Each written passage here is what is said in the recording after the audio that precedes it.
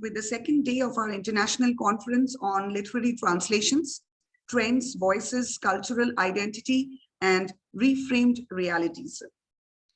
Today, we have two more sessions lined up as promised, that is technical session 1 and technical session 2. So soon we'll be beginning with our first technical session, which is entitled The Problematics of Translation. This session is going to be chaired by Professor Sachin C. Ketkar. Professor Sachin C. Ketkar is a bilingual writer, translator, editor, blogger, and researcher based in Baroda, Gujarat, India. His collections of Marathi poetry are Jarasandhyasa Blogvarchi Kahi Ansh and Vintishi Vacha Kitkitun Dukavtana. His poems have been translated into Gujarati, Hindi, Urdu, Malayalam, and Telugu. Changalya Kavite Varchi Statutory Warning, Samkalin Marathi Kavita, Jagatikeekaran Ani Bhashantar is a collection of Marathi articles on contemporary Marathi poetry, globalization, and translation. I apologize if I have mispronounced any of the titles of your Marathi collections of poetry, Professor Ketkar, because I don't know the language. It's perfectly fine. It's perfectly fine. Okay. His books in English include Skin Spam and Other Fake Encounters, Selected Marathi Poems in Translation, Transmigrating Words, Refractions on Indian Translation Studies published in 2010, and A Dirge for the Dead Dog and Other Incantations published in 2003. He has extensively translated present-day Marathi poetry, most of which is collected in the anthology Live Update, an anthology of recent Marathi poetry, 2005, edited by him. Apart from rendering the 15th century Gujarati poet Narsim Mehta for his doctoral research, he has also translated numerous modern Gujarati writers like Ghulam Muhammad Sheikh, Bhupen Khakkar, Jayant Khatri, Rajendra Patel, Jayadev Shukla, Rajesh Pandya, Nazir Mansoori, and Mona Patrawala into English. He has Indian Literature Poetry Translation Prize given by Indian Literature Journal Sahitya Academy, New Delhi for translation of modern Gujarati poetry in 2000. He has translated fiction by George Louis Borges, Tate Hughes, and Adam Thorpe into Marathi. He works as professor in English, Faculty of Arts, the Maharaja Sayaji Rao University of Baroda, Vadodara. Currently, he is working on a critical history of Marathi literature. Professor Ketkar, the Amity Institute of English Studies and Research is honored to have a scholar of your repute amongst us today, and we extend a very warm note of welcome to you to the International Conference on Translation Studies. Sir, we'll soon be beginning with our session, and the first presenter, we have 7 papers lined up for the session, which will basically explore the various issues and problems relating to the process of translation. So it's over to you now, Professor Ketkar. I request you to kindly do the honors. Yeah. Am I audible? Yeah, yes. Hello. Yeah. So I want to first of all congratulate Amity University for organizing this seminar on a very timely and urgent topic. And I also want to thank the organization, especially Professor Jayashree Mukherjee, for inviting me to chair this session. So it's a privilege to be here, and I think we can proceed with the paper presenter and what is the order and what is the time limit that we are supposed to follow. Sir, actually, this is a 2-hour session and we have 7 papers lined up. So I think we can approximately allot 15 minutes of time to each presenter and then 20 minutes which we can keep for question answers and for comments and observations by you, sir. Right, means immediately after a paper presentation, we take questions on that. Is that how we are proceeding? Sir, it's absolutely your call, sir. Whatever you say, sir. Like if you want the questions to be posed immediately after the presentation, we can do that, or we can have it at the end of the session, whatever you propose. I think we can have it at the end of the session. So we'll have a presentation. Okay, sir. And is somebody keeping time for? Sir, I can keep the time. Yeah, that would be great. That would be helpful. Okay, sir. Yeah. So I think we can begin. Okay. Okay, sir. So we'll be inviting our first presenter for today, who is Dr. Kokila Kalekar. Just a moment, sir. Her paper is entitled Linguistic Translation of Culture, Overcoming Semantic Challenges in Subtitling. The paper will be presented by Dr. Kokila Kalekar, who's an assistant professor in the Department of Translation Studies, the English and Foreign Languages University, Hyderabad, India. Dr. Kalekar, we invite you to present the paper.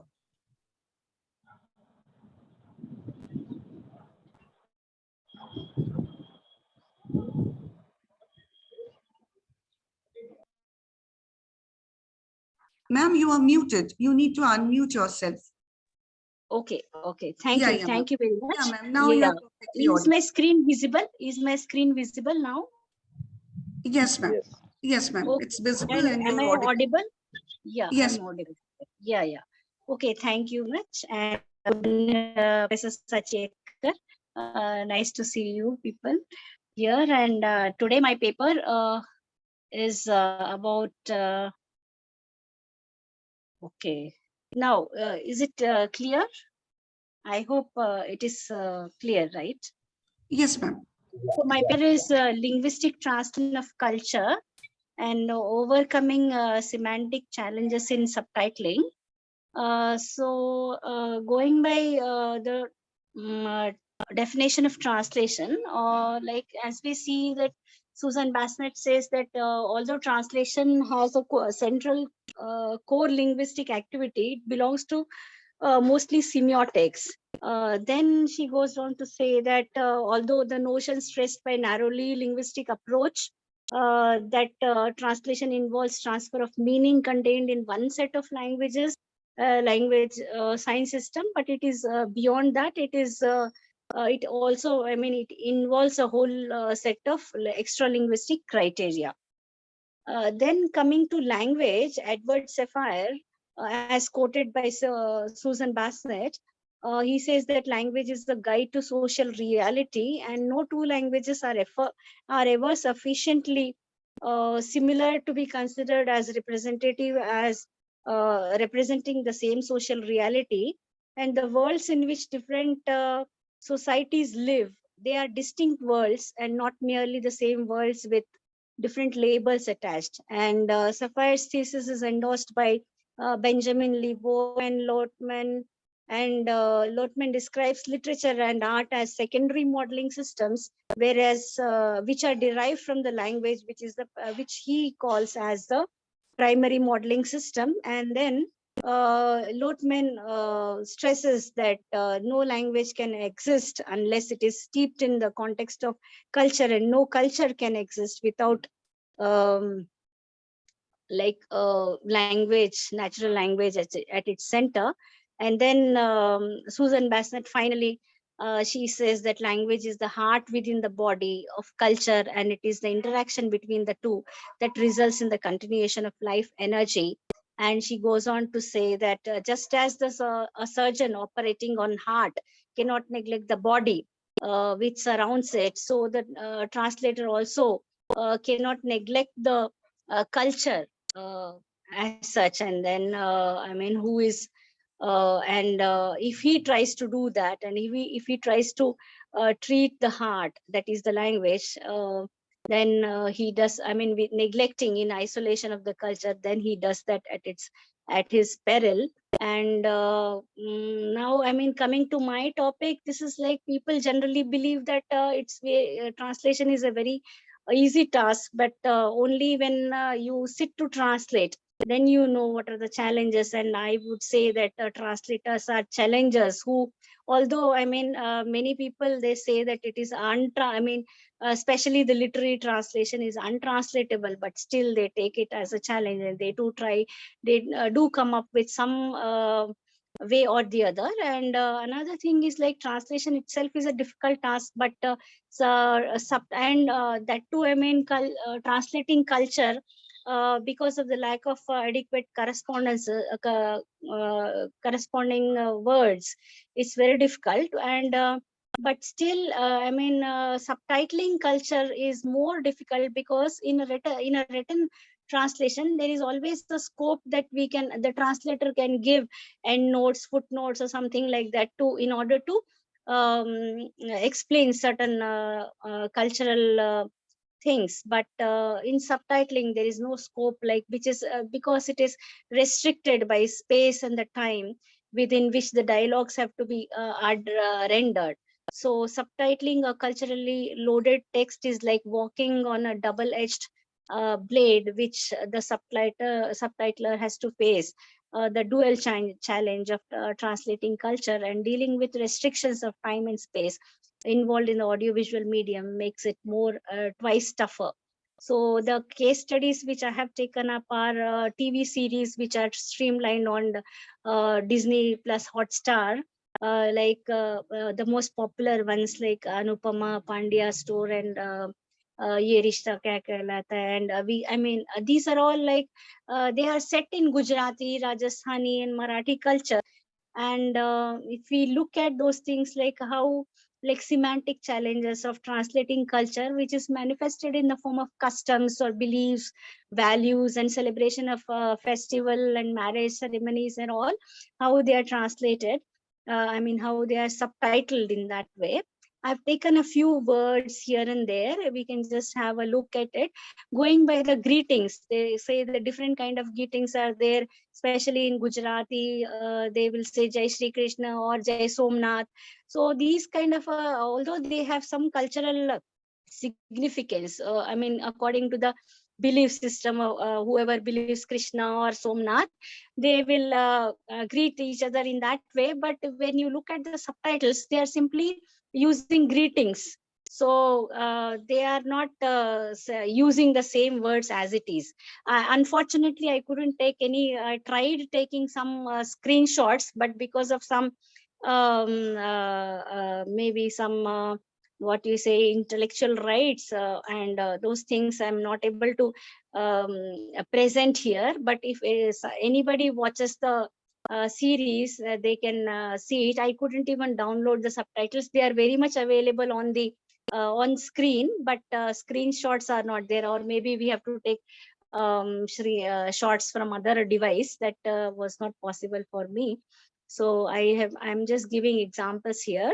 And addressing people, how people, they are addressing, like ba and bhai or ben, these kind of addresses. Like in Indian culture, we have this system of elderly people, we call any ladies like that, lady or gents, we are using those honorific words, right? But if you look at the English subtitles, they are doing away this with this kind of honorific words, and they are simply using their names.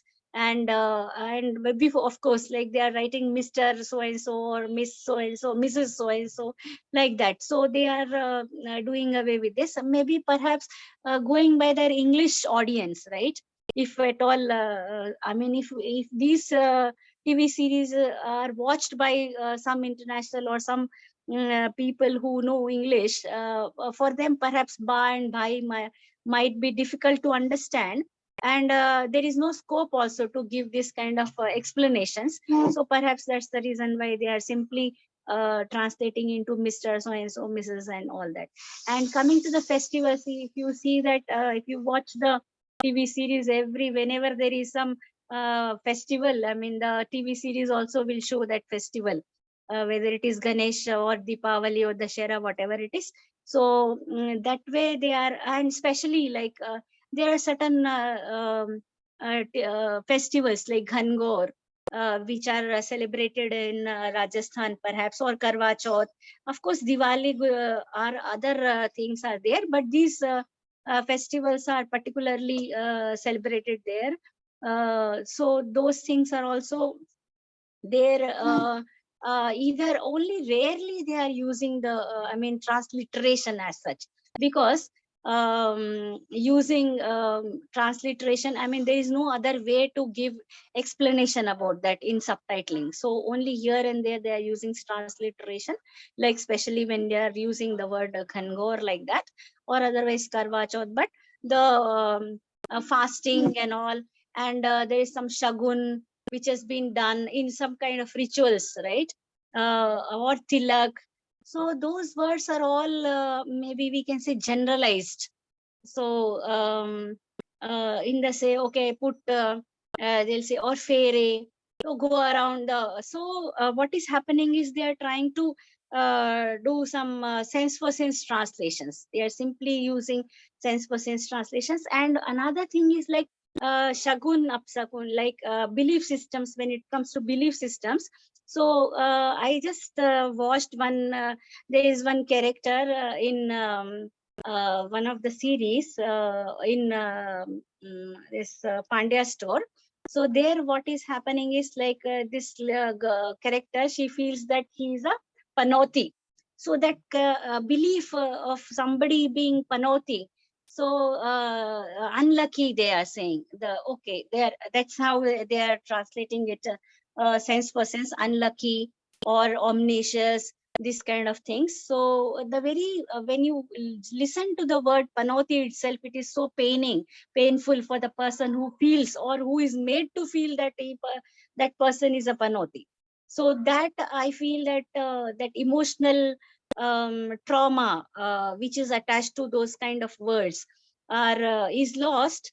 But maybe there's no other way, right? So that's how people are, I mean, the subtitlers are trying to overcome this hurdle of doing it. I feel that I mean, going by the subtitles which have been done, although they might appear to be awkward for those who know both the languages, but for the English knowing people, or for those who are not aware of the culture, I think it is okay, fine, giving at least some sense of what is happening there is. And also, you know, I found some yeah, puja ki thali. So in some words, like they are saying puja ki thali, veneration platter. So they are maybe sometimes you, so this I would say is maybe kind of a word for word translation. And okay, tilak karo. Tilak karo is like there, you know, once tilak karo is like you apply one tilak and then you wish the person best or something like that. But I mean, interestingly, the subtitle which was given was okay, come on, wish him, be him, be his good luck. This is a subtitle given. Tilak karo ke liye, be his good luck, something like that. So sometimes it might be odd to understand also, but still I would say the subtitlers are trying to do their best. Thank you very much. Yeah. Okay, thank you very much, Dr. Kalekar, for that interesting and enlightening presentation. The next person in line is the next paper scheduled for today's presentation is The Uses and Problems of Translation with Reference to India by Animesh Mahato, Department of English, Ranchi University. Am I audible, ma'am? Yes, you're audible, Animesh. Okay. So, good morning, one and all. I am Animesh Mahato, research scholar from Ranchi University, Ranchi. My paper is The Uses and Problems of Translation with Reference to India. So, translation and India, translation is both a science and an art. It is a means of international cooperation and national integration. It is through translation that we can bridge the distances of culture and geography. The knowledge, trends, ideas, literary developments, and thoughts of one nation can be transmitted to the other. It is through translation that the Renaissance spread all over the Europe and the world. French Revolution, fascism, communalism, imperialism, and colonialism, etc., came to be known all over the world through translations. The spread of science, technology, industrialization, trade, and commerce in the ancient and modern world could be possible through translation. Translation has a central role to play in a vast subcontinent like India, with 15 major regional languages, each proud of its distinct culture and tradition, and countless dialects, some of which are creatively as vibrant as of our developed languages. If therefore our country is to evolve a national identity, it must encourage its translators. Translators can indeed act as a national integrators and cultural synthesizers. But the translator has to face many problems. The problem is that of finding equivalents of all the linguistic levels. The new post-industrial society is fair by information and communication. Translation constitutes an essential tool for better communication. The world translation market is around 150 million pages per annum and probably occupies 175,000 persons full-time for a turnover of around $3,000 million. The market is expanding by 9 to 10% per annum. Either the linguistic competence which will allow each one to express himself in the language of the other or in the third language understood by both must be built up for translation and interpretation. Services will improve when and widen to include several major languages. At present, even the United Nations restricts the translation services to seek languages only: Arabic, Chinese, English, Russian, French, and Spanish. In India, we need to translate and interpret in at least 14 major languages.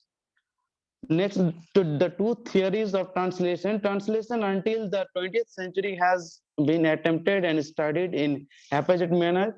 All the translation of text from one language to another has been going on for the past so many centuries. A systematic study of linguistic process of translation has got the attention of linguists only recently. It was only during 1960s there are two major theories of translation came to our notice. The pioneers of these theories were J.C. Catford and Eugene Nida. These two scholars suggested scientific or linguistic procedures for actual translation and testing the accuracy and adequacy of the translation. They made serious efforts to involve exact procedures for the analysis, transfer, and restructuring of the message of the source language text and to identify different modes of meaning that are sought to be transferred by means of translation. But translation is a difficult, complex process. That is why it is advisable to teach it at advanced level. An Italian proverb says, traduttore, traditore, a translator is a traitor. The proverb is a hint at the insufficiencies and inadequacies of translators. The translator has to face many problems. The first problem is that of finding equivalents at all linguistic levels. In fact, it is impossible to find in the target language exact equivalents of a text in the source language, even though there may be a lot of cultural similarities. For example, the English expression good morning, good afternoon, good evening, etc. have no exact equivalent in Hindi. One Hindi word, namaste, can serve the purpose. Then the word kal has no English equivalent because it can be used for either yesterday or tomorrow. The Hindi word chacha, tau, mama, fufa, mosa will find in English an equivalent only in word uncle. And so is the case with Hindi words chachi, tau, mami, mosi, which have no counterparts in English but aunt. Similarly, English word brother-in-law can be translated in Hindi either as jija or sala. So are the terms of the colors. Another area of translation which poses terrible problem is that of idioms and proverbs, which are the products of particular culture. Here, one should not bother about the phonological or morphological equivalents, but should try to establish only semantic equivalents. To translate the Hindi sentence, मेरा सिर चक्कर खा रहा है, my head is eating circles, और उसे देखकर मेरा दिल बाग बाग हो गया, my heart became garden when I saw him, will just be a mockery. These two Hindi sentences may be translated as I am feeling giddy and my joy knew no bounds when I saw him. Here the translator has to establish only the semantic equivalents. Hence, semantic equivalents or semantic features are much more important than any other linguistic level to be established by the translator. That is why translation has been defined as the transference of meaning from one set of pattern symbol into another set of patterned symbol. Never the rank bound translation is not a good translation. For example, it is raining cats and dogs. If translated in the Hindi, कुत्ते बिल्ली बरस रहे हैं will be a rank bound, that is word for word, clause for clause, or one item for one item translation. The better and more accurate and adequate translation should be rank free. The above mentioned English sentence therefore should be translated as जोर जोर से वर्षा हो रही है. A free translation is always unbound equivalent, set up and down rank scale, but tend to be at the high rank. Thus, translation is not a new activity. It is as old as history. It is one of the areas studied by linguists and translators. Translation is actually transfer of text from a source language into a text in a target language, the objective being a perfect equivalence of meaning between the two texts.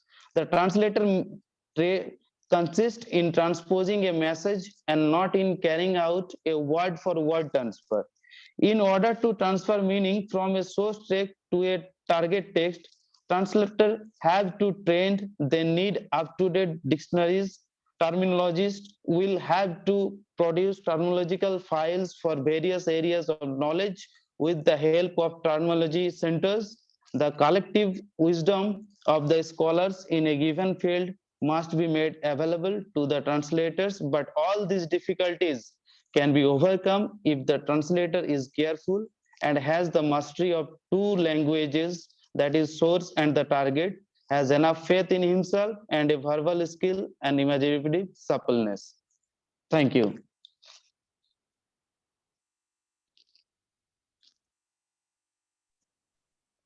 Thank you, Animesh, for your presentation. The next person is Dr.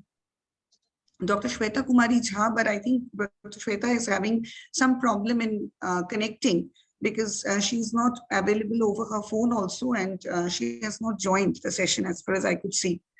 So we'll move over to the next paper, that is Problems of Literary Translation, a note by Suman Kumari, Research Scholar, Department of English, Ranchi University. So Thank you, ma'am. Thank you, ma'am.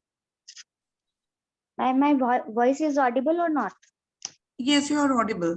Okay, thank you, ma'am.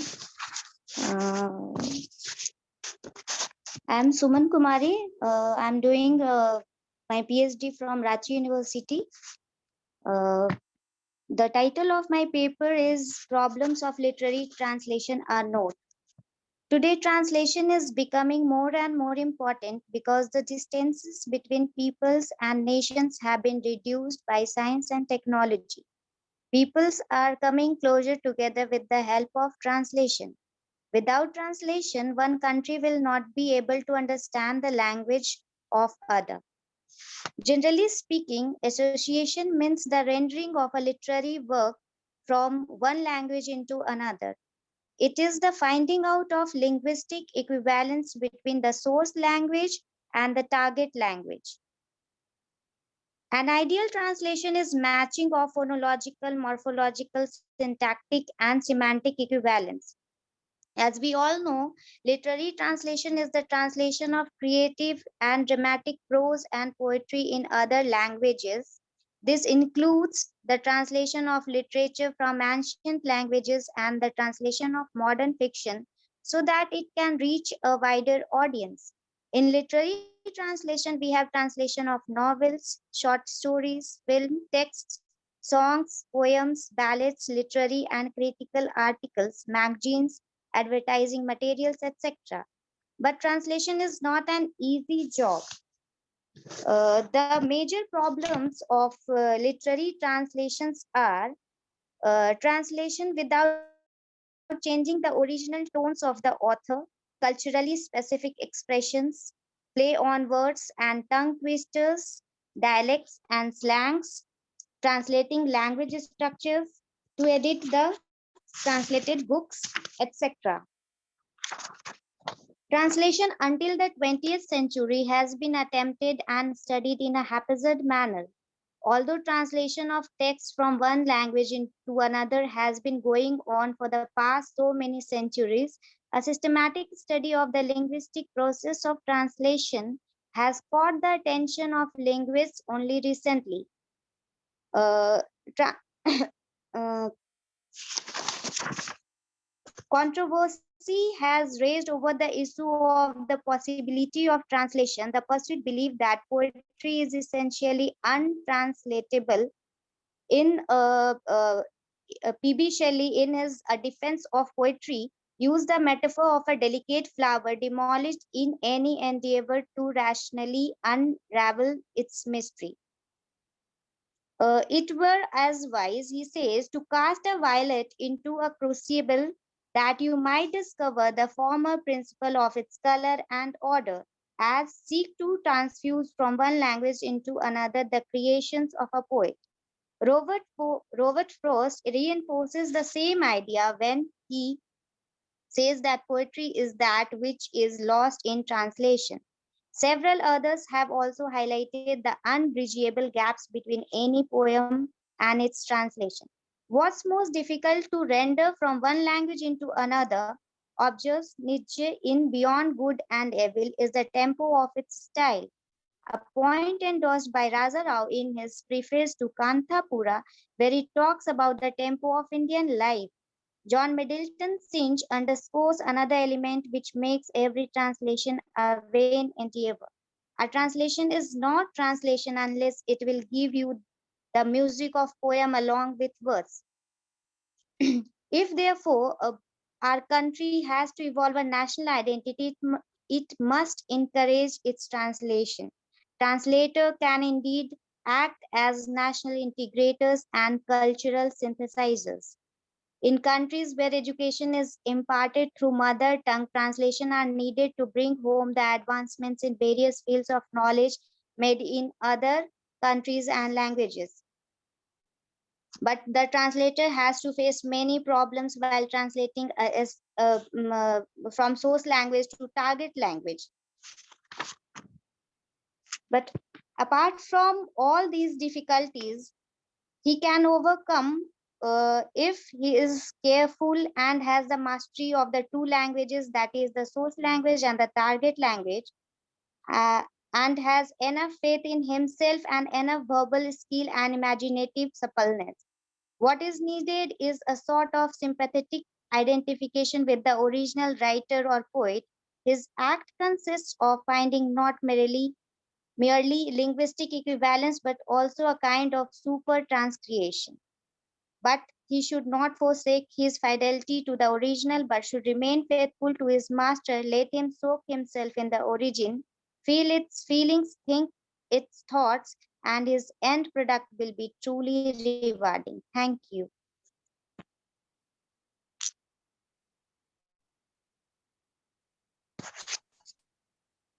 Okay, thank you, Suman. Thank you, ma'am.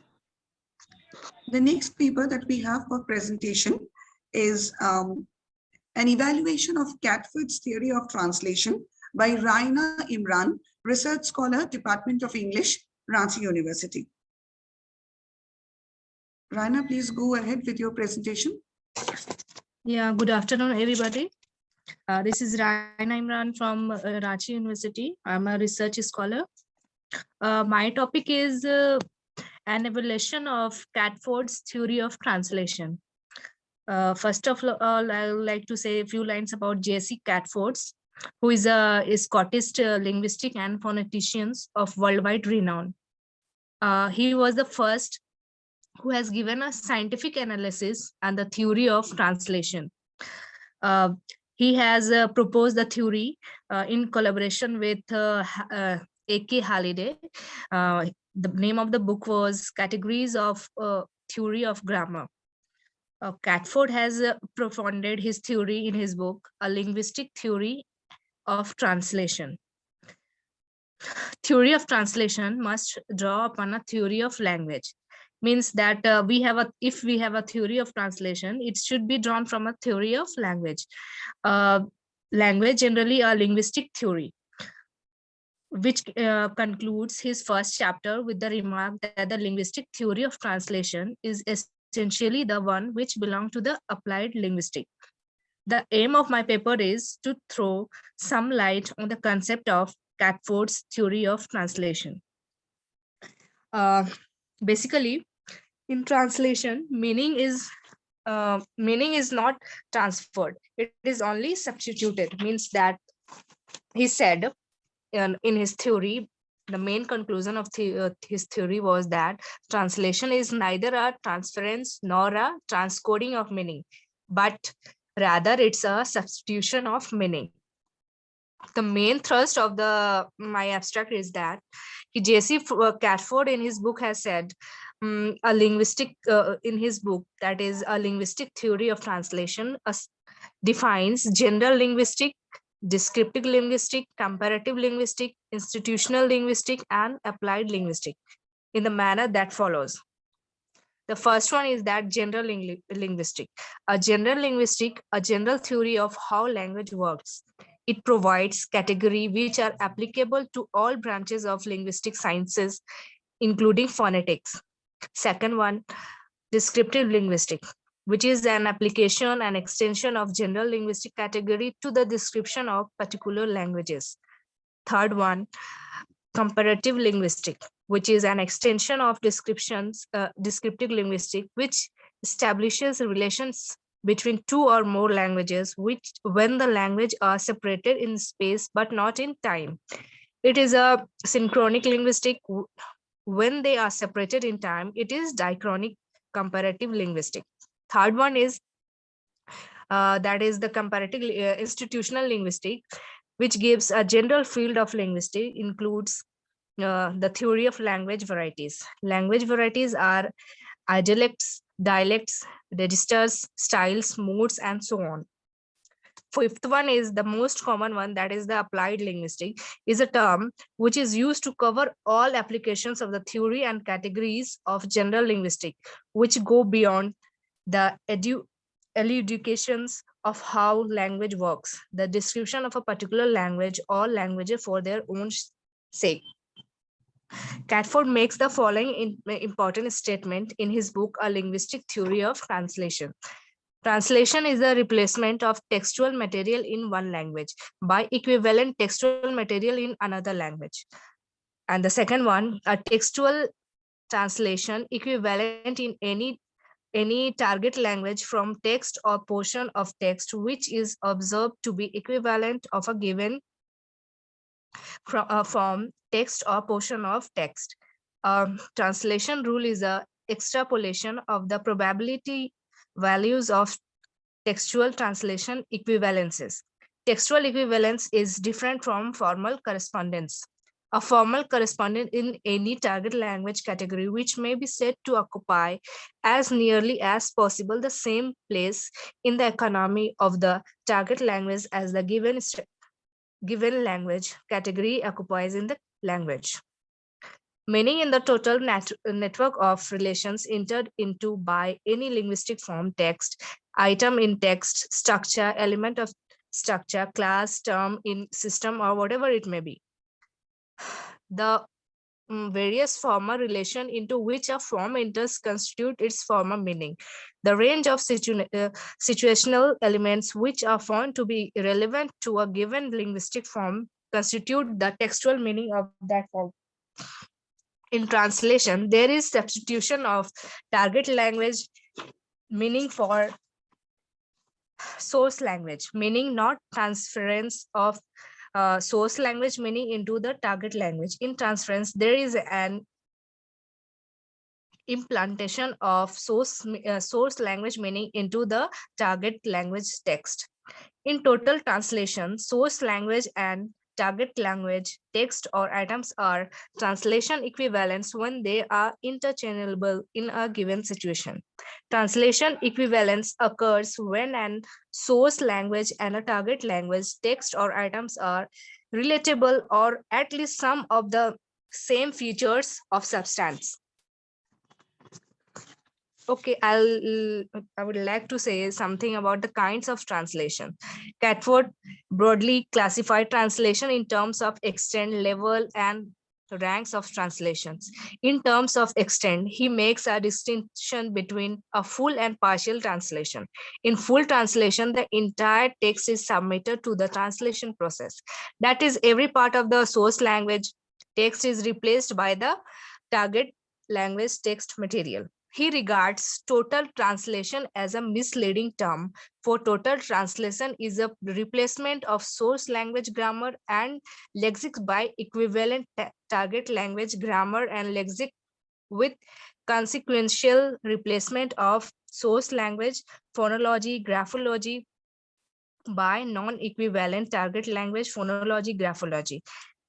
He dismisses contextual translation because though phonological or graphological translation is possible, there can be no analogous contextual translation, that is, translation restricted the interlevel of context, but not entailing translation at the grammatical or textual level. In other words, there is no way in which we can replace source language, that is the contextual units, by equivalent target language, that is contextual units, without simultaneously replacing source language grammatically lexical units by equivalent target language grammatical lexical units, since it is only by virtue of their so informal linguistic units that contextual units exist. So, according to Catford, a partial translation is that in which some parts of the source language text are left untranslated. And in a restricted translation, it is a replacement of source language textual material by equivalent target language textual material at only one level. It is hardly any translation. In a phonological translation, phonology is replaced by equivalent target language phonology, and in graphological translation, source language graphology is replaced by equivalent target language graphology with no replacement except accidental changes. So so I would like to conclude that Catford was the first to give a scientific analysis and the theory of translation. We all know that there is more than one way of translating the same text. Catford indeed has given the right procedure and test to judge a translation of a particular text. His work is really rigorous but compressed and concise. One must have deep knowledge and linguistics to understand his theory of translation. Linguistically speaking, his theory provides a comparative descriptive framework that would help a translator in understanding the nature and working of any language he has chosen for translation. The general linguistic theory on which he has based his theory of translation is earlier theory of Halliday. Naturally, therefore, it is inadequate of the extent of not taking into consideration later developments in linguistics. That was the year, I think, 19th century, between a mid of 19th century. The theory pays its main attention to the surface structure of language and sets up levels and categories for its description. There may be a theory of phonetic features out of which we can choose phonetic features, but so far there is no clear-cut semantic features theory to collect semantic features. Catford theories neglect the functional aspect of language, although it doesn't ignore meaning completely, yet it fails to make a distinction between several kinds of meaning and theories of meaning developed after mid of 19th century. Catford seems to base his theory of meaning on Freud. That's all.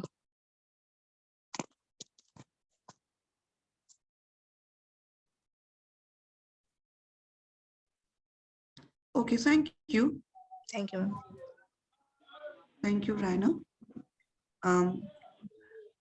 The next presenter that we have now is The paper is titled An Account and Evaluation of Nida's Theory of Translation by Saina Imam, Research Scholar, Department of English, Ranchi University.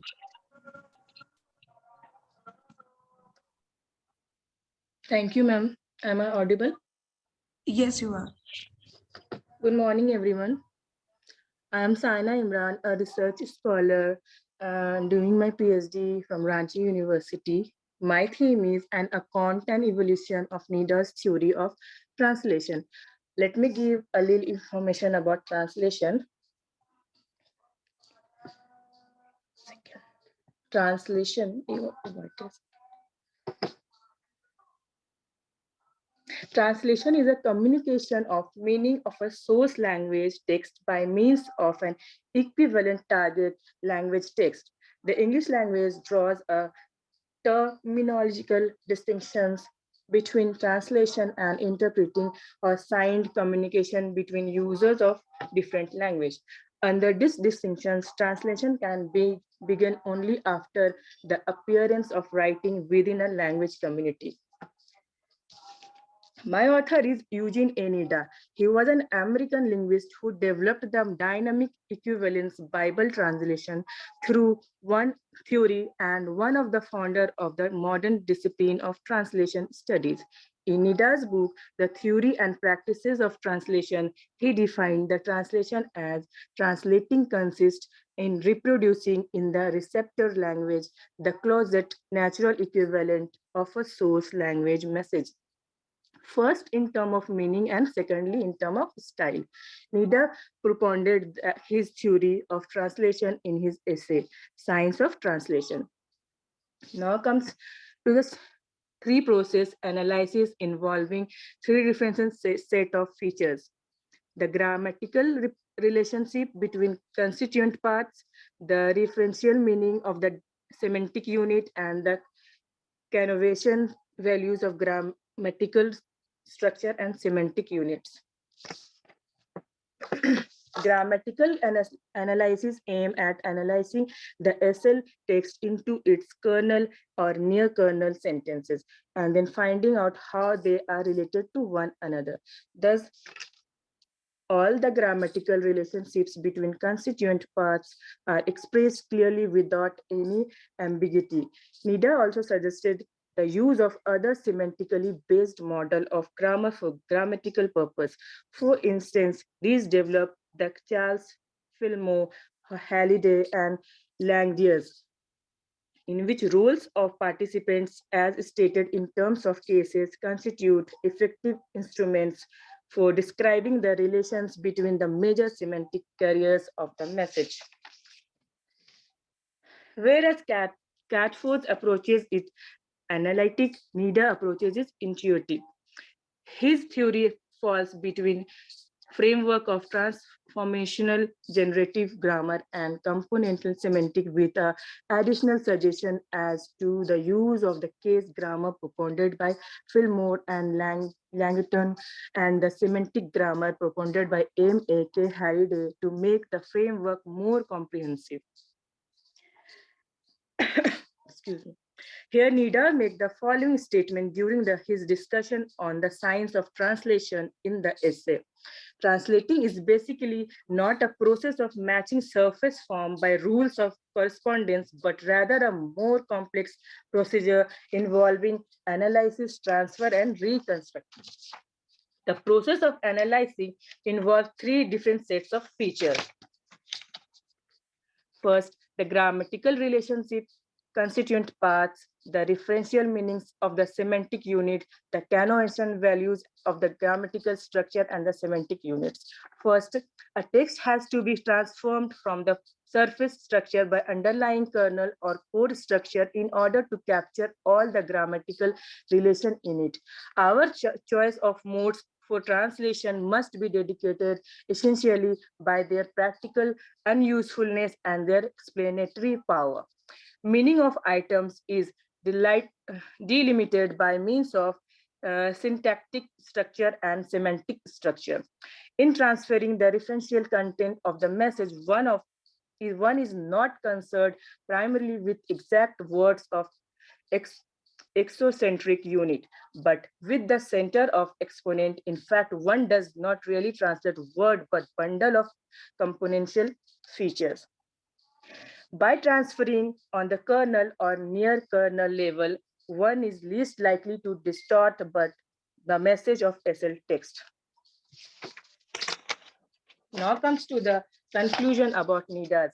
Nida's theory of translation may be for some people, but further step to Catford there is based on the development in linguistics we have taken place after the publication of Catford work. Yet it too has serious limitation. The intuitive response and judgment of different speaker may differ with the regard to the correctness of any translation. So it may always be easy to decide whether the particular translation is good and faithful. Moreover, it is always not really easy to decide who is componental bilingual speaker and who is not. There may be varying degrees of bilingualism, and it may be difficult to fix a degree at which one may be acknowledged a component bilingual speaker.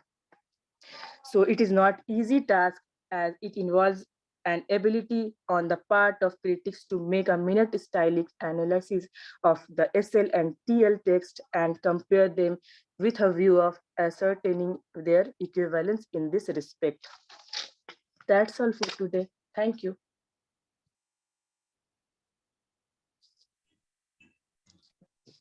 Okay, thank you, Saina. Thank you, The ma'am. next paper that is lined up today is Transforming English Language Teaching, a Latest Trend in the Digital World by Rinku Sharma, PhD Research Scholar, University Department of English, Ranchi University, Ranchi. Thank you so much, ma'am. Hello, am I audible? Yes, you are, Rinku. Thank you so much, ma'am. First of all, a very good afternoon to all the dignitaries and all the participants. Myself, Rinku Sharma, PhD Research Scholar from the Department of English, Ranchi University, Ranchi. My research interest examines hybridity and identity, a post-colonial reading to select novels of Ben Okri. I am blessed and excited to be a part of such a prestigious international conference held by Amity University. So I start with my topic. To translate is to transfer or to turn from one set of symbols to another. First, the word translation was derived from a Latin phrase that means to bring and carry across. From the word metaphrasis, the word metaphrase was derived to mean word-for-word translation. Translations calls for a lot of creativity because to translate means reconstruction of a text. Translation is a process which brings one in a very intimate relationship with at least two languages. Over the last decade of technological development, anybody can make out that the world is changing. In order to survive and evolve, humanity needs change and transformation. As quoted by Jonathan Culver, the English language is a work in progress. Have fun with it. Translation is more than changing the words from one language to another. Translation brings bridges between culture. As trends wax and wane, many of these activities has fallen out of favor. Now we have moved from the grammar translation method with its emphasis on the memorization of charts and rules. Gone are the days when our goal in language learning was memorization. English may not be spoken language in the world, but it is the official languages of many countries spoken by around 100 millions of people all across the globe. According to the statistics shared by Babel magazine, the English language is spoken by 20% of the world population. English is commonly studied foreign language. The translation of native language to English language makes teaching method unique. The students will gain valuable perspective on the intricate ways in which English language helps in understanding the native language. In this paper, we need to suggest how English language teaching and translate combine each other by making the learning process easy for this digital world. In the 21st century, the role of translation has become more significant. It is a more effective way of building cross-cultural bridges. A pooling and sharing of knowledge is indeed possible only when special efforts are made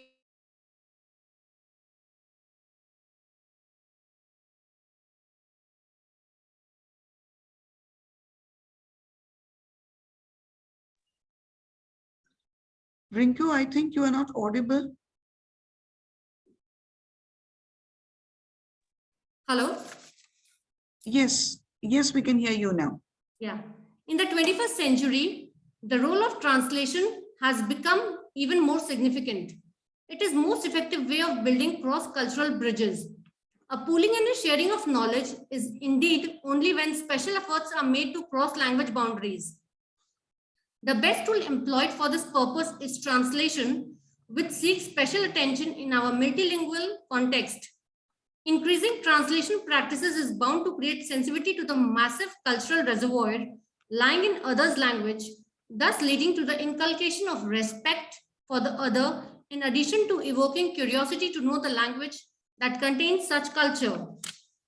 We see that in many Indian languages, we have a great legacy of translation from various classical languages, such as Persian, Arabic, Sanskrit on one hand, and on the other from foreign modern languages such as Russian, German, French, etc. Also, translation has been happening amongst Indian languages themselves, thus making significant writers, for example, from Tamil, Bangla, Malayalam, to mention a few available to the readers to say Hindi or Kannada. Thanks to the translation that we have been able to assess and read such great writers like Rabindranath Tagore, Premchandra, Subramanya Bharati from different Indian languages in our language. Translation in ELT is vital if we consider it as a means and not as an end. According to Jumpelt, the 20th century is an age of translation. We see further that English language teaching in East Asia today is used to cover Southeast and Northeast Asia. Most Thai English language teachers are out of field with less than 20% having degrees related to English. These teachers often lack English proficiency, training, self-confidence to teach the teachers, and must balance between multiple roles, limited time, and workload. The Confucian view sees teachers as a source of wisdom and student role to receive the knowledge and understand it well for the inevitable exam. There is a rising role and function of English language teaching in Thailand too, especially among the metropolitan communities. English is broadly employed as a lingua franca for intercultural communication in various areas, such as international law, science, technology.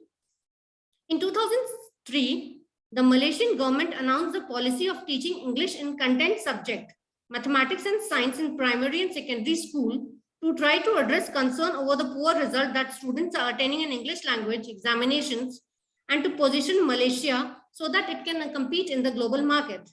ELT is taken as a medium of instruction in Asian education. To English is the mode of instruction in all the schools, primary, in both private and public. Now we see to it that there are several problems also which are faced by English language teachers, but so they are as follows. The problems are disturbed environment of the class. Environment matters most in learning and teaching of English language. Mostly the English teachers face environmental problems in teaching the English language. The disturbing environment of the classroom distract the teachers and affect the teaching of English language. The second problem faced is limited lecture time. Not only the English language teaching, anything mostly depends on resources. Mostly the teachers face this problem. The resources which are essential for delivering the lectures of the English language to the students for effective learning are not provided to them. Thirdly, we see using other languages in the classroom. Speaking other languages in the classroom, that is the native language, is much noticeable issues faced by English teachers. So we look upon to the solutions which are as follows. Managing the rules of the classroom and timetable. Teachers should make rules and timetable of the classroom. The students have to follow them. Then teaching through games. Games play a very important role in education and learning. There is a lot of educational games which can be played in the classroom with the students. Games help a lot in building vocabulary. Now the third is if we can arrange motivational sessions for the student. In every field, students need the motivation to achieve their goals and step forward towards their success. Sometimes the student distract from their goals to achieve. Then motivational speeches and other motivational activities help them to get the back.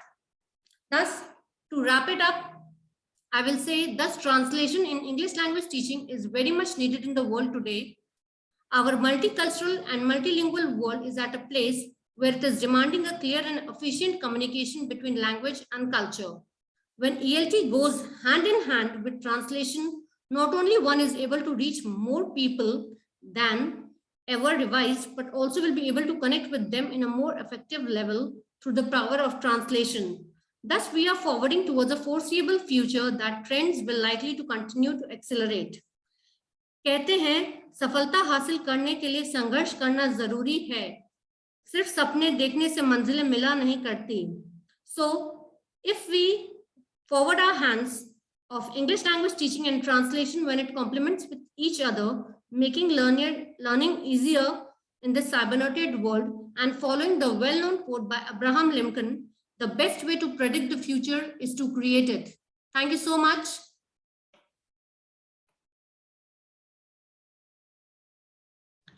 Okay, thank you, Rinku Sharma. All right, Professor Ketkar. So now that we have had the presentations of all the papers, it's now over to you, sir. Yeah. So first of all, I want to actually congratulate all the paper presenters for their earnest efforts that they have put in. Hope I'm audible, right? I'm audible, Yes, sir. right? Yes, sir. Yes, Yeah, sir. Yeah. So all the paper presenters put in very earnest efforts. Dr. Kalekar talked about the specific challenges of subtitling and the question of culture and the extra constraint that a subtitling person or the team faces about how to fit in the limited span and of screen. So given that screen space and time is a major constraint on subtitling, what are the issues that a subtitler has to face? Other presenters, Animesh Mato talked about problems of translation, again from linguistic perspective. Suman Kumari discussed problems of literary translation, though I felt that she should have focused on the questions of specific problems of literary translation. Raina Imam talked about Catford and Saina Imam talked about Eugene Nida. And there was a feeling that probably this is part of a literature review that they are doing for their doctoral research. And Rinku Sharma talked about the questions of hybridity and identity in English language teaching scenario. So all these paper readers put in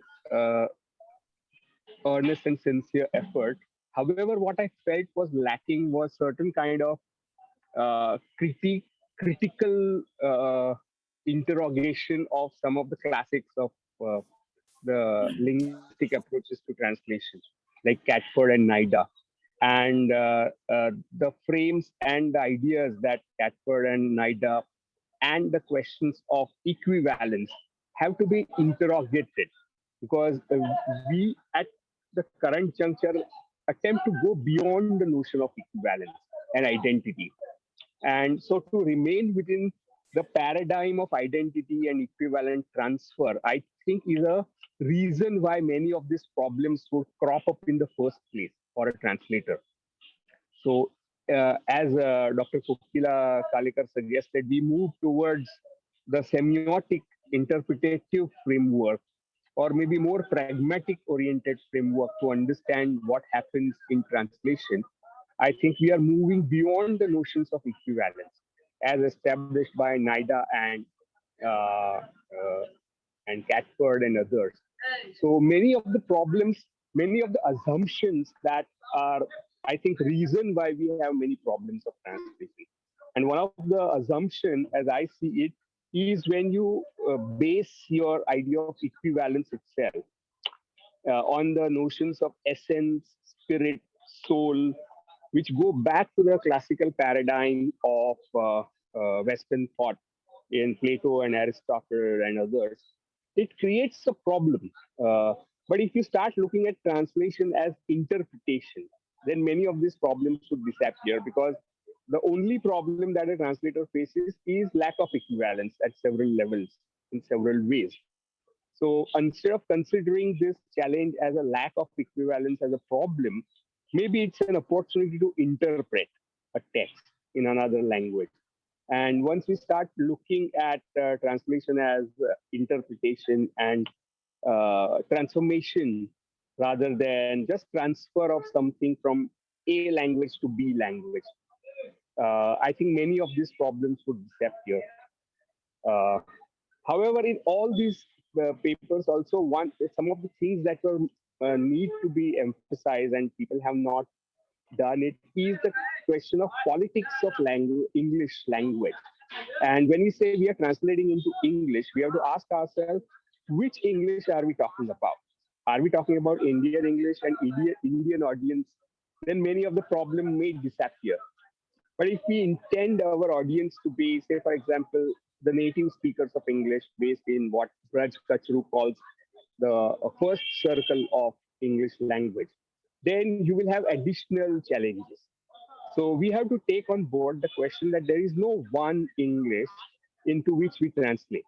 And we don't translate for, so once we take into account that suppose we are translating for Indian audience in Indian English, then a different kind of strategies and orientations will have to be developed. So these are some of my preliminary remarks about the presentations. However, we can open these papers for questions and discussions.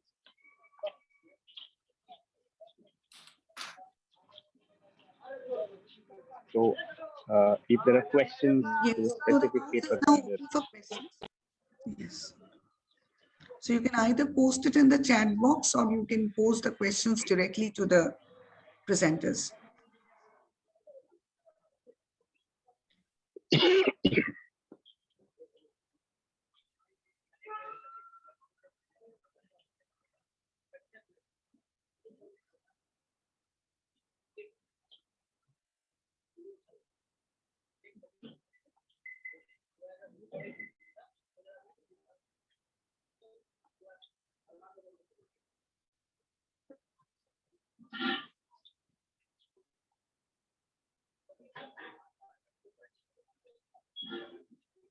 if there are no questions, then I have specific questions for Rinku Sharma, who is dealing with important theme of hybridity and identity. Hello. So my question would be, yeah, Yes, sir. do you think grammar, Rinku Sharma, do you think grammar translation method, right, which is more or less discarded in a language classroom, Yes, sir. ought to be revived because the emphasis would then shift towards textual and basis, as if language learning is acquisition of grammar rather than. So if you want to introduce translation back into language study, language learning or acquisition practices, do you think we have to go back to grammar translation method, or we have to come up with a new model of incorporating translation into language teaching? What are your views? The grammar translation method are restricted to learning, not for matlab, if any room for practicing. I feel so. So it is Okay. restricted. It is going to restrict. Times have changed. Translation has proved to be a powerful tool in the language teaching classroom. Firstly, we should clarify that the process of translation in language teaching has little to do with professional translation method. So this is my question is that if we abandon grammar translation method, then in what way will you use translation in an English language classroom, which is based more on communicative, functional, and task-based theories? How will you incorporate translation in contemporary English teaching classroom? What way will you introduce it? The tool, as you have been saying.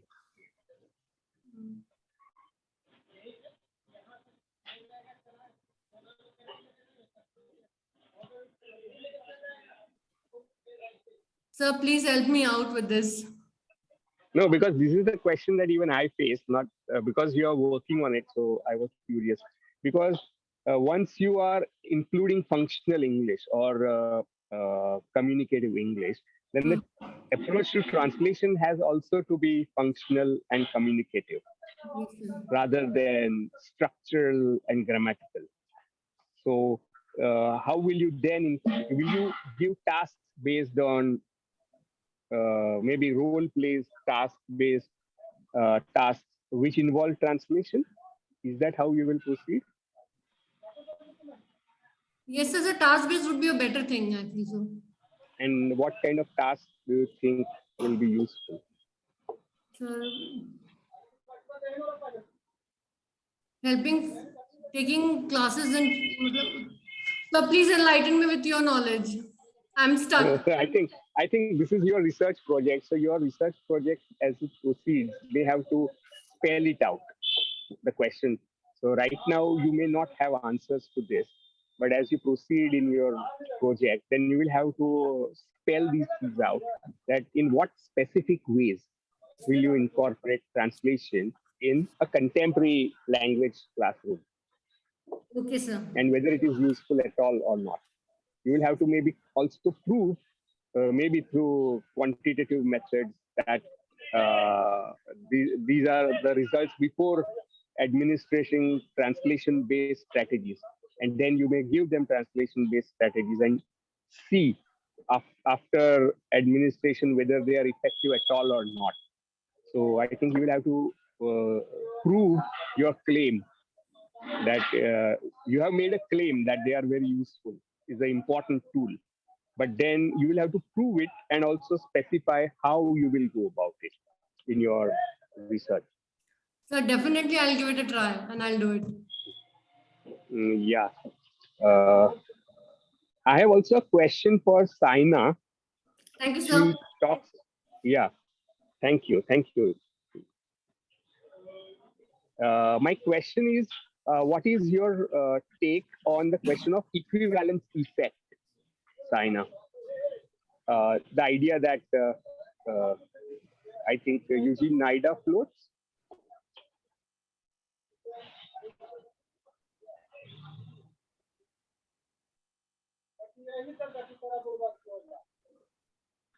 Saina, I'm sorry. Saina, are you there? I think she's got disconnected. Okay.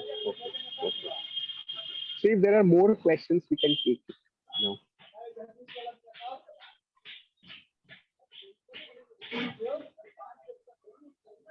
I can see Raina, but not Shaina. Okay.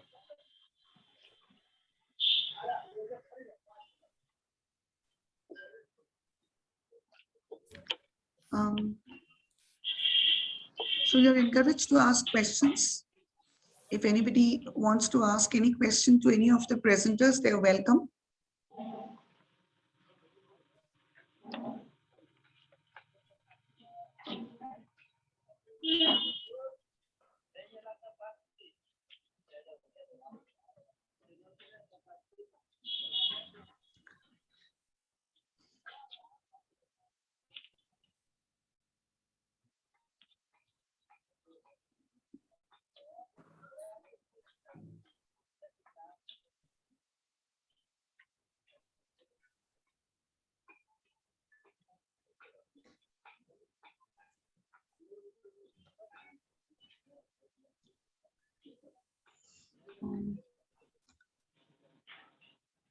So if there are no questions, Okay. then what Yeah. do you suggest?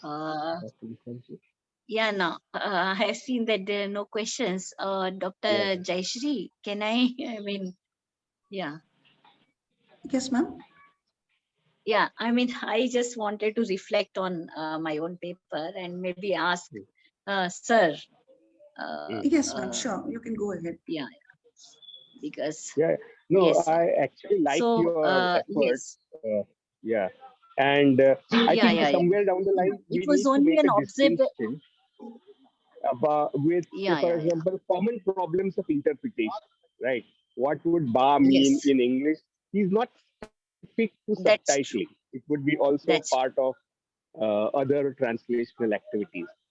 So when you're talking about subtitling, you are apart from discussing general interpretative questions, we can look at specific challenges of how screen space and screen time act as a constraint, and what are the strategies that we can evolve, keeping our own intended audience in mind. I think because this intended audience is a very important thing.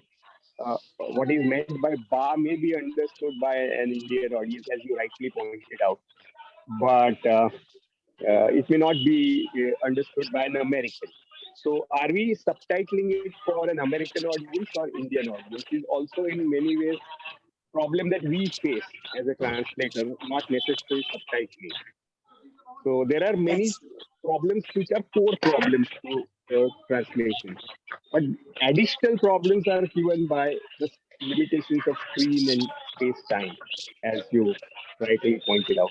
So if we can discuss the specific strategies uh, that subtitlers use to deal with this specific issue, that could be making it more Yeah. sharp and focused. I think. Yes, yes. These were my observations, which Right, I right, could see, right?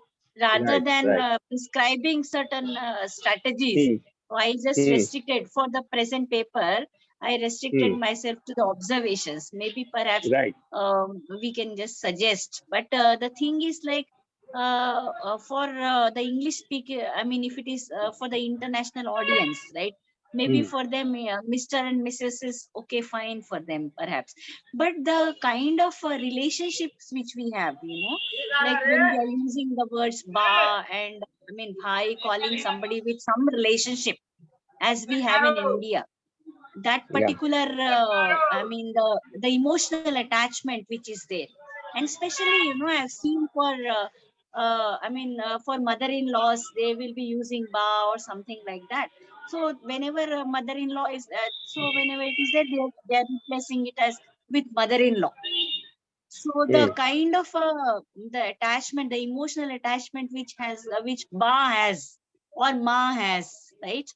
That I think is lost over there. But for them, I mean, for the international, or whether it is American or India, I mean, or any other international audience, for them it is fine. But I think the emotional attachment or the respect No, which no, we your have, the give observations and are take, the perfectly social valid. No, no. relationships which we have. Yes. What I'm saying is Yeah. your observations are absolutely valid, but you have to Yeah. separate which are general translational and interpretative challenges. Right? Translating ba, even in a text, a short story, will be a problem. Mm. So it is not a Yeah. Yeah. Yeah. specific problem of subtitling. It is problem of interpretation and translation in general. Yeah. That's But true. there are That's true. other additional problems which the short screen time and Yes. space Yes. Yes. impose. Yes, So, for yes, example, yes. if The it's idioms, long yeah, yeah. dialogue, That I didn't then cover. you Yeah, yeah, will yeah. put in The a shorter idioms and kind of all, the idioms, yeah. right. The linguistic part. No, no. I was only, I mean, focusing on the cultural part. That's why I didn't go Hmm. for the linguistic part. Because and most of the Yeah, yeah, problems that you are saying yeah, would be yeah, there yeah. for all the translation, not specifically for Yes, that's subtitling. true. That's true. Yeah, yeah, yeah. Right. That's So I true. think you need Yeah, to yeah. filter between these two things. Yes, yes, yes. That's true. I think Saina is waiting. Yeah, Waiting. yeah, Yeah, yeah. No, but she's very important effort that you have done, which is much thank you, sir. required, Thank I you. think. Yeah. Yeah. Thank you, Yeah. sir. I But think Saina, Saina my is question, waiting. Yeah. yeah. Saina, my question was regarding NIDA's idea of equivalence effect. So, what is your take? How do you understand this and compare it with Catford or some other ideas, or even the idea of dynamic equivalence that Eugene NIDA puts forth? So, what do you understand by equivalent effect?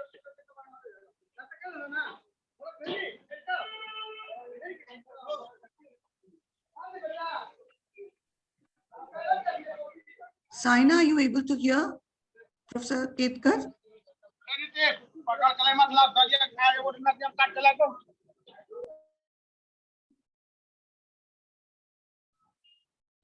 Saina, are you there online?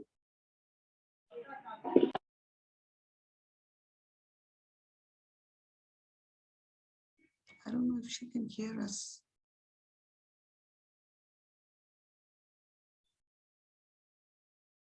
There is some connectivity issue, I guess, this time. Yes, maybe yes.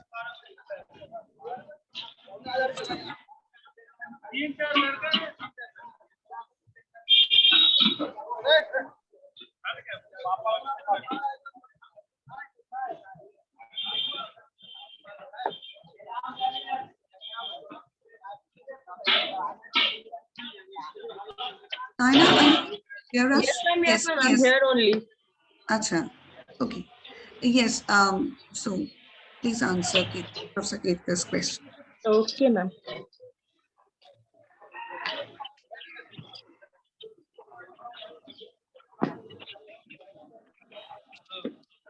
Could you hear the question that Professor Ketkar posed to you? Should I No, repeat? no, ma'am.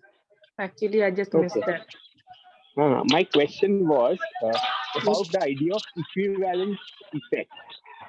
What, sir? This idea is given by Eugene Nida. The idea of equivalence effect. And he also talked. Sorry, sir, I couldn't recognize your voice. Yeah. So my question was about the idea of equivalence effect and the idea of dynamic equivalence that Nida talks about. So can you say Okay, something sir. more about Yes, that? sir. Yes, sir.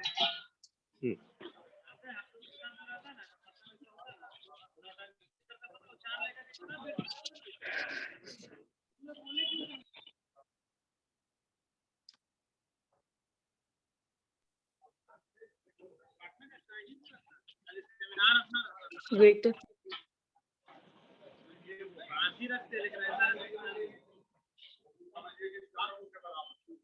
Saina, you are muted. Sir, equivalent effect has been widely discussed in translation studies. It means that the effect produced by a translation on its audience should be as close as possible to the effect and the original had on the recipient in the source language. Sir. And about the NIDA's equivalent effect is like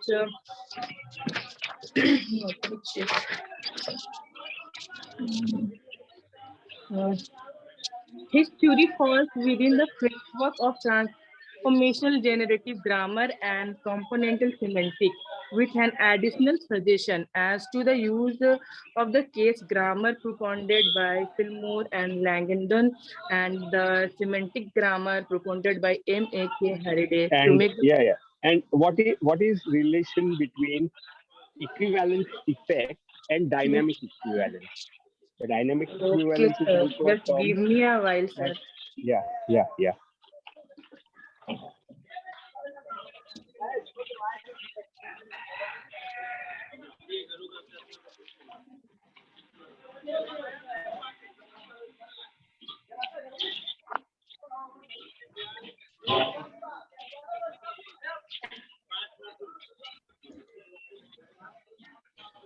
Saina, also can you switch on your video, please, as you are answering?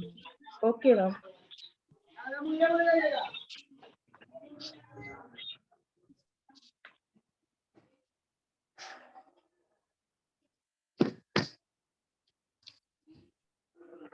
Wait.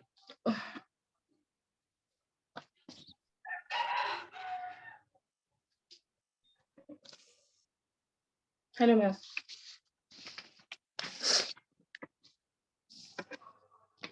Yes, ma'am. Equivalence is an important concept of translation theory and wait.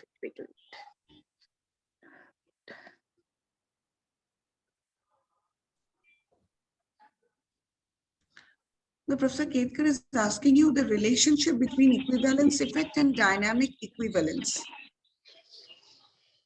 Relationship between, okay, ma'am. Wait now.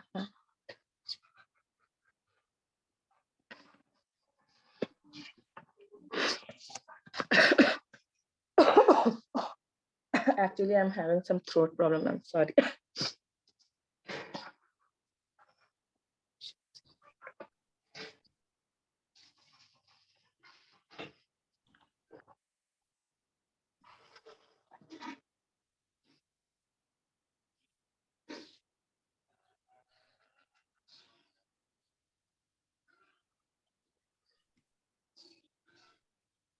Can you answer, Saina?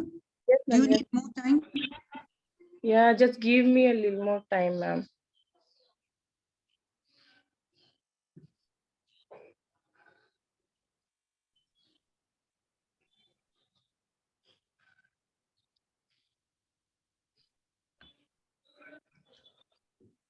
In the meanwhile, I think if anybody else have any other questions, you can pose to the other presenters as well.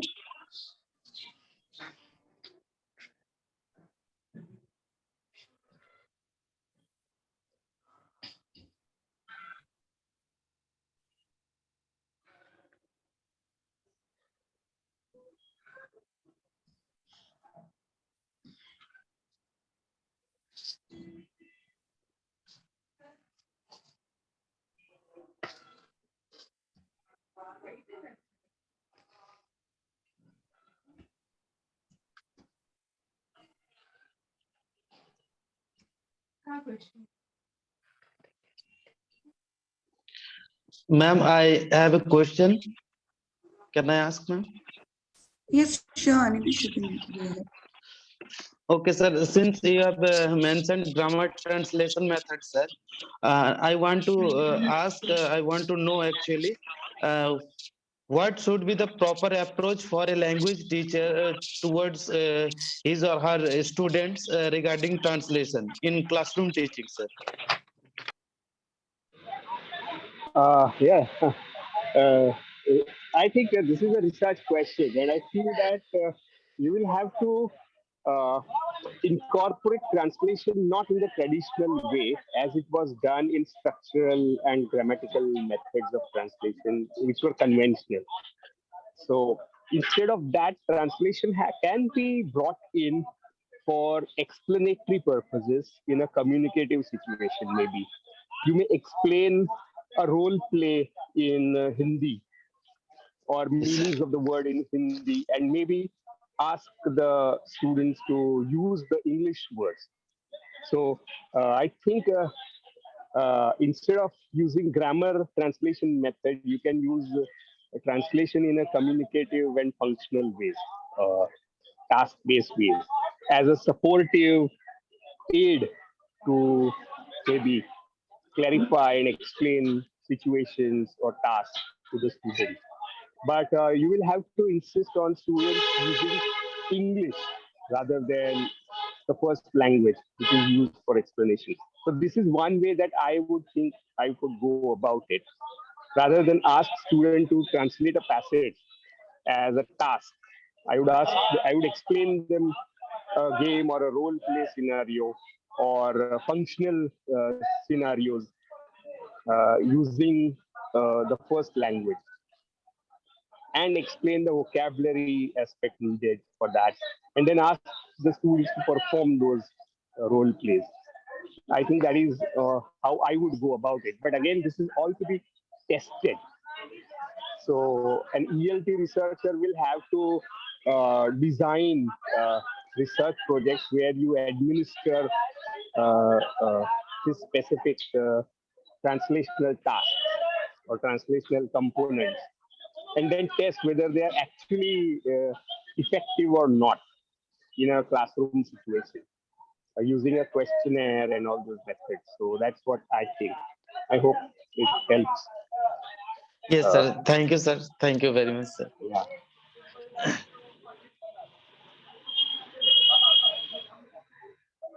Do we have any other question?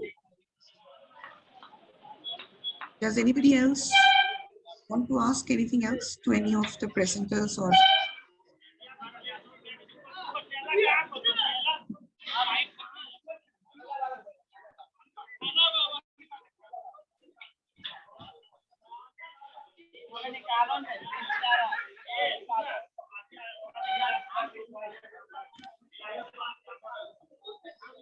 Sir, if there are no further questions, should we wind up the session with your permission? Yes, yes. Yeah, definitely.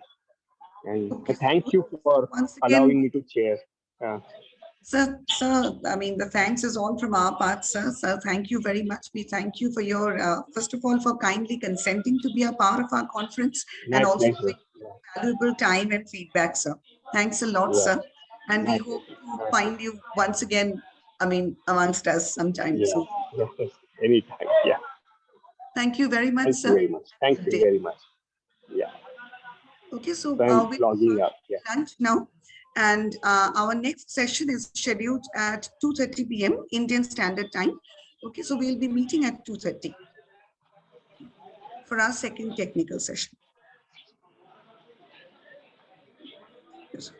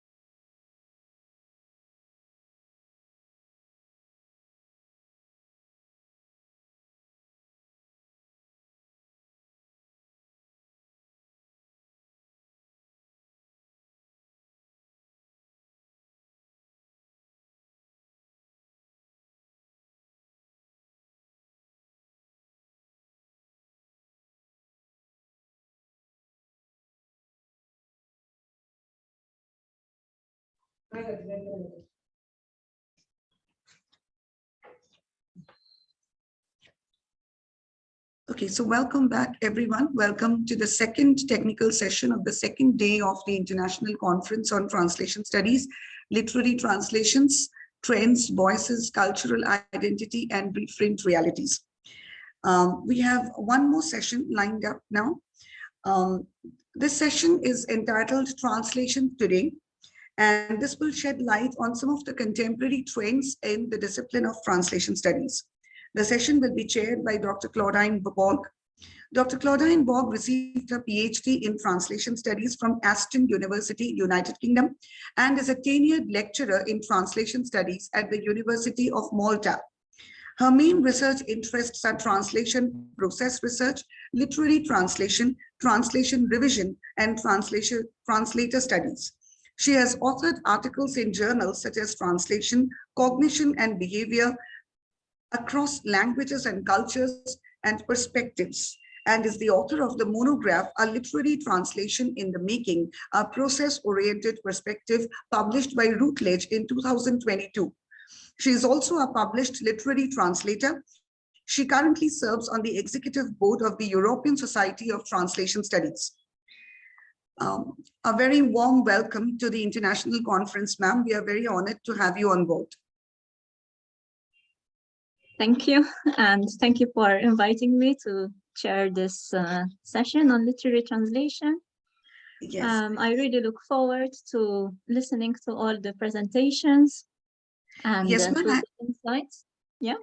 Yes, ma'am. Actually, a few of the presenters are absent. They have let us know that, they'll not be joining. There are some issues on their part. So that is why they won't be able to join. We'll be beginning with the second presenter, okay, whose paper is entitled Translation, A Bridge Between Cultures of India and the World by Harshita Sharma, who's a junior research fellow at the University Department of English, Ranchi University.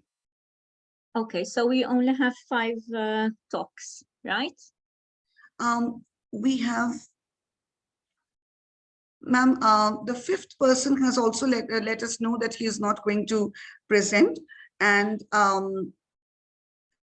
the 3rd person, we are not sure. She has said that she'll try to join by 3, that is 3 p.m. of Indian Standard Time. The rest of the other people, that is the 2nd, 4th, and 6th one, will be presenting. The 2nd, 4th, and 6th one will be presenting. Okay. Yes. Okay. Okay. So we'll begin with Harshita Sharma's presentation first. Okay. Okay, that's right. I would like to say that I find Indian names difficult to pronounce, so I will stick only to names and surnames. So I apologize for any mispronunciations. Not an issue, ma'am. Not an issue. Yes. So let's start. And our first speaker in this session is Harshita Sharma. Is that right? Yes. Spot on, ma'am. And she will be talking about translation, a bridge between cultures of India and the world. So Yes. the floor is yours. Okay. Harshita, you can go ahead with your presentation. Thank you, ma'am. But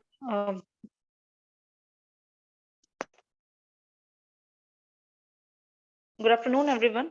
I'm Harshita Sharma. I am a junior research fellow at University Department of English, Ranchi University. It's an honor to be presenting my paper in front of all of you. So, translation, as we all know, it can be defined as a transfer of meaning of a text from one language into another language.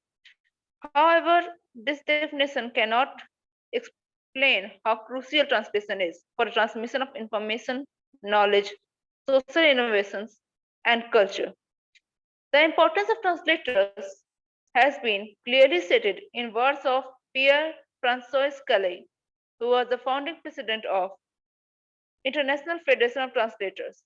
He said that turning translations into instrument of humanism, peace, and progress, such is our noble task.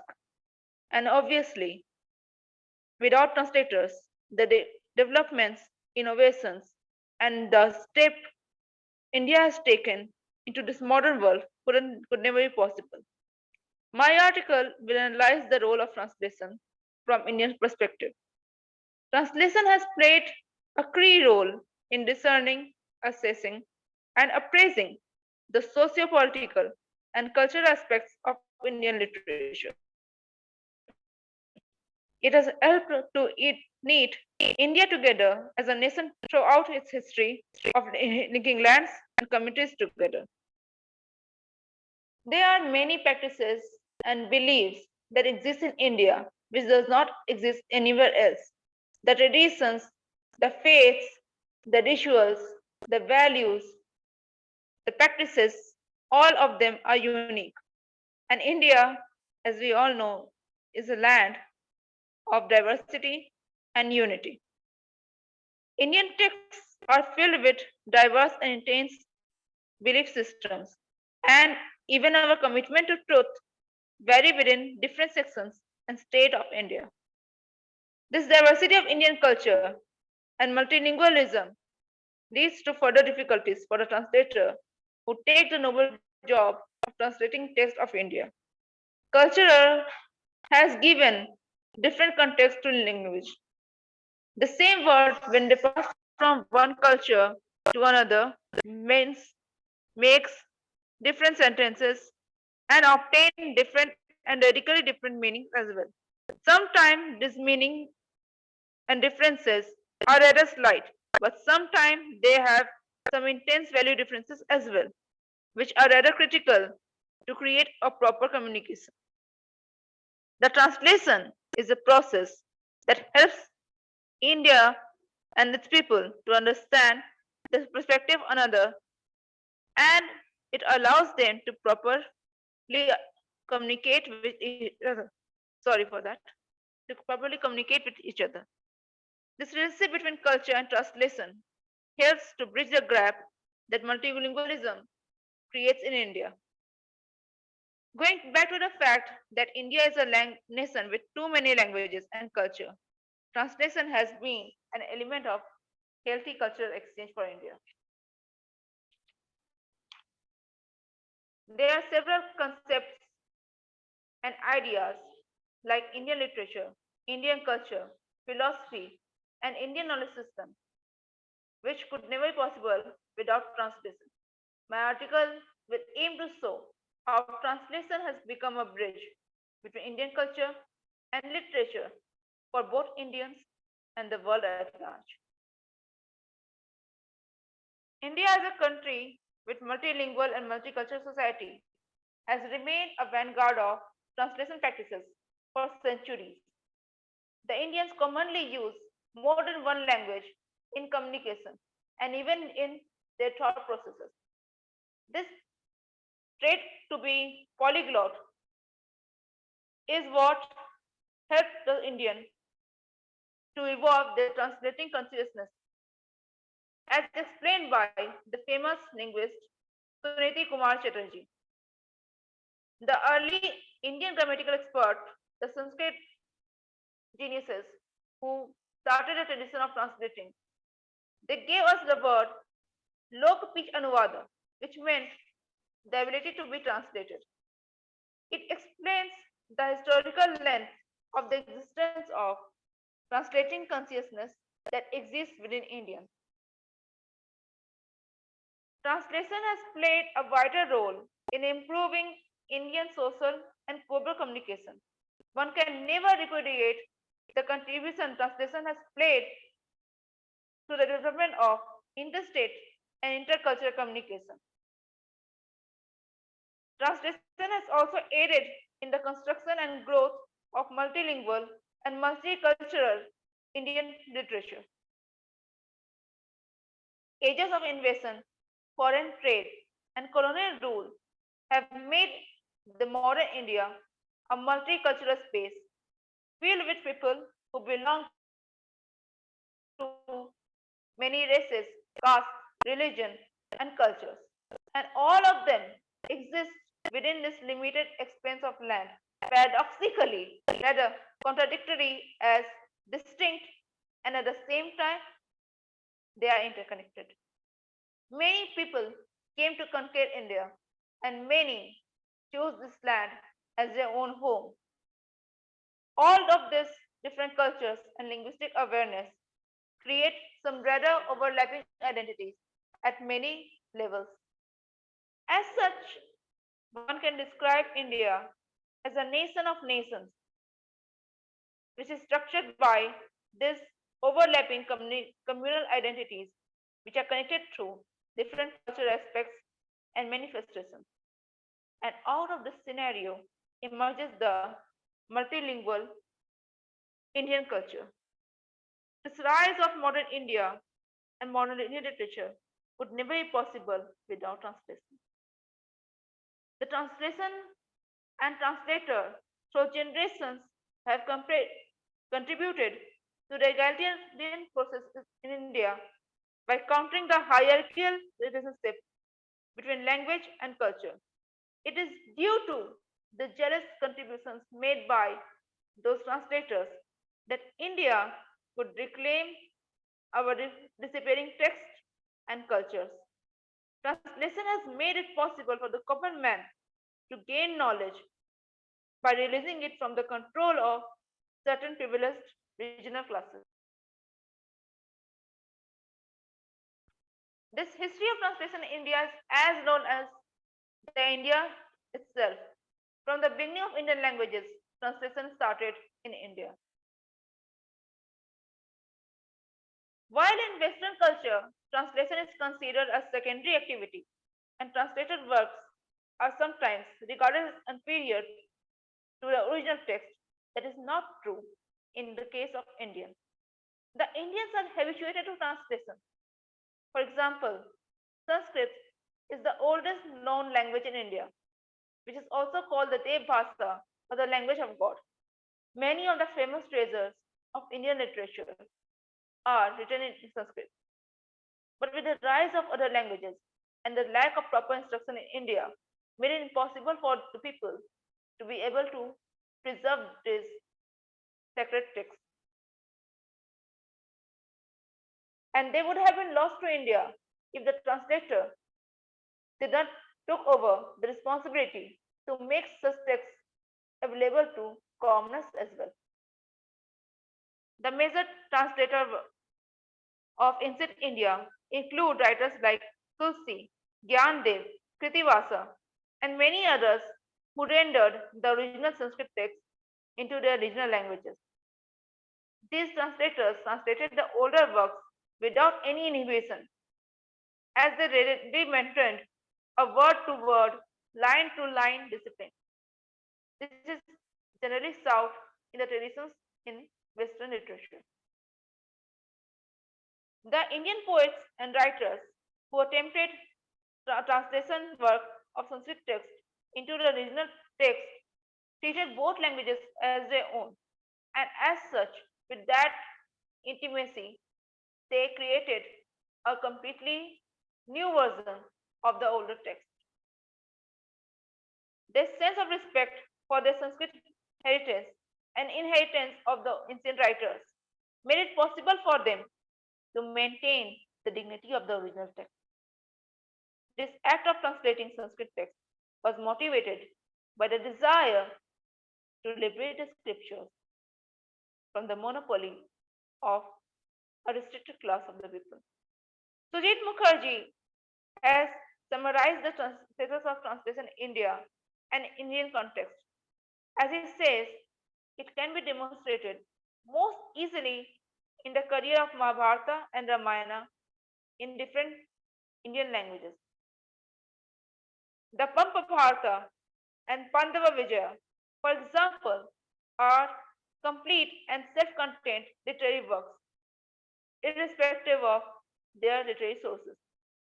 But when literary historians tell us that Pampa wrote the Mahabharata in Kannada or Kasi Ram wrote the same in Bangla, we are suddenly made aware that writing in this context is not divorced from the act of original composition. In ancient and modern Indian literature, one could find a large number of works translated from Sanskrit texts into Indian regional and common languages. In ancient India, this process of translation was also known as Rupantaran, or change in form. While Western scholars firmly insisted on maintaining the authenticity of the original work in translated work as well, this blind devotion to original text was not considered important in ancient India. As augmented by Sir Aurobindo and written by Nandakumar, a translator is not necessarily bound to the original text he chooses. He can make his poems out of it if he likes, and that is what is generally done in India. The practice of translation in India differs from places to places and period to period in Indian history. Case in point, during the pre-colonial period in India, translated works were considered a part of new writing. But during the colonial period, the Indian practice of translations was influenced by British dogma. G.N. Devi has given a statement that can provide us with a clear picture of translation practice in current India. As he says, in the Indian context, literary translations can be divided into three types. First is those interested in preserving the ancient literary heritage. Second is those who are interested in westernizing Indian language and literature. And third is those who are interested in nationalizing literature in modern English languages. In correspondence with the different objective of these three types, their mode of oppression differs. During the end of colonial period, the translation practices underwent a phase of great development as the source of India opened and welcomed a number of foreign traders and invaders who along with them brought a new era of translation. While Indians were curious about the new cultures and traditions, the Britishers and the Europeans were also equally curious about the new land they have came to. With the rise of colonialization and the British monopoly of India, the new era of cultural and linguistic exchange formally began. It all came to a head in 1783 when William Jones took his place in the bench of Supreme Court of Calcutta and he declared openly his intention of translating the Sanskrit text into English.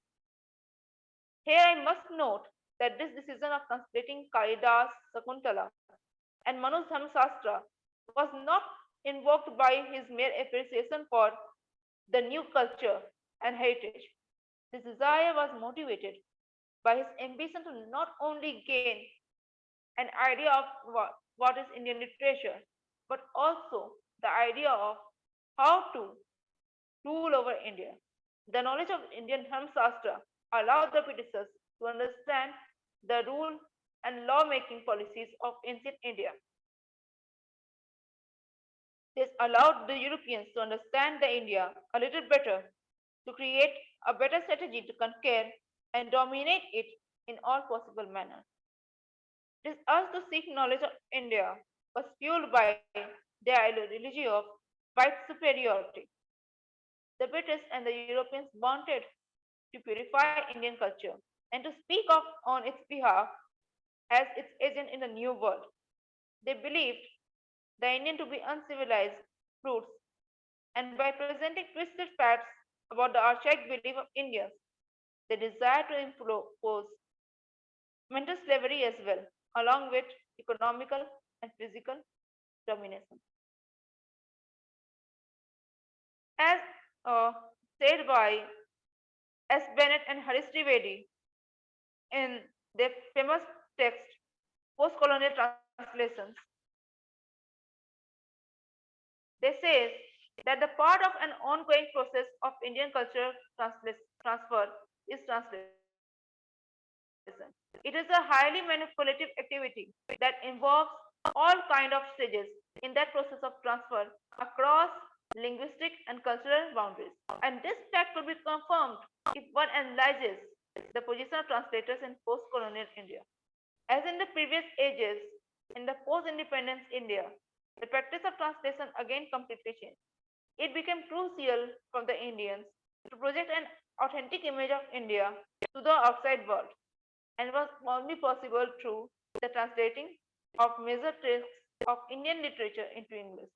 While English writers and their works were largely translated into Indian languages during the colonial period to impress upon the Indians the superior position of English men. Then, in the post-colonial period, the Indian writers and regional language texts were being translated into English not only to reach larger sections of Europe and England, but to challenge this claim of superiority the colonizers have put upon the colonized India. The Indian freedom movement witnessed a great rise in the number of translations from Sanskrit, Persian, and Urdu into different Indian languages. This momentum could be explained as the assertion of indigenous literary traditions against rapid westernization. This translation practices became a way to fight against the mental slavery, as the translators liberated the scriptures from the monopoly of selected class and also helped society to reorganize the society according to the older traditions and customs.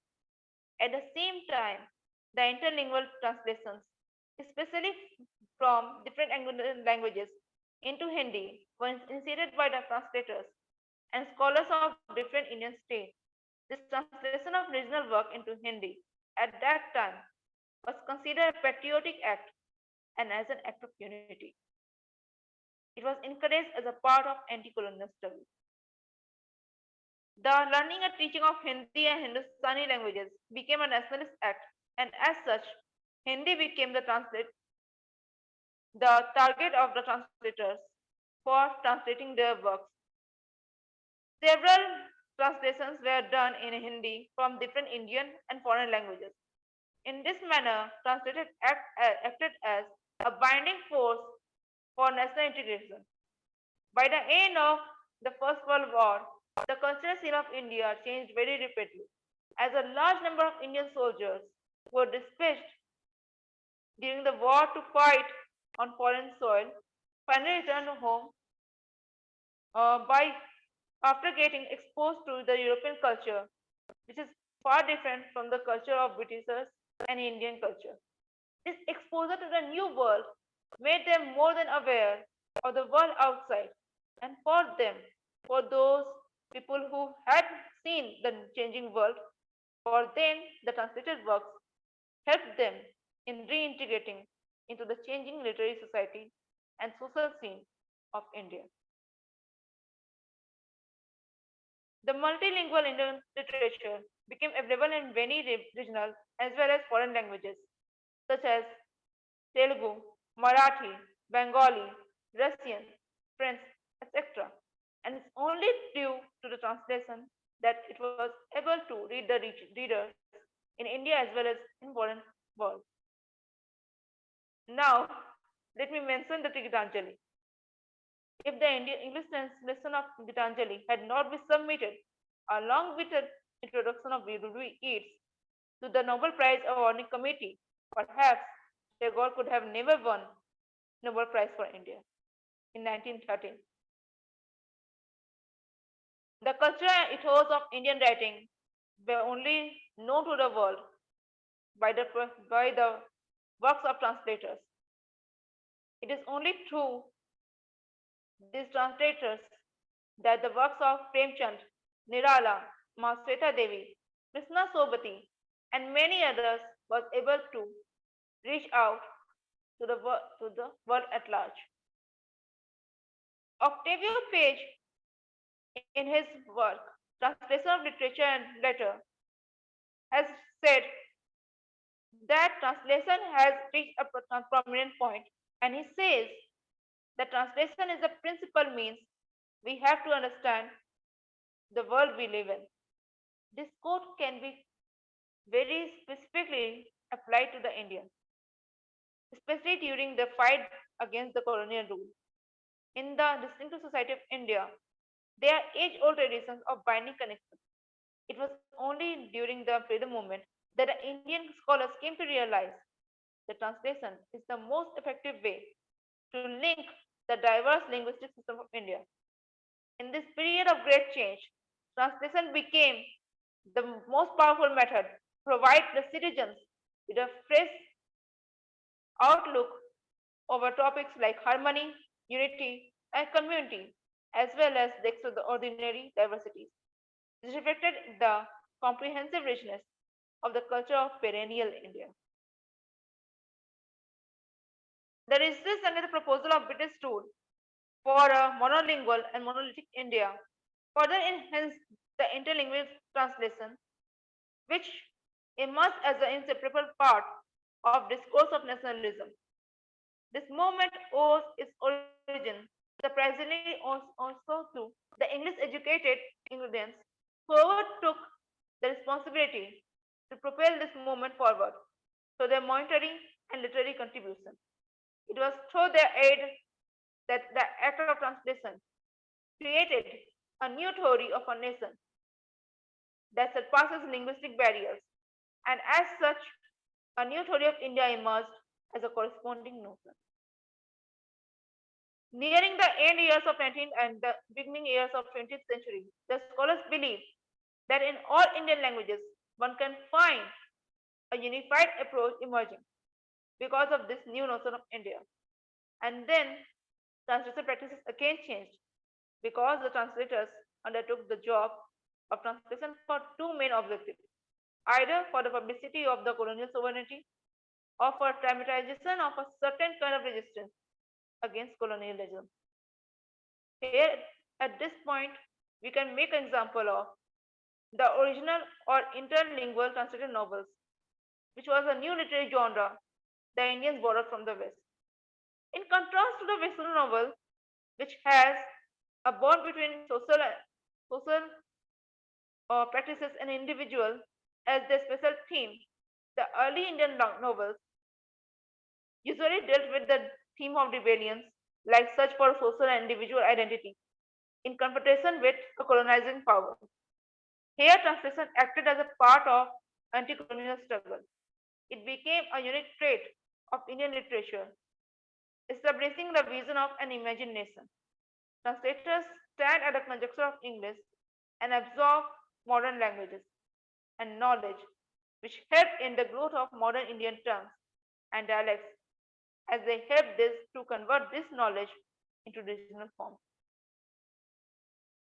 If one wonders about the position of translators in modern India, one could be astonished by the sky-high demands of translators and translating service in modern India. Now, India has become one of the fastest growing economies.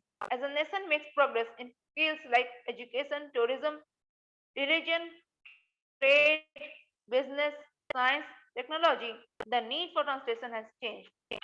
While Hindi still has a wide reach in India, especially as it is the mother tongue of a large number of Indian population, there is even a wider range of Indian people that cannot speak or write in Hindi. For this group of consumers, the Indian market generates great demand for translators. In India, the translation industry is soaring in demand with clients who are demanding information in their native languages. Both international and local corporations have to rearrange their content scheme to fight against and this growing demand and to provide the regional content, thus creating a need for content in multiple languages, which has brought a great surge in the translation industry in modern India. India has now finally stepped into a global world that is becoming more and more digitalized day by day. Globalization has paved the way for people from different parts of the country and the world to come closer personally and professionally.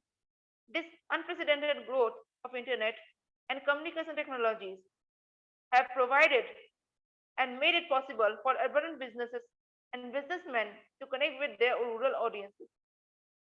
The internet companies and social platforms like Google, Microsoft, WhatsApp, Facebook, and many more have managed to enlarge their reach to create a new digital empire only through the practices of translation that is being used.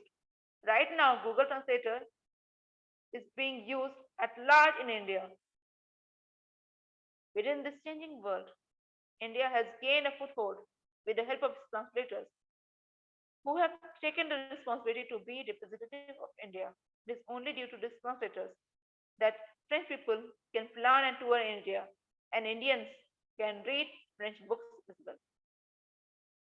To make my conclusion, I would like to say that within a nation like India, which boasts about 22 officially spoken languages and more than 1,000 native languages and dialects, the importance of translation is multidimensional. As more and more people in India gain access to education, welfare services, and even the internet, the demand for content in local languages is growing. It is only through translators that India is able to break its language barriers and address the needs of its citizens in language they can connect together with. It is only through translation that India has managed to reach out the world platform and make it impressive. Translation has truly become a bridge between Indians and the world at large. Thank you for your patient listening. Thank you for the very interesting insight in translation from an Indian perspective. I think we will leave the questions at the end, so we will listen to all presentations and then we'll ask all questions to all presenters at the end of the panel, if that's okay. Sure, ma'am. Thank you, ma'am. Ma'am, actually, our second presenter is also joined. I mean, the third presenter, who is Riteka Chandra. Yes, I'm seeing her name, in fact.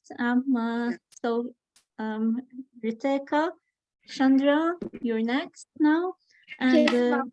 Yes. yeah, thank you for being with us. Yes, And we'll be talking about teaching of translation during COVID-19 Yes, and all. ma'am.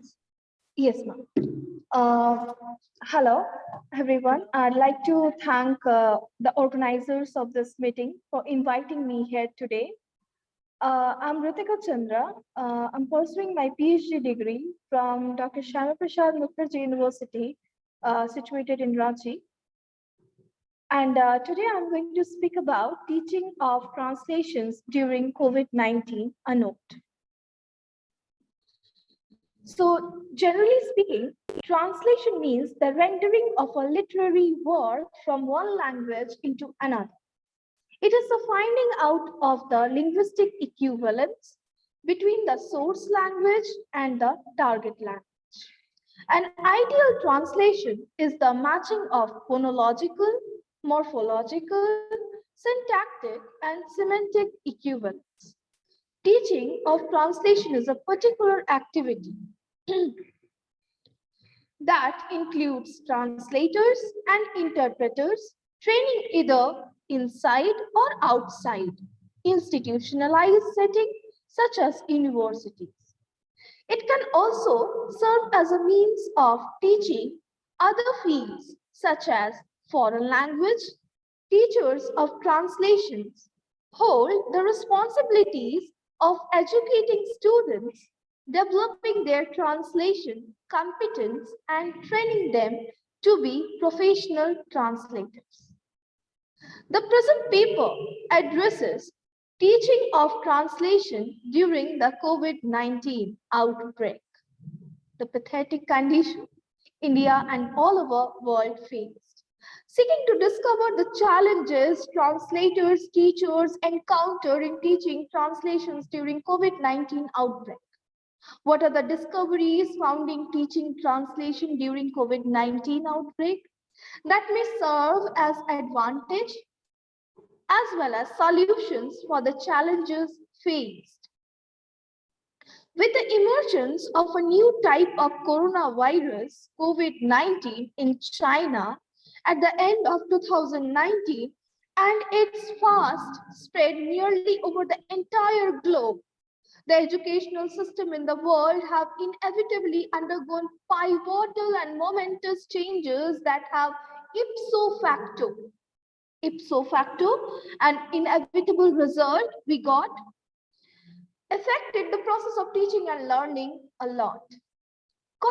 Concurrently, distance learning in the form of online education has become necessary to maintain social distancing between people insofar as the virus is highly contagious. Amongst academic fields that have been affected and have necessarily become taught online is translation. The paper also aims at the usefulness of using corpora, different text, in translations, teaching for both teachers and students. It is claimed that since translation involves differences at different language levels, along with undeniable translation laws, teachers should work to improve their students' abilities to address these divergences. Students should learn the typographic aspects in both the source, and they also need to be cognizant of the differences in the use of idioms and metaphors. Moreover, students need to be well versed in the differences in the stylistic features between language such as conciseness, the precise language, register linguistically, pedantic use of language, and avoidance of redundancy. Teachers should inform their students of the names and location of the relevant reference books, such as monolingual and bilingual dictionaries, and so on. The teacher chooses a particular text to be translated by students at home. They reward the selected text and bring it to the class for discussion. Each student reads out their translation and receives comments made by the teacher. This requires students to have gained some experience concerning how to deal with culture-specific references found in the source text. This may lead us to a very significant issue, which resides in the notion of whether students should be taught to translate into or from their mother tongue. It is claimed that translating into a native language is deemed the natural way. This emanates from claims made in bilingual education, which rest upon the notion that linguistic competence is seldom symmetrical. This means that translating into one's mother tongue is superior to rendering text into a foreign language. On the contrary, employers and teachers hold the view that bilingual linguistic competence can work both sides, and translators should encounter no problems to translate in both directions, that is, from and into a foreign language. Based on the preceding, teachers must teach and train students to render text from foreign language into their mother tongue and vice versa. The present paper has addressed translation teaching during the COVID-19 outbreak. It has delved into the obstacles encountered in online translation teaching and has concurrently proved into specific proposed solutions to surmount such obstacles. Amongst the obstacles reflected by the data is the weak connection when internet, which can be resolved by recording the online lectures and establishing a specific network to be used only for distance learning. Participants have also experienced problems concerning the lack of students' interaction. They have suggested that there must be specific instruction made by teachers and sent to students every week explaining the importance of students' interaction. Another obstacle are work and open discussion. Work and open discussion are different and are not as effective as in regular classes. Such a problem may be solved by activating the discussion forum, giving extra support and advice from teachers.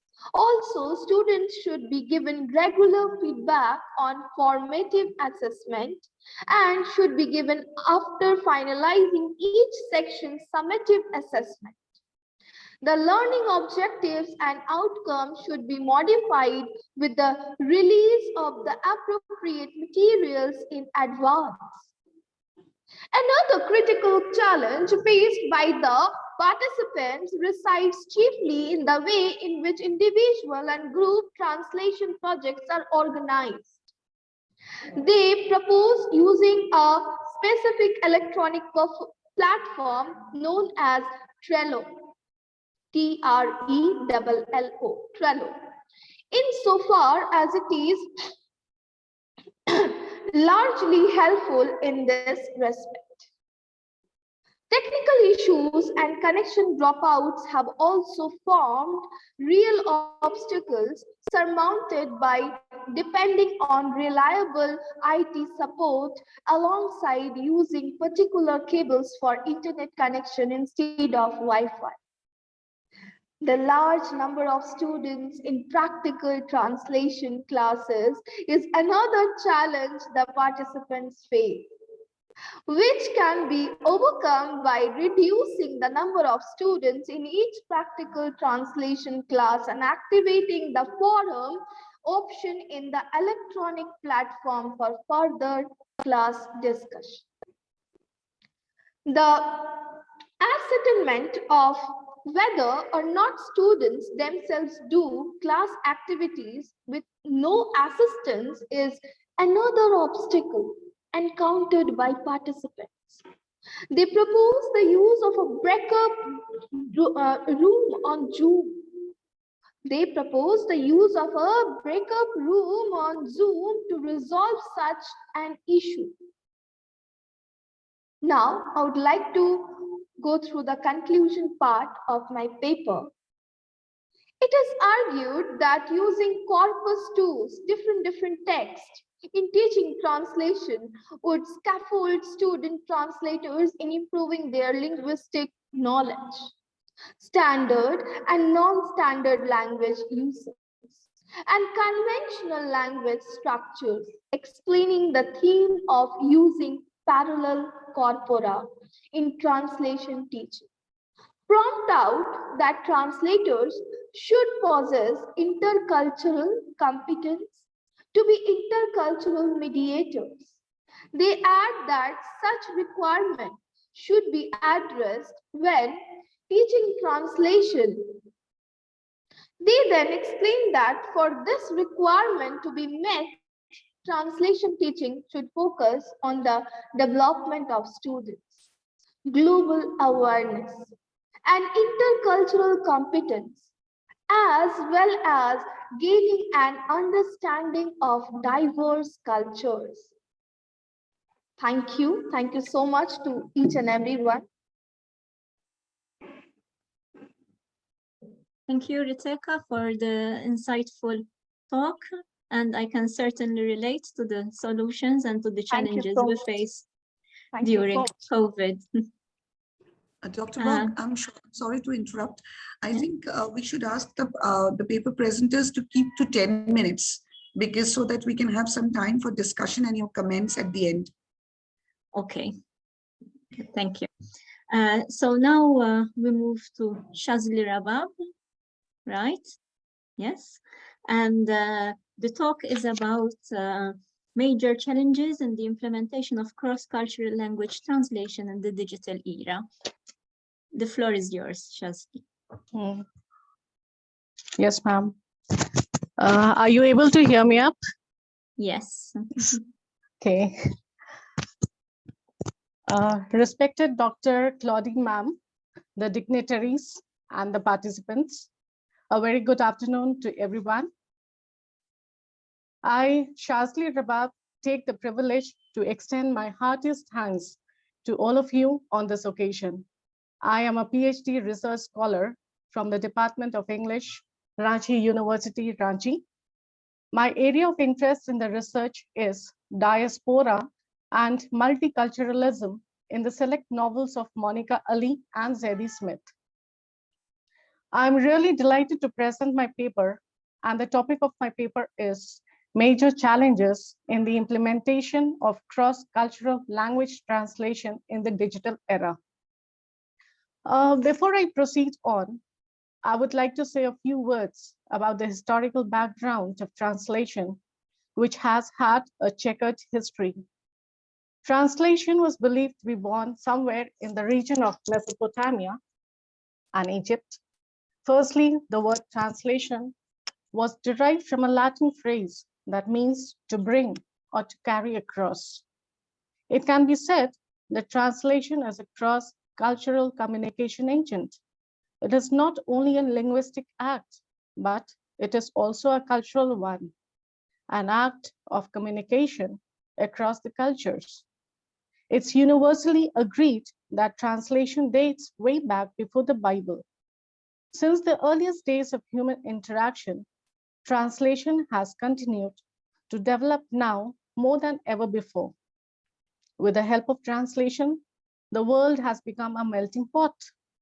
This in return also makes translation a more necessary service spanning different theories, mediums, and civilizations. Now coming to digital era, digital era has a major impact in our daily life.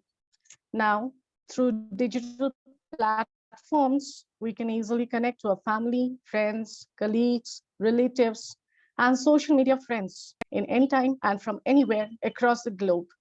Digital world makes data and information gathering easier than ever before.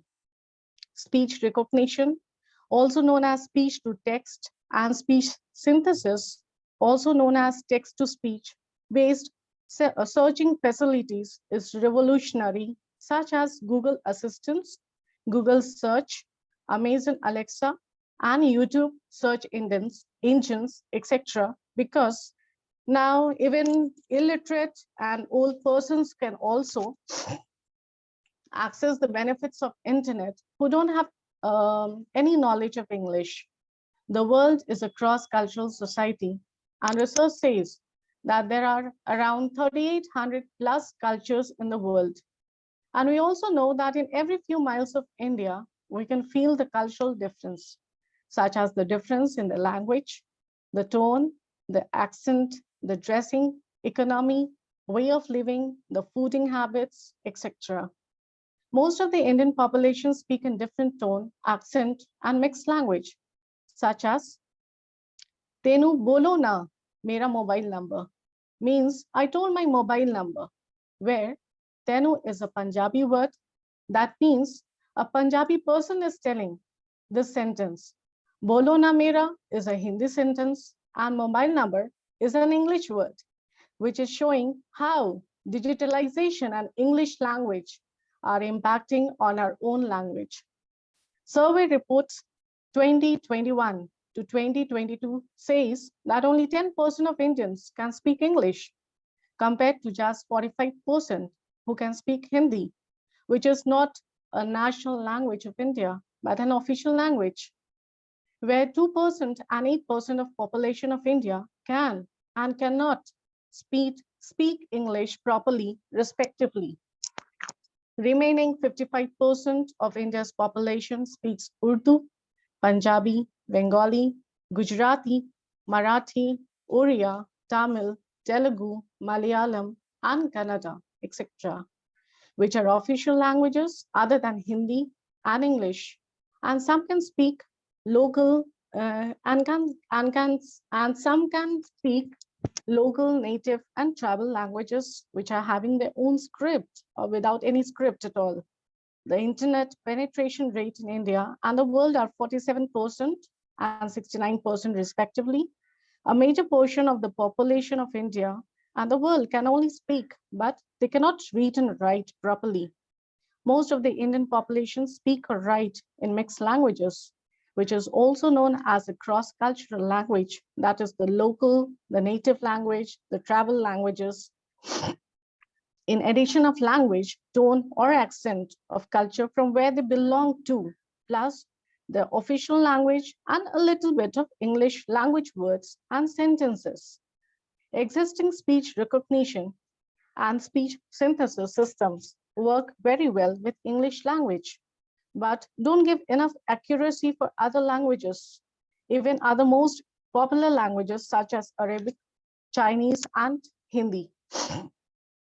So the reason to the problem to this major challenges in the implementation of the cross-cultural language translation in the digital era are our cultural differences and our cross-cultural language, the mixed language, tones, and accents. Another reason is less popularity, lack of script, and lack of dictionary for these local, native, and tribal languages. Third reason is that in most of the English countries, companies are working on speech recognition and speech synthesis systems.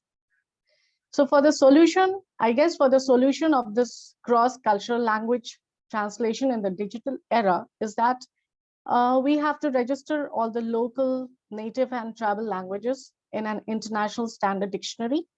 And we have to map them with standard and international languages. The speech recognition and speech synthesis engines shall have to be trained with all of the languages with different tones and accents for better cross-cultural translation, speech recognition, and speech synthesis in the digital era.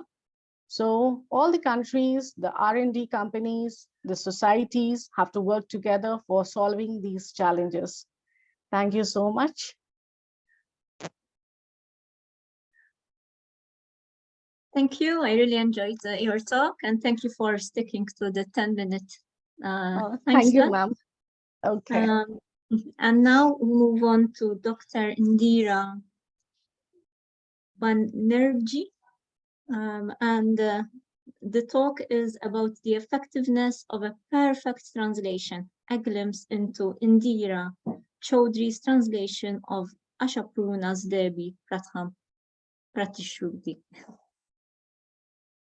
Indira, the floor is yours.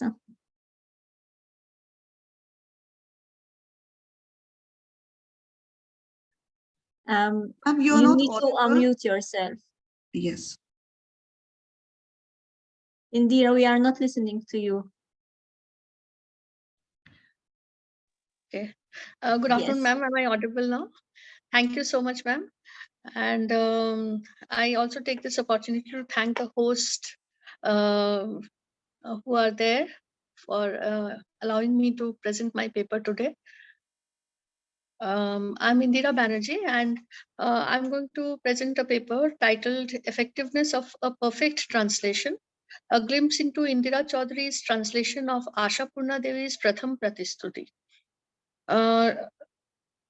Before I begin by reading my paper, I have to do it fast as ma'am has already said. I would like to just introduce you to Ashapurna Devi's novel, because this is considered to be not just her first novel, but also her magnum opus, because this and this was lauded everywhere. She was awarded with many prestigious rewards because of this novel. That is because she was able to depict in a local language, a regional language called Bengali in India, a lot about what was going on in Renaissance Bengal and the plight of women, especially the plight of women in the society of that time.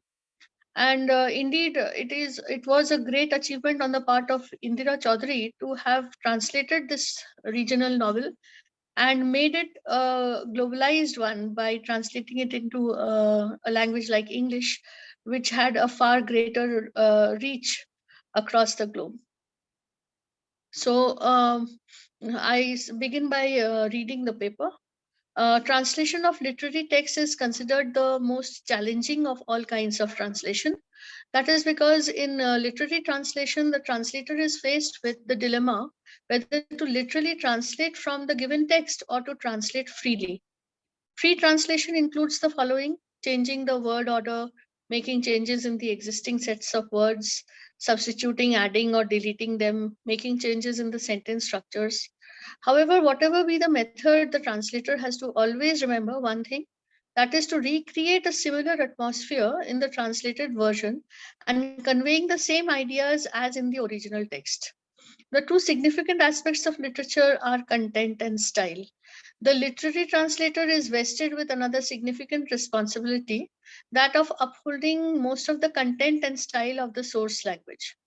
In the translation of the text under consideration here, namely Pratham Pratistuti by Ashapurna Devi, originally written in Bengali and translated into English as The First Promise by Indira Chaudhry, some unique challenges must have faced the translator.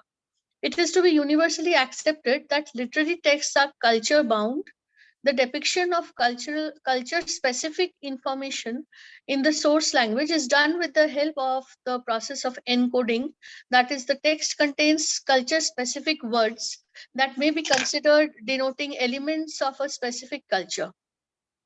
The translator decodes these words, substituting them with exact equivalents from target language. However, exact equivalents are not always possible. Then the translator has to go for the similar substitutes having minimum difference with the origin from the source language is totally absent from the culture of the target language. Again, no two languages, here I'm quoting, quote, no two languages have exactly similar structures, syntactic as well as semantic, unquote. The syntactic structures of language are unique in themselves. Every language has a different way of arranging words to frame a meaningful sentence. Many a times, what can be expressed with economy and precision in one language might require elaboration and explanation in another in order to be equally accurate. Again, I quote, cultural distance between the two languages involved in a translation is quite often responsible for a writer resorting to free translation. This is particularly true of culture-bound words or expressions like idioms, phrasal verbs, similes, and metaphors, which may not have equivalents in the TL or target language, unquote. Thus, one of the greatest challenges the translator faces is maintaining the fine balance between literal and free translation. This can be achieved by the translator by taking the minimum liberties with the sentence structure of the source language or SL without sacrificing the meaning of the original. In this discussion, we take up the English translated version of a popular and much appreciated Bengali novel Pratham Prastuti.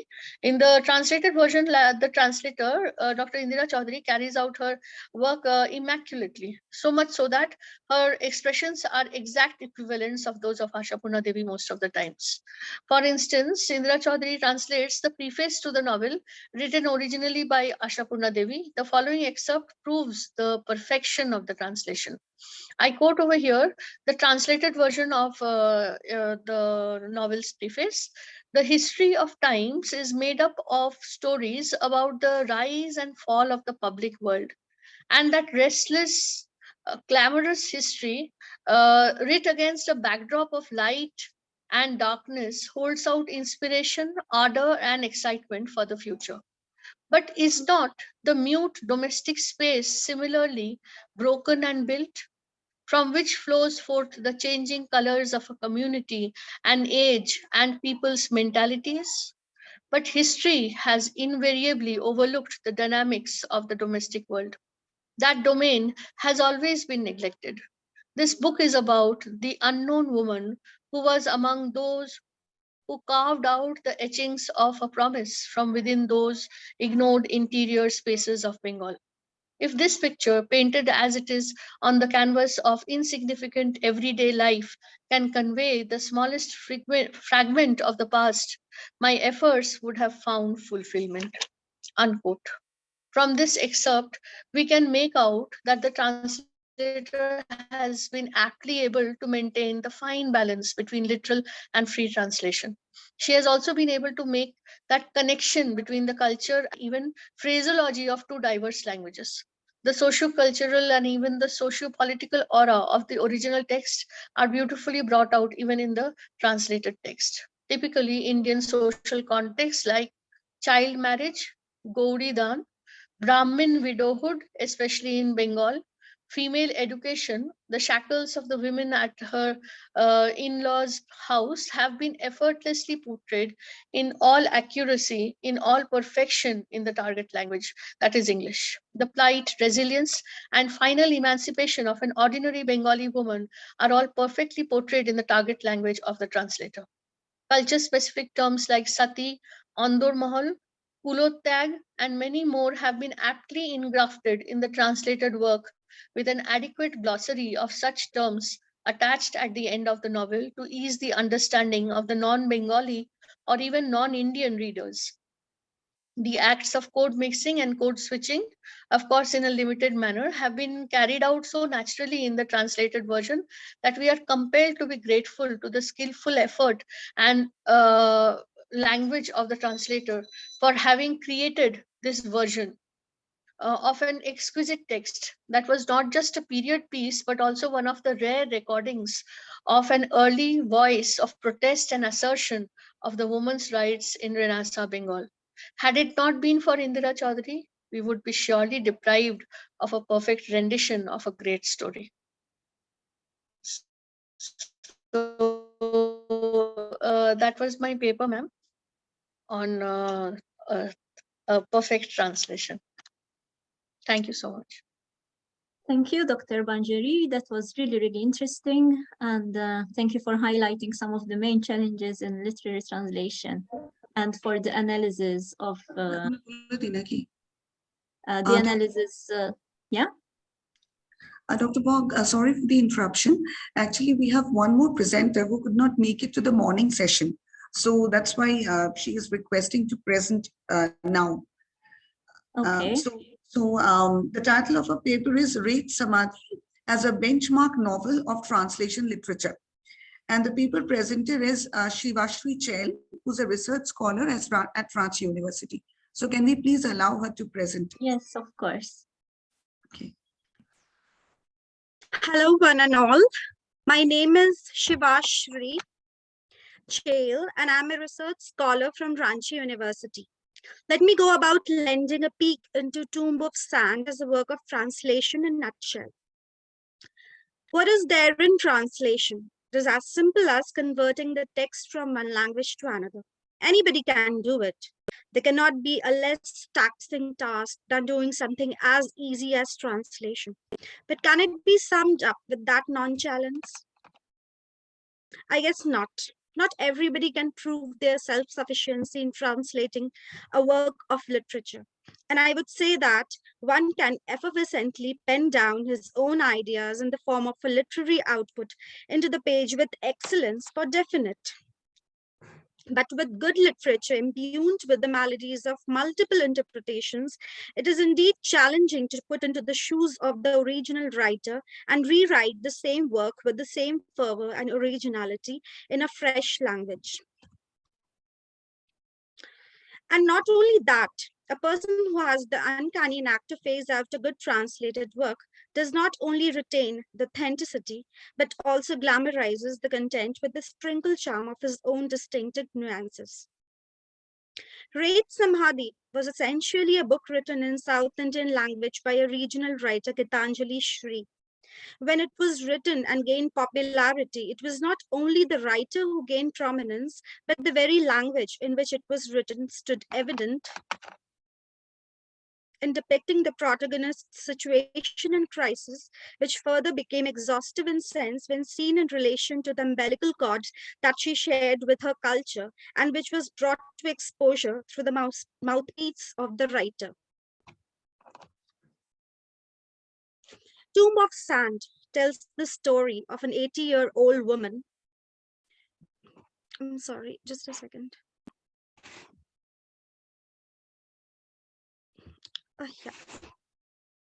80-year-old woman's relationship with her daughter after her husband dies. Beth travels from India to Pakistan, forcing a confrontation with the trauma left by partition in the protagonist's teenage years. Despite the gravity of the issues in the novel, it maintained a playful, experimental style and thus urged its readers not to abandon levity in the face of tragedy. As per Daisy Rockwell's own verdict about the written work, she extensified it as totally amazing. She said, translation is a lonely activity, and I have never had any of my books published outside of India.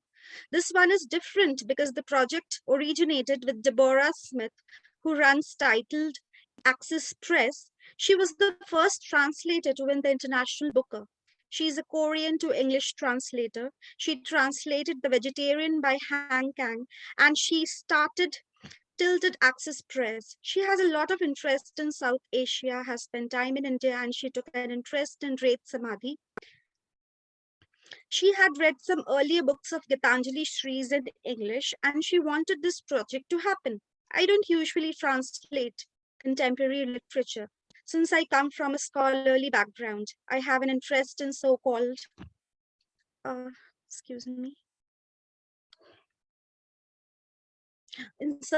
classics. One reason why I agreed to this project is because I could get my books out of India. I did this partly not just for my work, but for all of our work. The person that helped put together the matchmaking is a Bangla translator named Arunava Singha, who is really prolific.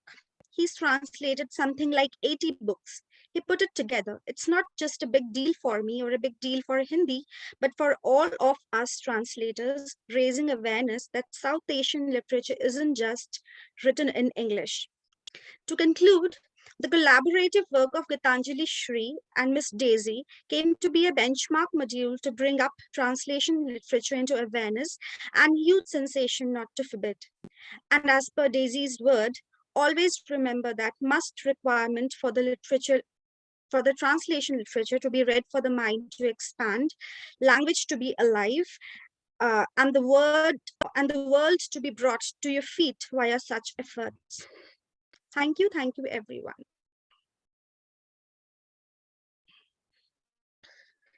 Thank you for the additional presentation and your interesting comments. And now I think we can move to questions and answers, right? Is that right? Yes, sure, ma'am. Yeah. So I would like to invite the audience to ask questions to our 5 presenters. Yes. Yes, so those of you who have any questions for the presenters can either post in the chat box or can directly ask.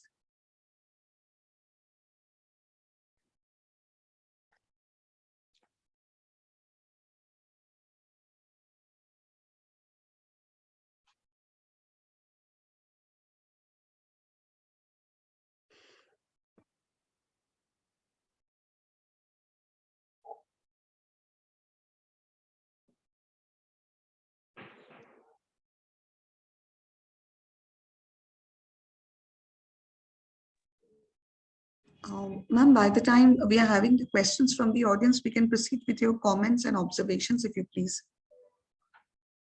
Yes, so for me, this was a very interesting experience because I have to admit I am not very familiar with the Indian culture. I come from a different part of the world, although we do have a common aspect because we were also colonized by by the British for many years, for almost 300 years. 264 years actually. So we share this this experience, and English is our official language alongside Maltese, which is also the national and official language. And we get lots of interference from English as well. So there are some common aspects. So this was a very interesting experience and a glimpse into the Indian culture and the Indian perspective into translation. I was very pleased to listen to all the presentations. They were all very, very interesting and diverse. I have a question for Harshita. Is Harshita still with us? Yes, ma'am. Yes. You talked about translation as being a bridge between India and the world. Of course, thanks to translation, we get our work out there. Is India being so diverse? Is translation also important between the Indian cultures, between the different Indian languages as well? And maybe everyone can answer this question. Yes, ma'am. India, as a country of diversities between cultures and languages, India boasts of 22 official languages, but many of the Indians are not aware of more than 1 or 2 languages. For example, Hindi is our mother tongue, and as secondary languages, we are usually trained in English or a regional language. But as far as 22 languages are concerned, we are not trained in all of them. So to read a text from Bengali, if a person desiring to read a text from Bengali and he is not aware of Bangla, we have to have a translated text as well. So translation has not only provided the India as a perform on global stage, it has also allowed the Indians to go through the interstate culture and languages as well. Specifically when the culture differences are concerned, when you pass from state to state, words change their meaning. In India, there's a saying goes like "Saat kos mein badle pani," that and "Saat do kos mein badle vani." It means that in 7 steps, the taste of water changes. But in one step in the second step in India, you change the language. That means the change in dialect as well. And when the dialect changes, the word also changes their meaning. So for those meaning and the differences in these meanings, we have to have translation that acts like a bridge between the different cultures in India as well. and the Indian states as well. Thank you. Thank you for the clarification. Thank you, ma'am. So do we have any questions now?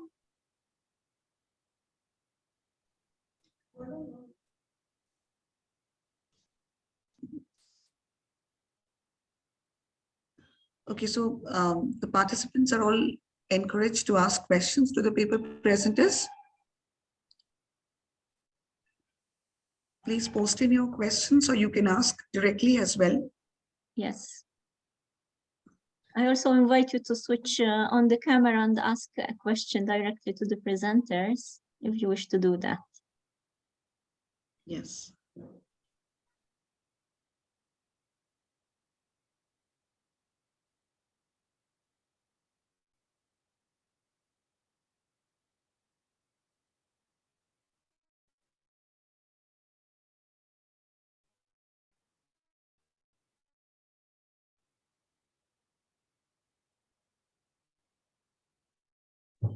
Okay, so maybe I ask, yes, do we have a question?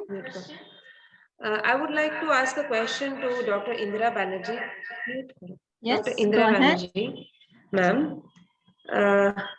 Ma'am, you talked about a perfect translation. When we talk in terms, I mean, you talked about Indira Chaudhary's work when you talked in the pretext or the context of perfect translation. But if we apply the same to those indigenous writers whose writings and the language which does not have a script, mostly has oral traditions, or when the writings of the languages are endangered and most of us are unable to translate it anymore. In that case, how would you use this, or in that context, how would you define the perfect form of translation?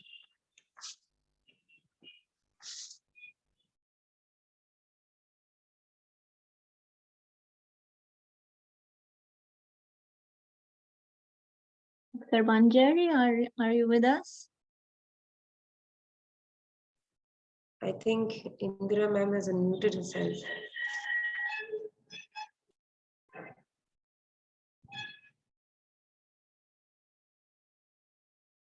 Dr. Indira Banerjee ma'am, do I need to repeat my question?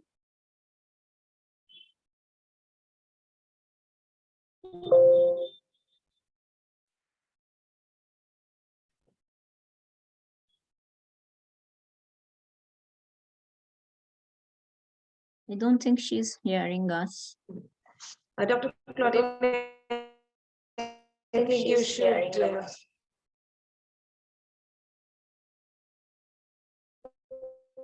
I lost the connection for a moment. Could you please repeat that? Ahead with your observation. I'm not listening well. By the time, write the question in the chat box if she reads it there. By the time, presenter. So do you have a question? Yes, for the last presenter, but she did not respond yet. Yeah, no, not yet. So I'm just writing the question in the chat box in case she reads it and responds later. And by the time, you might go ahead with the next presenter. Your observations about the next presenter. Your observations about the second presenter. I think you asked a question to Harshita Sharma. The next presenter that we had was Ritika Chandra. So we would like to hear your observations on Ms. Chandra's paper. So obviously COVID-19 was a challenge to all teachers because we had to switch online from one day to the other, and I could really relate to her comments on the challenges of teaching translation online, especially giving feedback to students on the practical classes, learning how to handle the technology ourselves, and then using the technology to teach translation. So I could really relate to your presentation, and that was very, very interesting. Thank you. Thank you so much, ma'am. Thanks a lot. Of course, technology is a challenge for all of us, and that was Shazli's wrap-up talk, right? How technology is helping translation, but also the challenges faced by translation. She mentioned the challenges faced by languages of lesser diffusion, and in our case, Maltese is it's a language only spoken by 500,000, so we can really relate to those challenges. The development of tools for small languages with a small number of people who speak them are really important. But money and time is always an issue, right? Because developers prefer, unfortunately, developing tools for languages like English, like Chinese, like Spanish, for instance, and French, instead of devoting time and money to lesser spoken languages. Is that right? Yes, ma'am. Thank you. That was very interesting as well. And is Dr. Manjari with us? I think we lost her, right? Hello, yes, ma'am. Is she here? No, I think she has lost her connection. She just got disconnected. Maybe she might be trying to rejoin. Yes.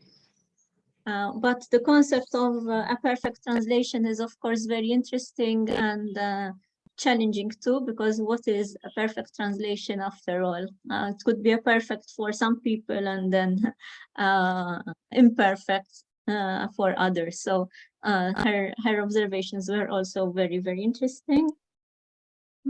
And sorry, I can't remember the name of our last speaker. Shivashri Chel. Shivashri Chel. Yes, and it was also a very interesting and a surprise presentation at the end, and then an enriching presentation to our panel. So those are my comments. I would like to invite now questions from the audience.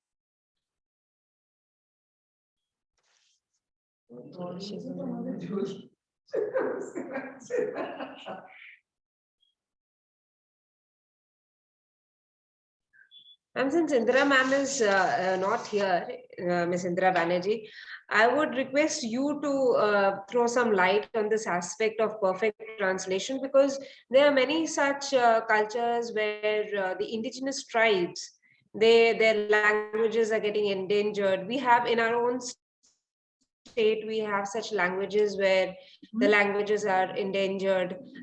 Some languages don't have a script. It only exists in the form of oral traditions. So in those cases, how to translate them, and what would be the idea of perfect translation in such cases?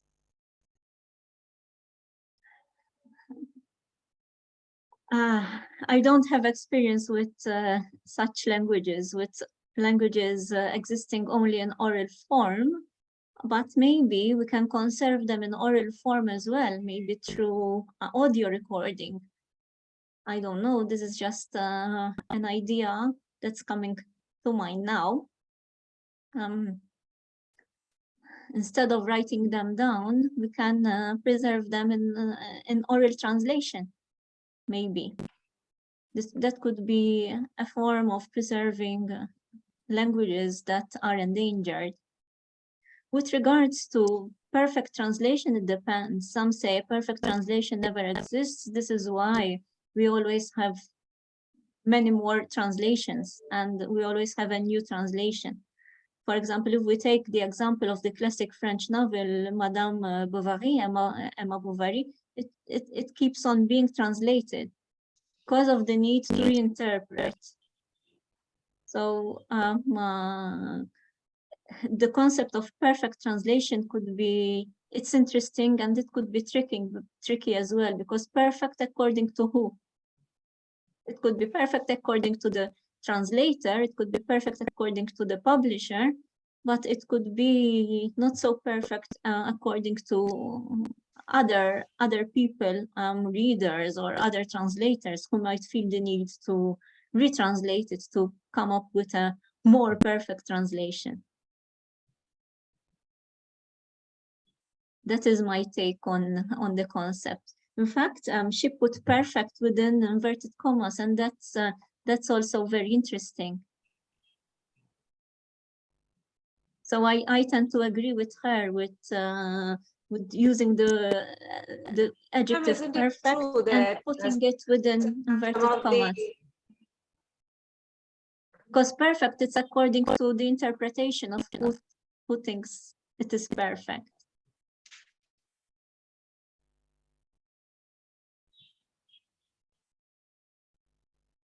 But isn't it said that some of the aesthetic value of the original work is lost when a translation is done?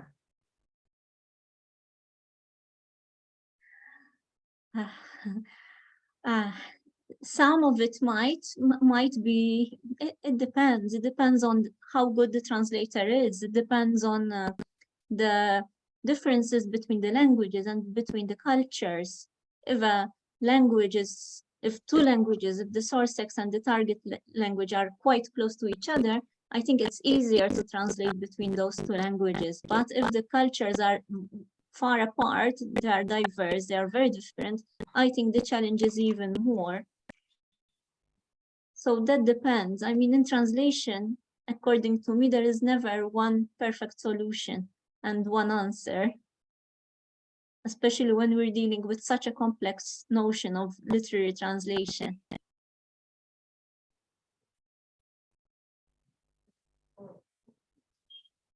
Thank you so much, ma'am, for your insights on that. Thank you.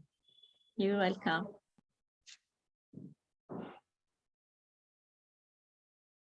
Do we have any questions? I don't think there's any other questions that we are having from the participants, ma'am. Okay. So on that note, should we then close the session with your permission? I think it's almost half 11 in Malta. Sorry, so it's I think 4 Yes. in it is 4 in in India, your location. Yes. So I think if there are no more comments and no more questions, I think we can close the session. Okay, so we sincerely thank you, ma'am, firstly for consenting to be a part of the conference, and then of course for sparing your valuable time and feedback for the session. And we also thank all the participants who have presented their papers in the session for making the session come alive. And ma'am, if you are, if you do have time, ma'am, then we do invite you for our valedictory session as well, which is scheduled to begin, from 4 itself. Thank you. Thank you for the invitation. Thank you for asking me to be part of this session.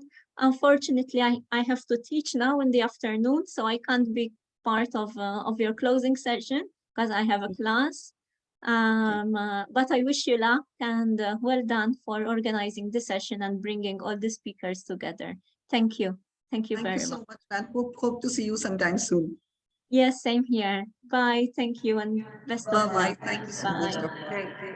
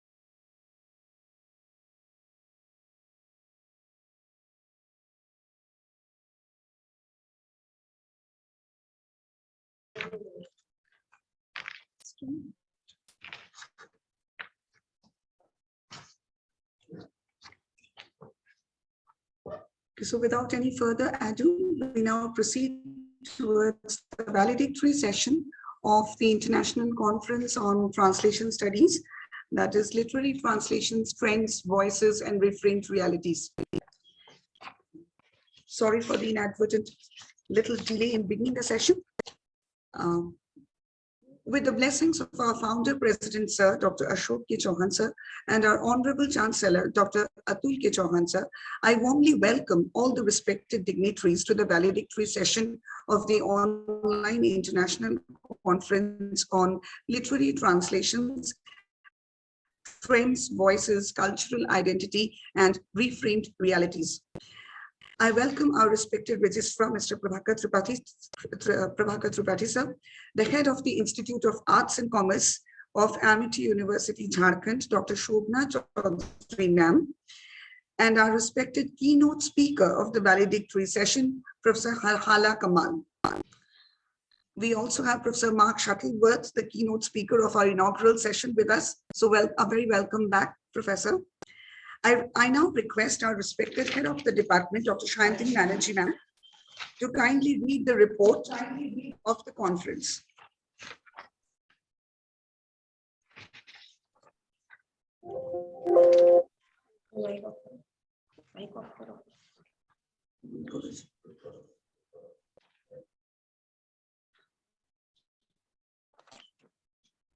Thank you, ma'am.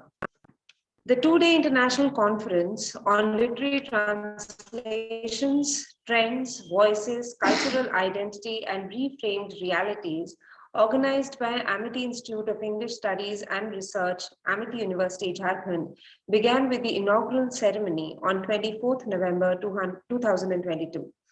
The keynote speaker of the inaugural session, Professor Mark Shuttleworth, Associate Director of Center for Translation, Director of Master of Arts in Translation and Bilingual Communication, Associate Head and Professor, Department of Translation, Interpreting and Intercultural Studies, Hong Kong Baptist University, spoke on Wikipedia translation and the web and why it all matters. According to his extensive research on the subject matter, Professor Mark said that a huge amount of information is available on Wikipedia, which is democratized, traceable, researchable, and visible. He talked about Wikipedia's neutral point of view and the digital tools and methods drawn from digital humanities. He also acquainted us with the dark matter of Wikipedia, which are such invisible translations that could be found using research tools like WikiAligner and WikiBlame. The first technical session of the first day of the conference was on the versatility of translation, which was chaired by Dr. Tarkeshwar VB, Professor, Department of Translation Studies, FLU Hyderabad, and Dr. Omri Astra, Senior Lecturer, Department of Translation and Interpreting Studies, Bar-Ilan University, Israel.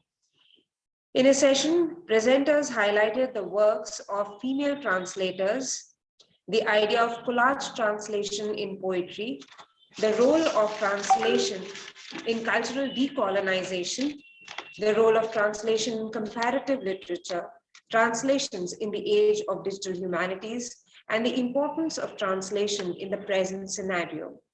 The second technical session of the first day was chaired by Professor Babni Moitra Saraf, retired principal and head of the Department of Multimedia and Mass Communication, Department of English, Indraprastha College of Women, Delhi, along with Dr. Catherine Martineau, Assistant Professor, Department of Asian and Asian American Studies, Translation, Research and Instruction Program, Binghamton University, State University of New York, currently affiliated to Tampere University, Finland. The papers discussed the problems of translating literature. The presenters raised concerns on translating gender into Arabic and Hindi, translations of Kannada texts, linguistics and semantic challenges in translation, translating writers of indigenous authors of Jharkhand, and translating Gujarati romantic texts. The second day of the conference began today with the papers read on various translation theories and its evaluation, and the role of translation in English language teaching. The session chair of this session was Professor Sachin Ketkar, Professor, Department of English, MS University, Baroda. The second session of the second day was entitled Translation Today, which was chaired by Dr. Claudine Borg, lecturer, Department of Translation, Terminology and Interpreting Studies, Faculty of Arts, University of Malta. The papers introspected the different aspects of translation studies with respect to emerging trends, while also discussing the effectiveness of a perfect translation, teaching of translation during COVID-19, and the major challenges in implementation of cross-cultural language translation in the digital era. We had 30 paper presentations from various universities and colleges of India like FLU Hyderabad, Central University Karnataka, Government College for Women Ratia Haryana, Bhakti Kavi Narsingh Mehta University Junagadh, Karnataka University, Ranchi University, and Amity University Jharkhand.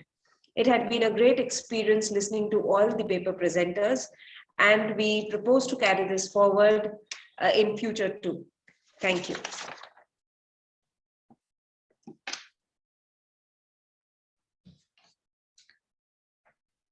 Okay, so now we proceed towards our valedictory keynote address.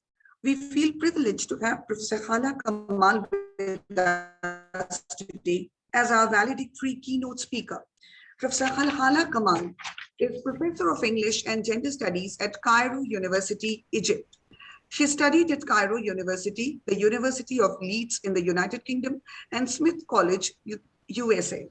Her research interests and publications in both Arabic and English are in the areas of women and gender studies, translation studies, autobiography studies, and history of the Egyptian feminist movement. She has also translated several books on gender and feminism into Arabic. Her latest publications in translation studies include Traveling Concepts in Translation, Feminism and Gender in the Egyptian Context in 2018, and Virginia Woolf in Arabic, a feminist paratextual reading of translation strategies published in 2021, as well as co-editing with Lise von Flotow, the Routledge Handbook of Translation, Feminism and Gender, published in 2020. We are particularly thankful to Professor Kamal for gracefully agreeing to participate in the conference in a very short notice. And I personally apologize, ma'am, because I made a mistake in calculating the time difference between Cairo and India. But you still, I mean, it's absolutely graceful of you to, save to be on time. Thank you very much. First of all, thank you very much.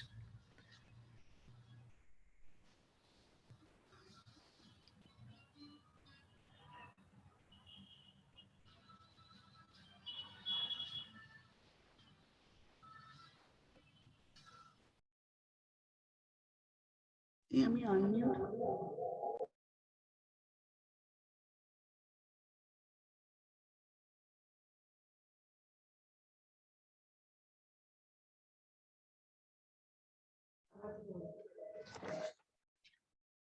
Sorry, I think there was some problem with my audio, so I was not audible properly.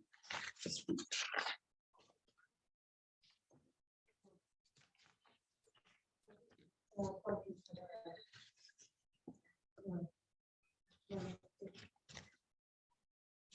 Okay, so we are proceeding now towards our valedictory keynote address. We feel privileged to have Professor Hala, Professor of English and Gender Studies at Cairo University, Egypt. She studied at Cairo University, the University of Leeds in the United Kingdom, and Smith College, USA. Her research interests and publications in both Arabic and English are in the areas of women and gender studies, translation studies, autobiography studies, and the history of the Egyptian feminist movement. She has also translated several books on gender and feminism into Arabic.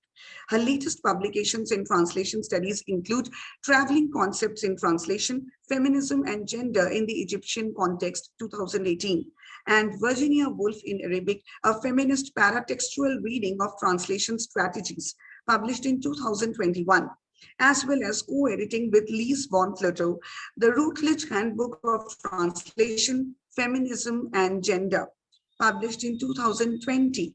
We are particularly thankful to Professor Kamal for gracefully agreeing to participate in the conference at a very short notice. And I personally apologize to you, Professor Kamal, because actually I made a mistake in calculating the time difference between India and Cairo. So, but you still, I mean, are on time. So we are really very thankful to you for that. Professor Kamal will be speaking on journeys. Eager to hear you, Professor Kamal. It's over to you now.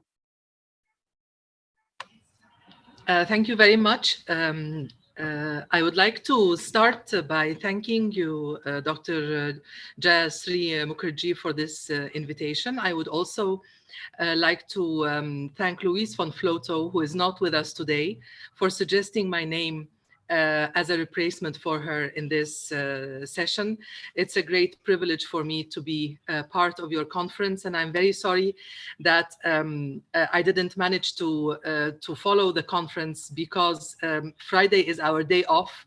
It's the weekend here in Egypt, so I couldn't really in the morning, follow on you because of other obligations.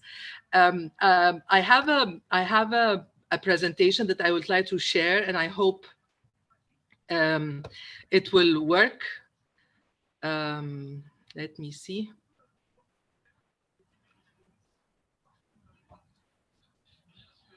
Select, I'm trying to select the screen. Yes, you have to share the screen. Yes, I'm trying to share. I don't know what is being shared now. Can you see the presentation? Yeah, ma'am. Ma'am, it's visible now.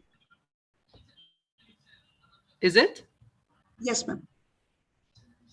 Okay, so and as I move up and down, you can follow my arrow as I move down, up and down. Yes. Journeys of Feminism and Gender. Yes, I'm just checking that it's working.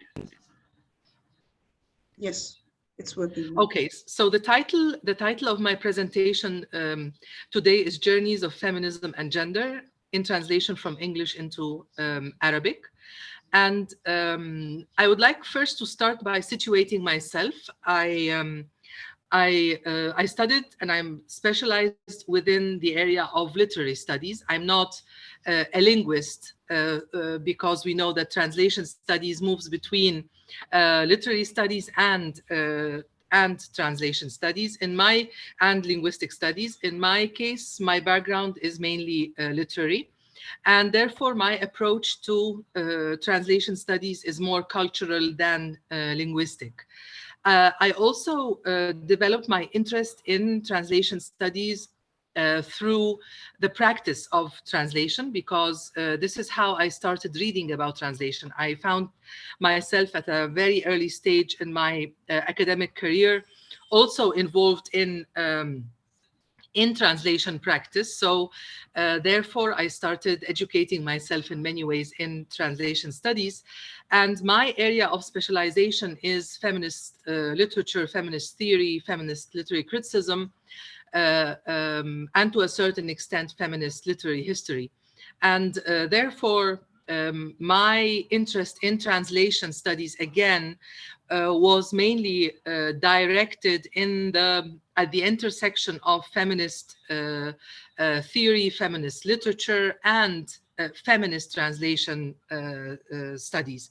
And this is where my connection with Louise von Flotow started, because basically I was educating myself through her writings until I met her for the first time in 2016. I think it was at a conference in Poland. I actually traveled to the conference. I presented there an abstract to be accepted because I wanted to listen to her as a keynote speaker. So this is why my presence today is a double privilege for me. I would like to start my discussion of the idea of journeys in translation through some reflections on translation as basically as traveling theory. And here, of course, I rely on Edward Said's famous discussion of traveling theories that travel across cultures, languages, history, geography. And he says in his article that goes back to 1982, Traveling Theory, he says the following: like people and schools of criticism, ideas and theories travel from person to person, from situation to situation, from one period to another, leading to processes of transplantation, transference, circulation, and commerce of theories and ideas. Now, applying this to translation studies, to translation theory, I think this is a very reflexive kind of definition, because it makes us think about not only translation, but the circulation of knowledge across languages, not only across borders, situations and periods, but also it is a process of transplantation of texts, transplantation of the theorizing around the translation of texts. So this is my first point. I just want to situate the translation theory as a traveling theory. And within this theory, I would like to focus more on feminist translation studies. And within feminist translation studies, the idea that Louise von Flotow has been propagating for the past years, the idea of transnational feminist translation, as translation as a transnational phenomenon. And therefore, we can think of feminism itself as a traveling theory. To me, feminism, gender are two traveling theories that have crossed the borders, but not just in one way, in one direction, as many people think that feminism and gender are concepts, are theories that traveled from the West, from the Anglo-American world to our part of the world, from the global north to the global south. What I'm trying to emphasize is no, that this traveling has various forms. And if we consider feminism a theory, if we consider gender a concept, then these two have been traveling in different directions along the past decades. Now, building on Edward Said's idea of traveling theory, Mickey Ball also focuses more in the areas of the humanities and highlights that it is not only big theories that travel, the way that Edward Said has suggested, but also smaller concepts do travel in the humanities and are transformed in this process. They are transformed in the sense that they add to each other, they build on their meaning, and they, in a way, develop. Mickey Ball states that in interdisciplinary cultural analysis, methods are usually fixed, while concepts, as she says, are the sites of debate, awareness, difference, and tentative exchange. So if we think actually in terms of particularly feminism and gender, we will find that as concepts, research methods, they have actually been, in a way, connected to the humanities and social sciences, but as concepts in themselves, they have been influenced by their journeys across cultures. And of course, the main tool of those journeys, the vehicle taken by these concepts in their travel, in our case, is translation. So the notions of feminism as a term, as a theory, the details concerning what is meant by gender, gender awareness, gender roles, gender construction, all of these concepts have developed mostly in English and French, and then have been transported, to use Edward Said's terminology, and they have become part of what Mickey Ball describes as tentative exchange.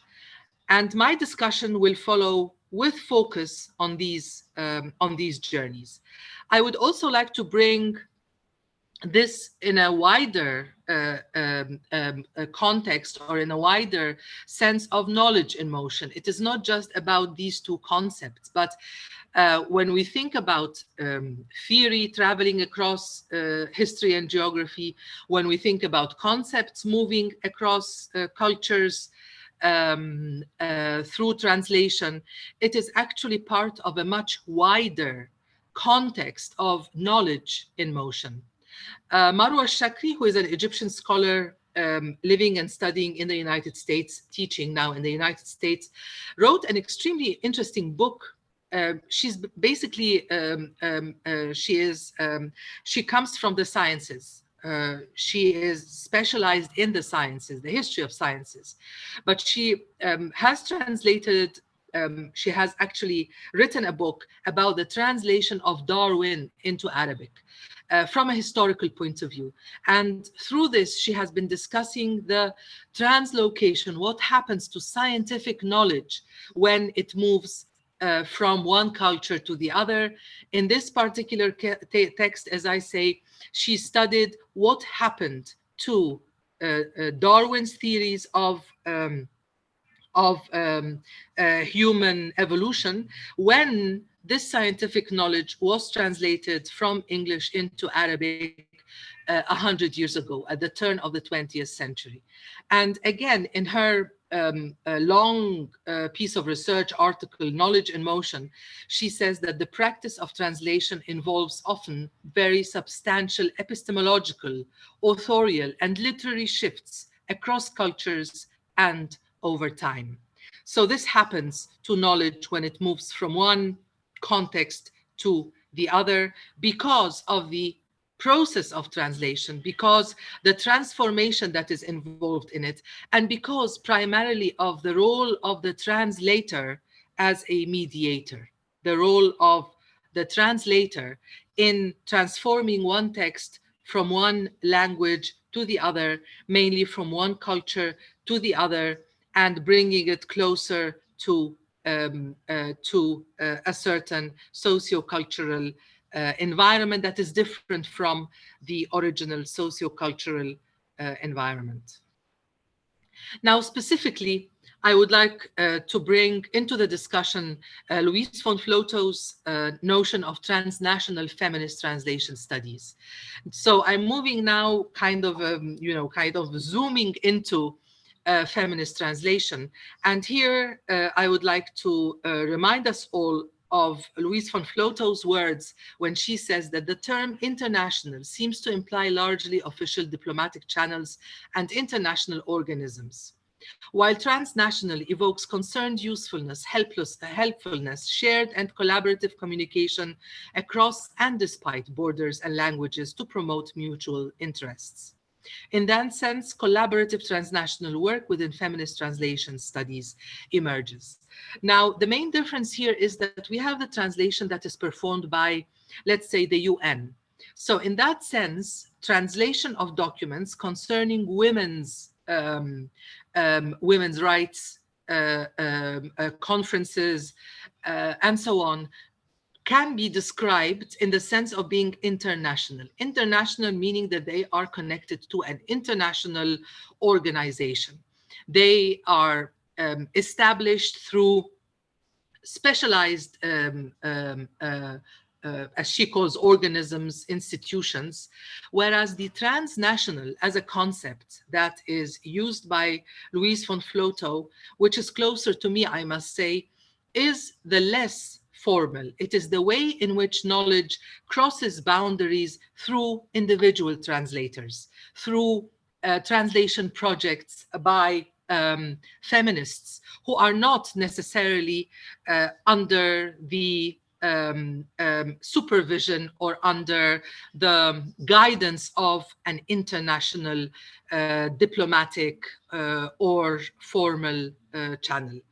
And I think this is also important for us to, when we think about feminism and gender, how did the terms feminism and gender move across cultures? How did the terms, the notions of feminism and gender move in the case of my personal setting from England and the United States, from the Anglo-American world to Arabic language in a wider scope. How did these two concepts move from the global north to the global south, and what happens to them? Do they stay in the global south, or are they then again translated back to the global north, and what happens in this process?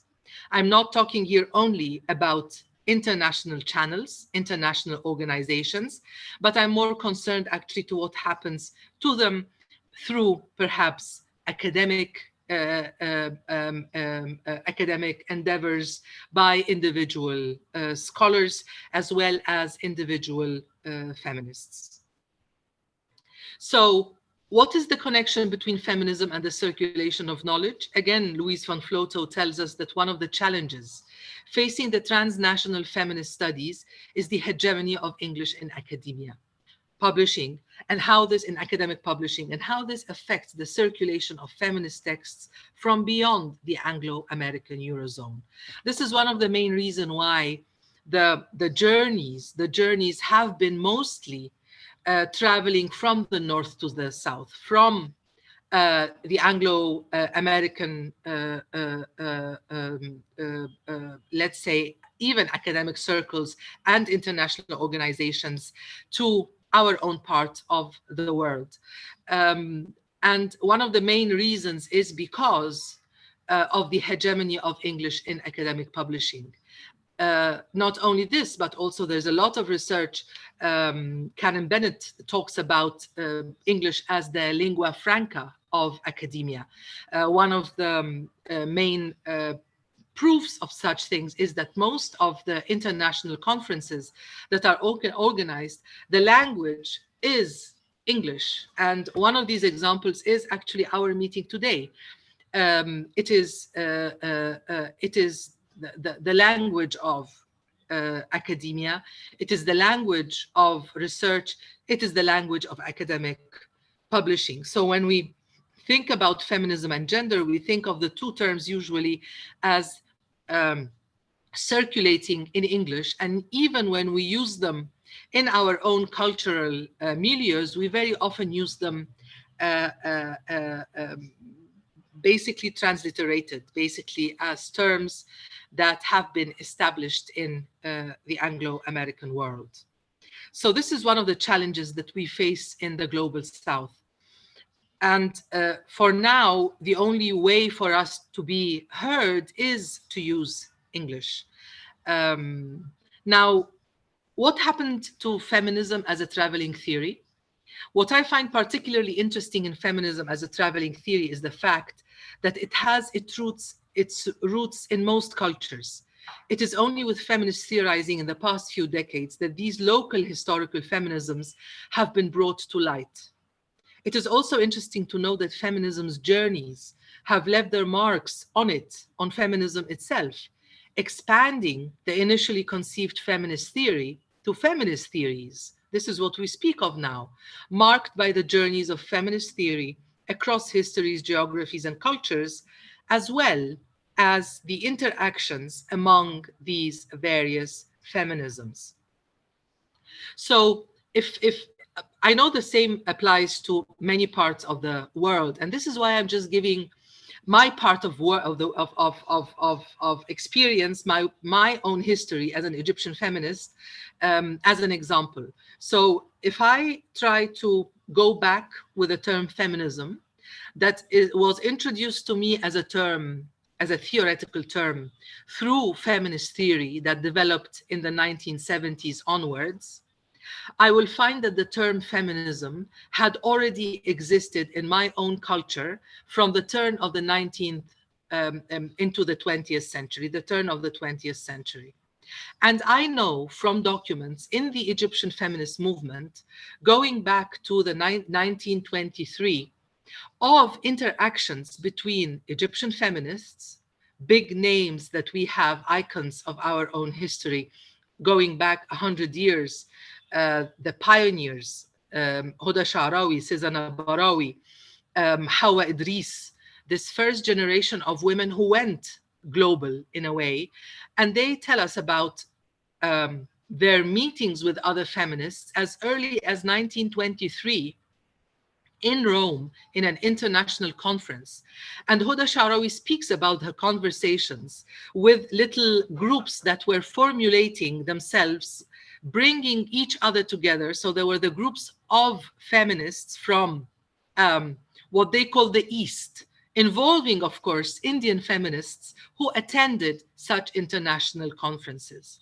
So when we use the term feminism today, the term feminism that comes to us from the West has in itself a package and a baggage of history connected to Western suffrage, basically the Western suffrage movement in Britain and Europe, earlier on the temperance movement in the United States, whereas the term feminism in my own culture, in my own history, goes back 100 years, where feminism, with all those iconic figures, was part of the national independence movement against the British occupation. So the term feminism today that I use as an equivalent, as a translator, when I choose a term, I do not think of how to translate feminism, but I try to find the equivalent to Western feminism in my own culture.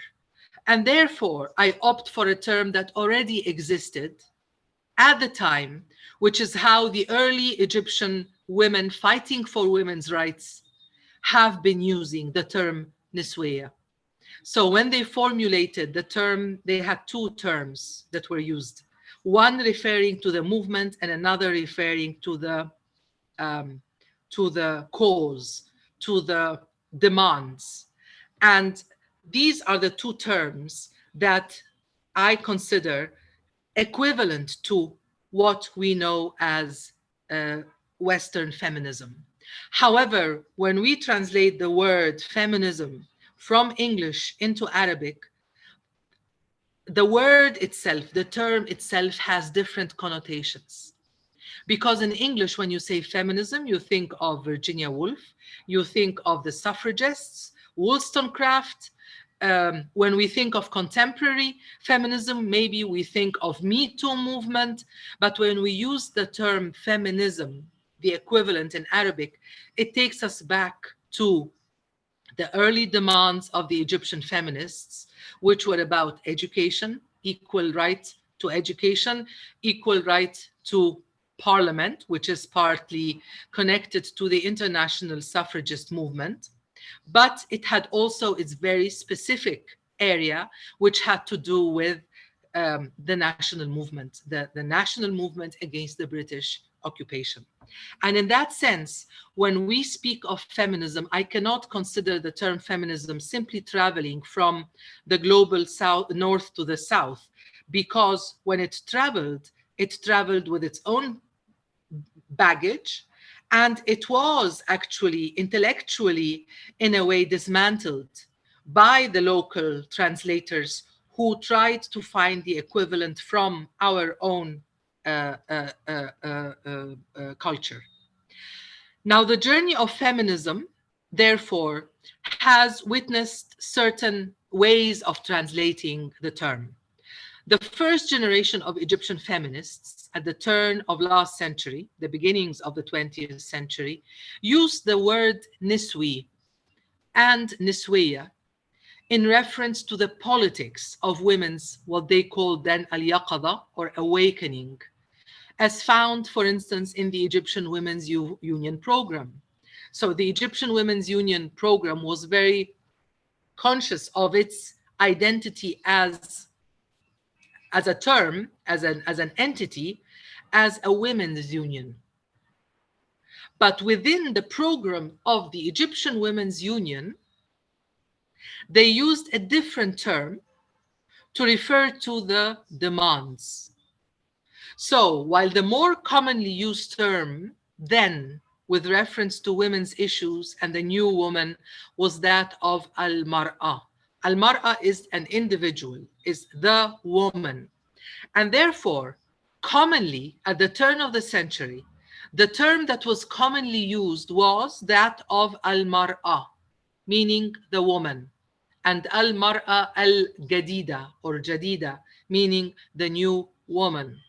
However, when they decided to term their union, they dropped the common word al-mar'a and they used the plural form, which is an-nisa'i, to identify and to highlight the multiplicity, the diversity of women belonging to this union, which was different from the model of the woman, al-mar'a al-jadida or al-haditha, the modern woman, the new woman, which was developing at the turn of the 20th century.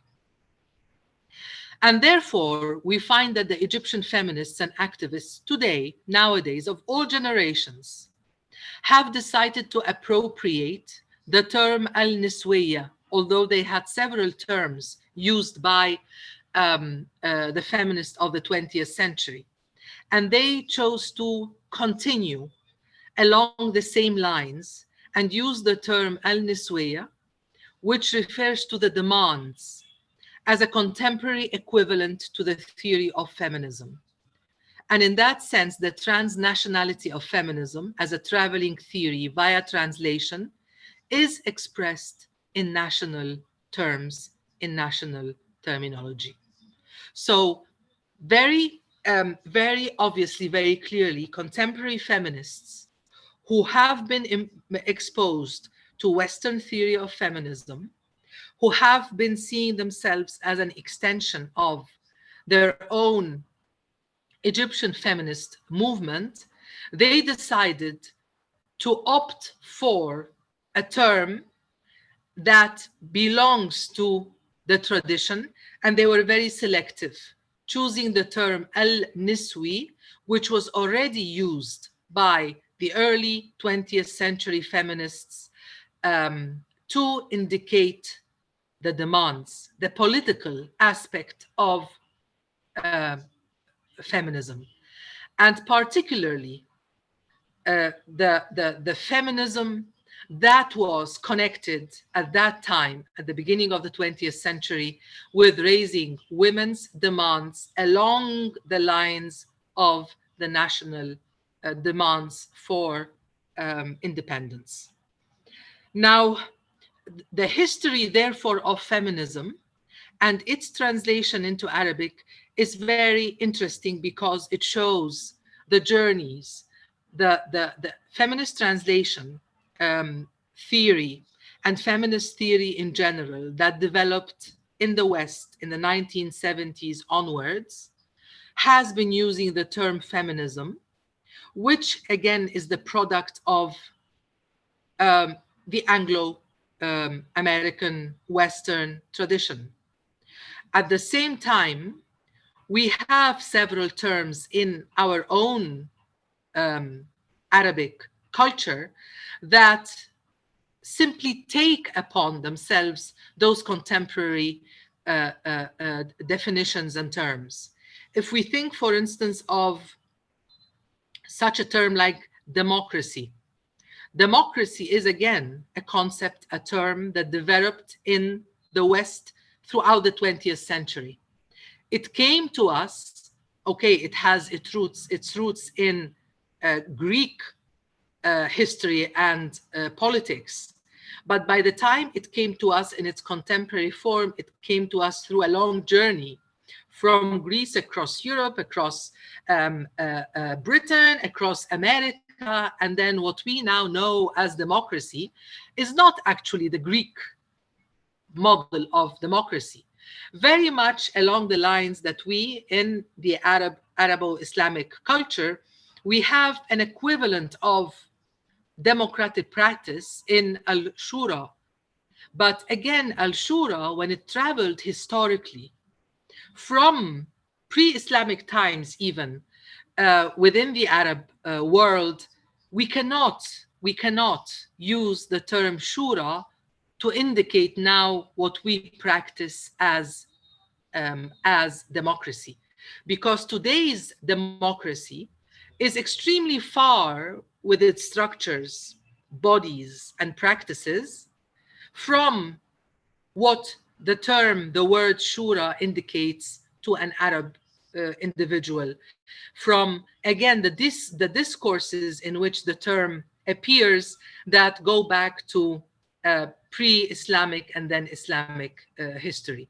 So again, what we find in Arabic is that political scientists use in Arabic the term democracy in an Arabicized form, al-demokratiya, al-demokratiya, and that's the established term.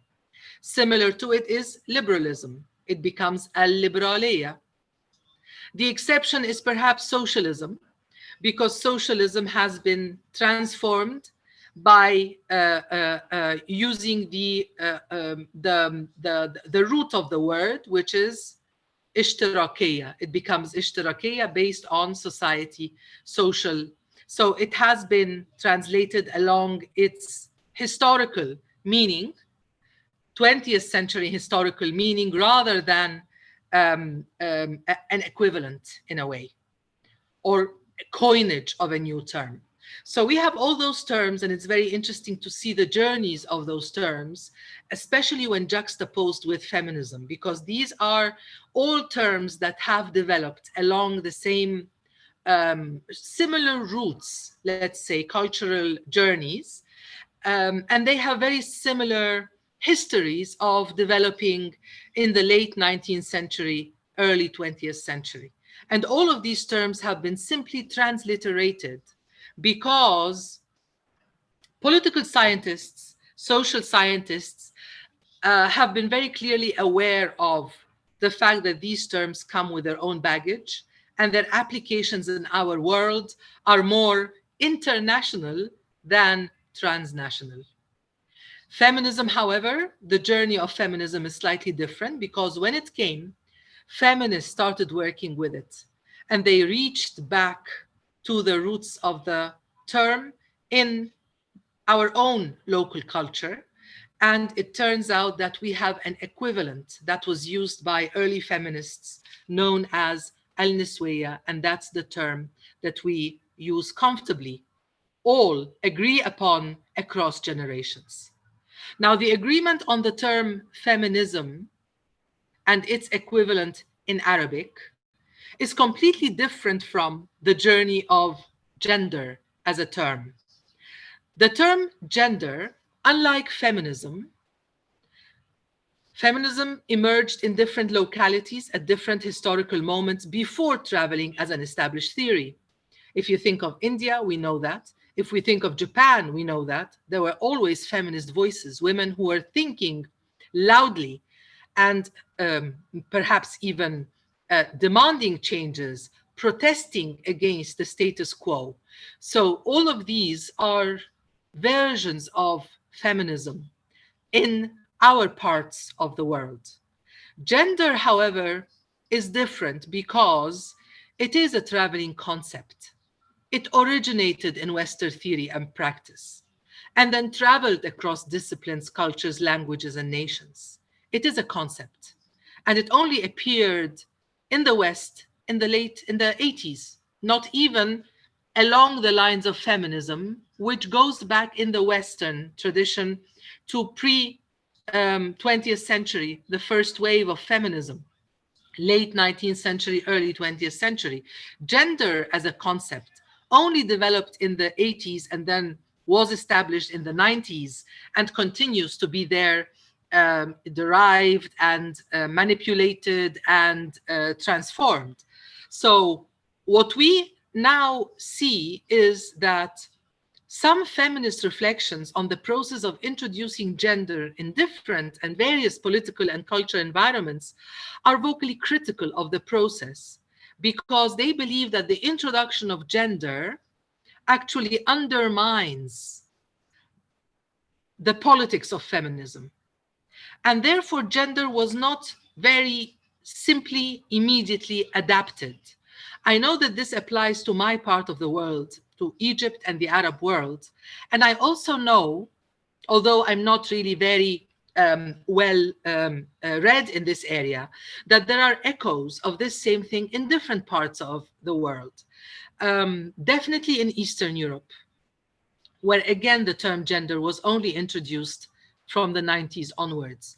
And there is also a kind of a conflict, struggle around the term itself, how to translate it, how to use it, and what does it mean when it is translated into, in my case, Arabic, in other cases, Polish, and I wonder into Indian dialects. So it is important to also remember that while feminism developed as a term, was adopted by feminists without any scruples, without any criticisms. What we have is different kinds of feminism, such as radical feminism, liberal feminism, Marxist feminism, socialist feminism. So all these are kinds of feminism, Black feminism, third world feminism, Islamic feminism.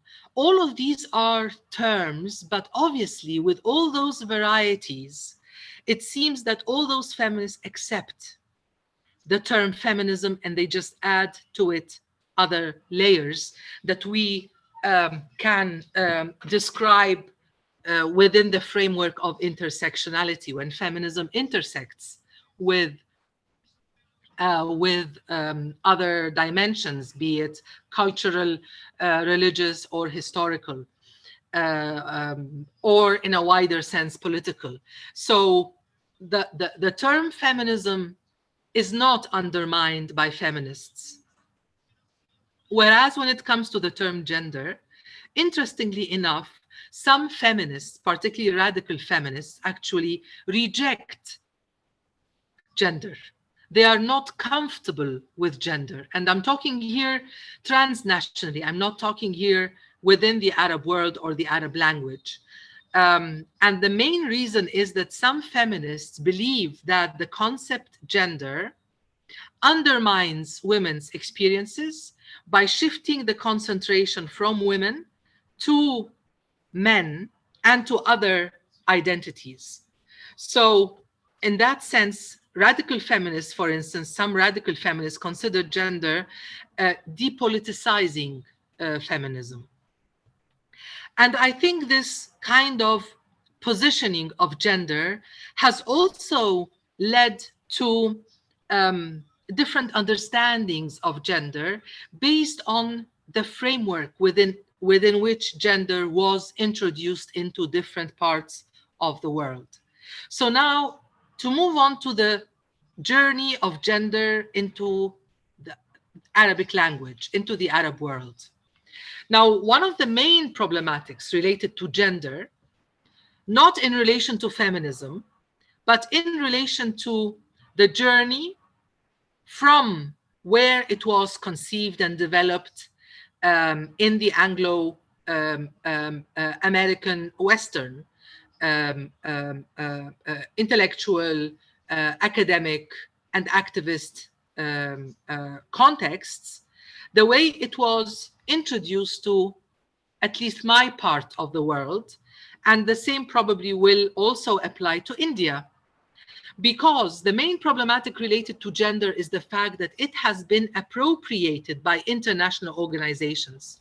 Although the term developed within academia, Western academia, it was appropriated by international organizations and development projects and intentionally transported and translated with its developmental rather than academic or activist toolkits of gender mainstreaming policies.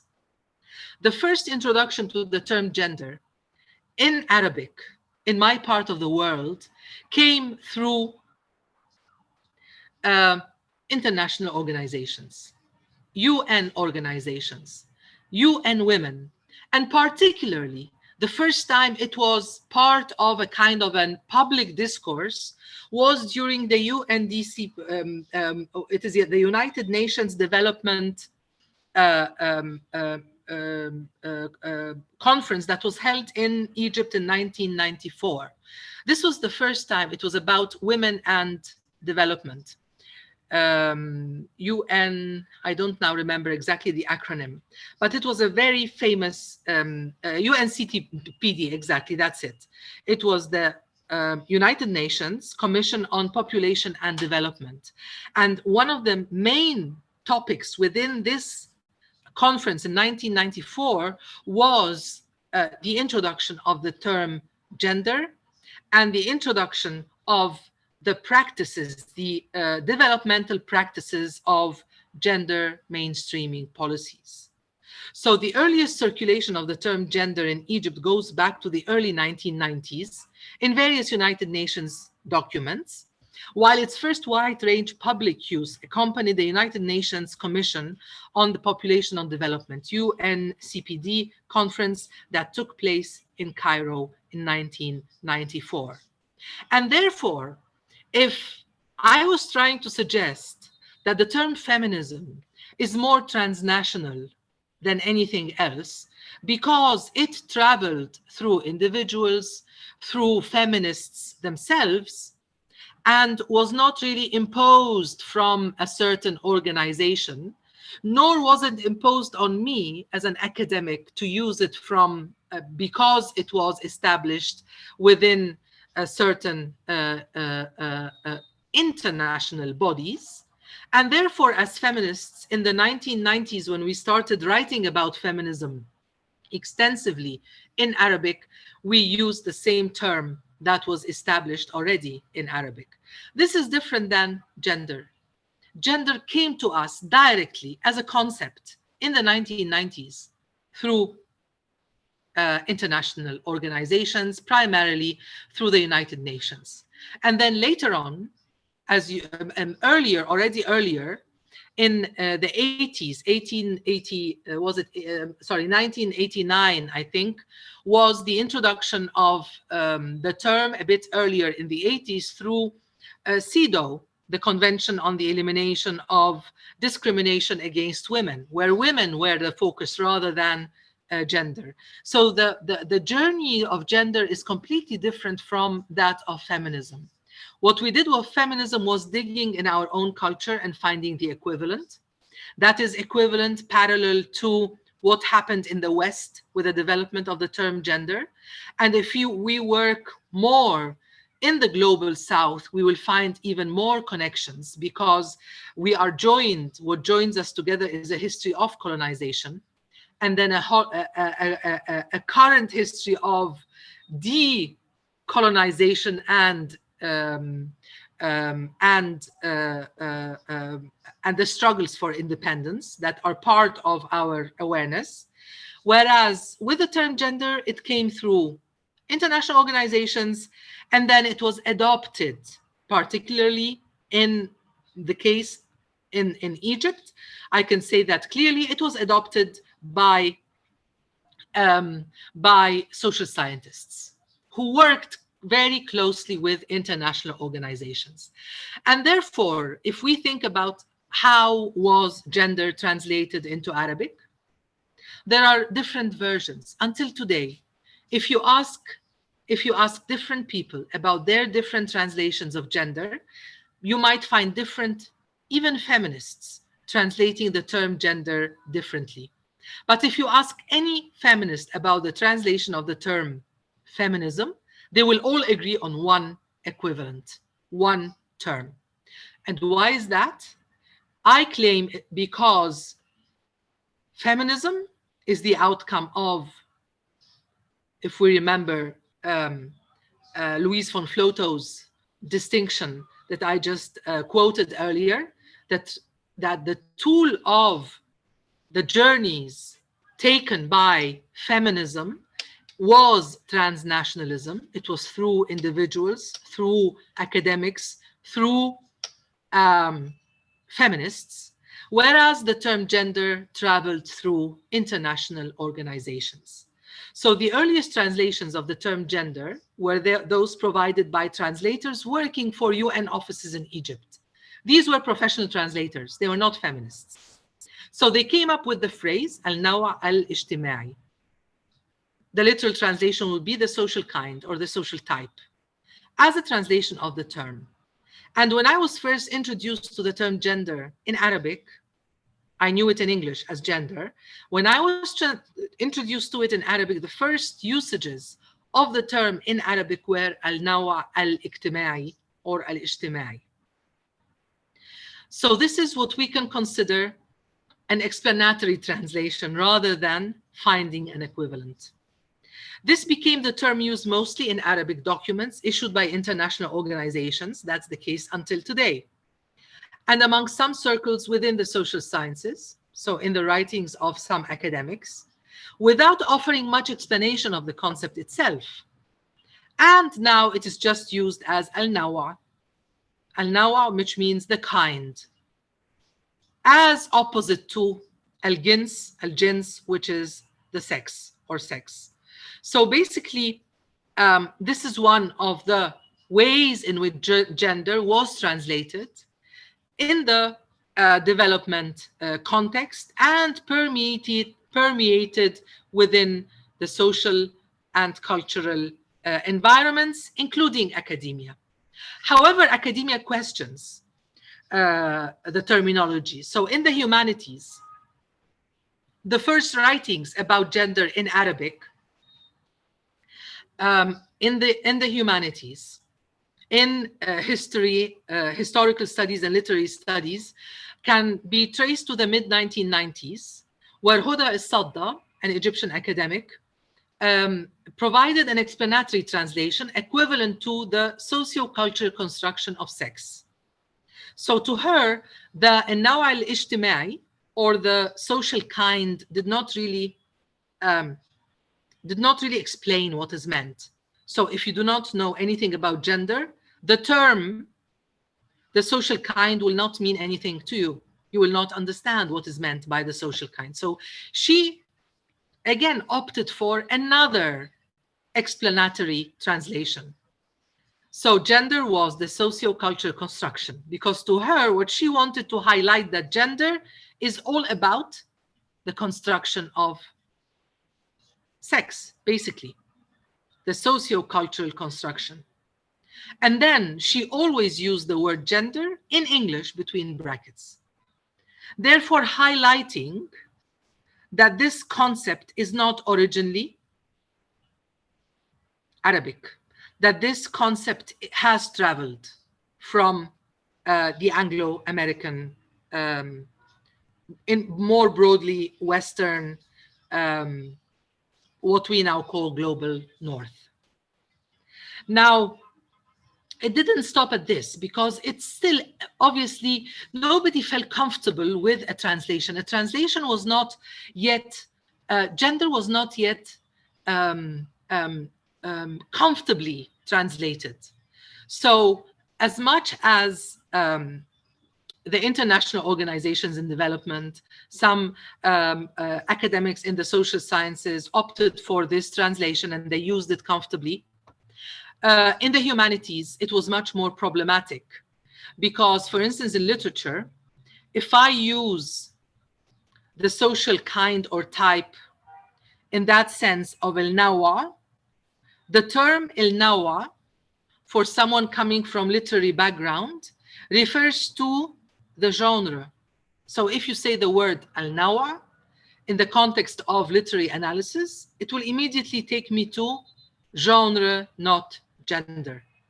And therefore, there was the need to still work on a more accessible, a more meaningful translation.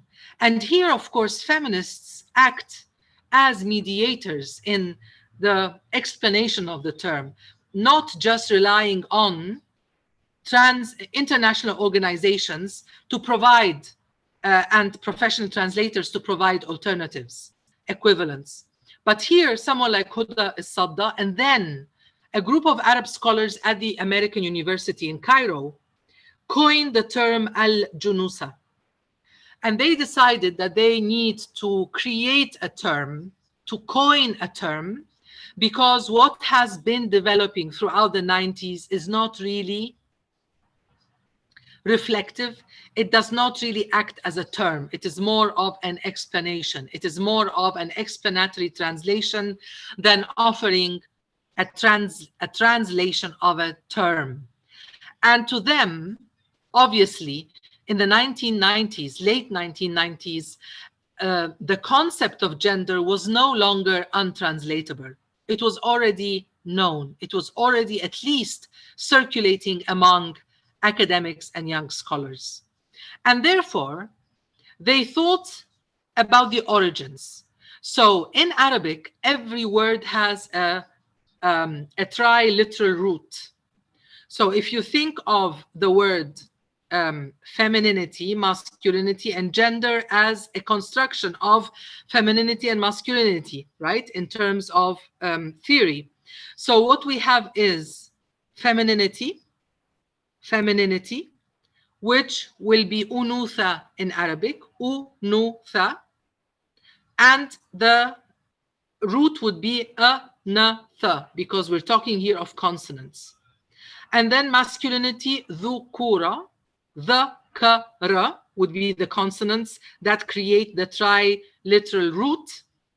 And therefore they thought in the same way of taking the literal root in Arabic, which is ja-na-sa, which refers to origin, and at the same time it refers to sexual origin or sex, and turn it into a cultural term based on the structure of unutha, dhukura, junusa. So this was the way in which a term was coined by a group of Arab scholars in the 1990s. Now, what happened with this term was that it was used, but it never got kind of commonly used. So we ended up with those current versions that are currently used, which is among the social scientists and the development projects, what we have is al-nawa. And then another alternative, which is increasingly used now, is simply a transliteration of gender, and it becomes in Arabic al-gender. Al-gender. This is the term that I personally prefer using. It is also increasingly used by because it allows derivatives. It can be coined from word gender following the rules of Arabic grammar. So it becomes quadriliteral because we can have either triliteral or quadriliteral roots in Arabic. And the word has been freely appropriated, especially by younger generations of Egyptian feminists. So this is the term that in the past 10 years has been more or less used predominantly among the younger generations of Egyptian feminists. So what we have here is the question of translatability, transnationality, and untranslatability. So I'm just wondering, being a traveling concept that originated in Western academia and circulated via international institutions, the term gender seems untranslatable in many languages which opt for the word gender, as used in English, as a transliteration of the concept of gender. And therefore, this raises the question, is this a case of untranslatability, or is it a case of transnationality? A question. To me, I think it has both dimensions. And transnationality is a solution for untranslatability. Now, therefore, coming to the close of my talk, I would like to highlight the following: that feminism may be understood as theory in the sense of systems of concepts, prepositions, analysis that describe and explain women's situation and experiences and support recommendations about how to improve them. But feminism may also be understood as a kind of social movement, one that may generate and be aided by theory. These two concepts of feminism are concerned with women's flourishing, women's controlling adequate sources of all sorts to live well. This is the definition of feminism by Marilyn Fry in the Encyclopedia of Feminist Theories.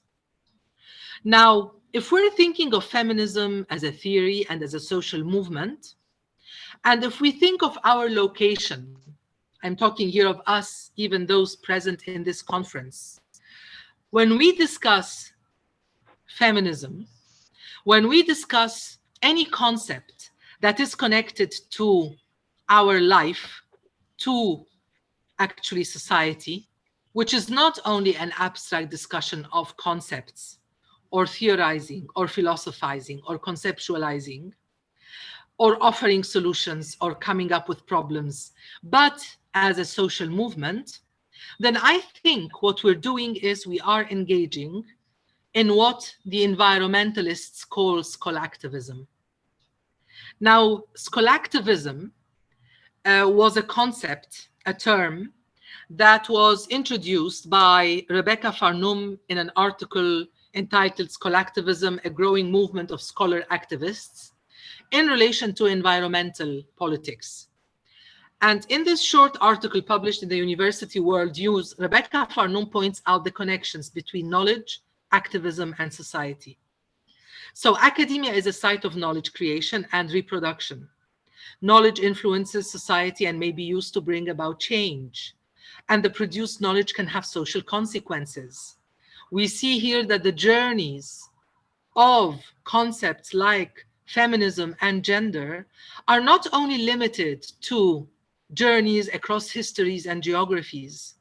It's not just about journeys from the Anglo-American world into the Arab language, for instance, and culture, but it is also about journeys within our own society, whether these are journeys between the society and academia, the society and activism, the society and international organizations.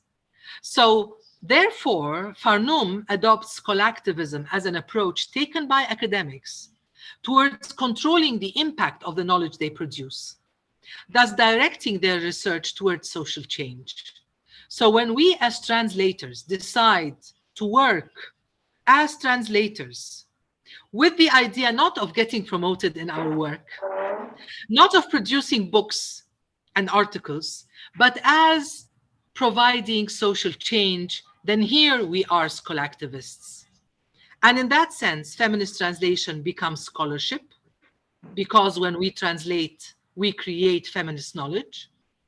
Feminist translation practice becomes activism, because we disseminate feminist knowledge socially. And transnational feminist translation studies becomes a form of feminist solidarity. To conclude, I know I have just 5 minutes. This will take just a minute. To conclude, I would like to quote Gerda Lerner's definition of feminist consciousness. And I want to again suggest that it also fits us working in translation studies. Gerda Lerner, in her book, The Creation of Feminist Consciousness, was applying the concept of feminist consciousness historically, trying to trace the representations, the manifestations of feminist consciousness in historical documents and the history of women. And she says, in the 90s, I define feminist consciousness as the awareness of women that they belong to a subordinate group. So the first thing, that we belong to a subordinate group, that they have suffered wrongs as a group. It's not just that I am wronged because I am individual found in a family that is not sensitive to equality, but I belong to a group. All women suffer forms of discrimination. And then when we accept, believe that these forms, conditions of subordination are not natural, but society determined, and we do not deserve this kind of subordination. And then we must join with other women to remedy these wrongs and provide an alternative vision. I think many of us as translators, as feminist translators, practice this out of our feminist consciousness. Thank you very much.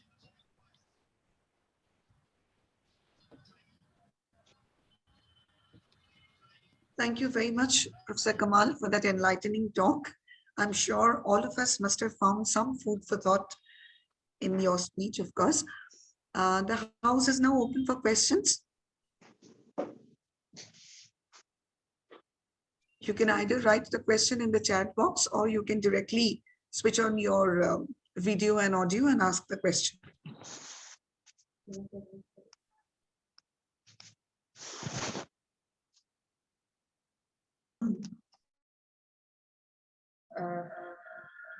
Yes, Dr. Siren Cortes would like to.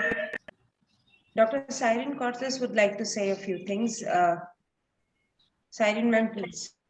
Thank you very much. I would like to thank Professor Hala for her very insightful speech. And I would like to say that so many things, you came across and you eloquently presented, resonated with me because I come from Tunisia. And when talking about feminism and the traveling of feminism, yes, indeed, in Tunisia, we borrowed so many words, or we use it, feminism in its French form. But when looking back, into our history, we see that, we do, or our history gouges in a way, with so many iconic figures who addressed the issue of women.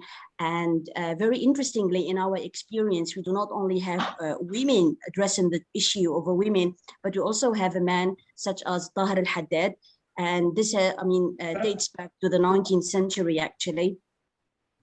Also, something very interesting concerning the translation of gender and how it's, in a way, it was problematic even for some feminists. That was absolutely true. And even in academia, we sensed that whenever we were about to design some sort of a quantitative study or survey, we faced a problem dealing with translating gender into Arabic, and we were struggling. Is it al-jins? Is it al-naw' al-ijtima'i? And on many occasions, people would find difficulty defining what it means by al-naw' al-ijtima'i, the social kind. And absolutely, we opted for al-gender as it is closer, in terms, of epistemological, but also, culturally speaking, it is closer to the individuals. So I would like really to thank you once again for this very elaborate and very insightful talk that helped us in a way connect with our own cultures and our own ways of understanding things, but also our own way of translating certain concepts, essentially feminism and gender. Thank you very much. Thank you. Thank you.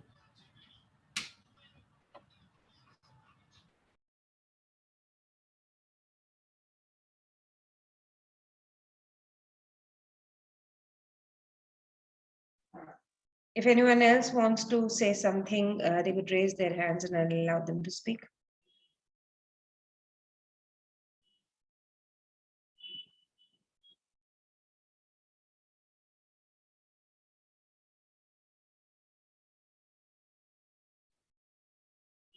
Yes, Dr. Kokila Kalekar, you can unmute yourself and say whatever you have to say.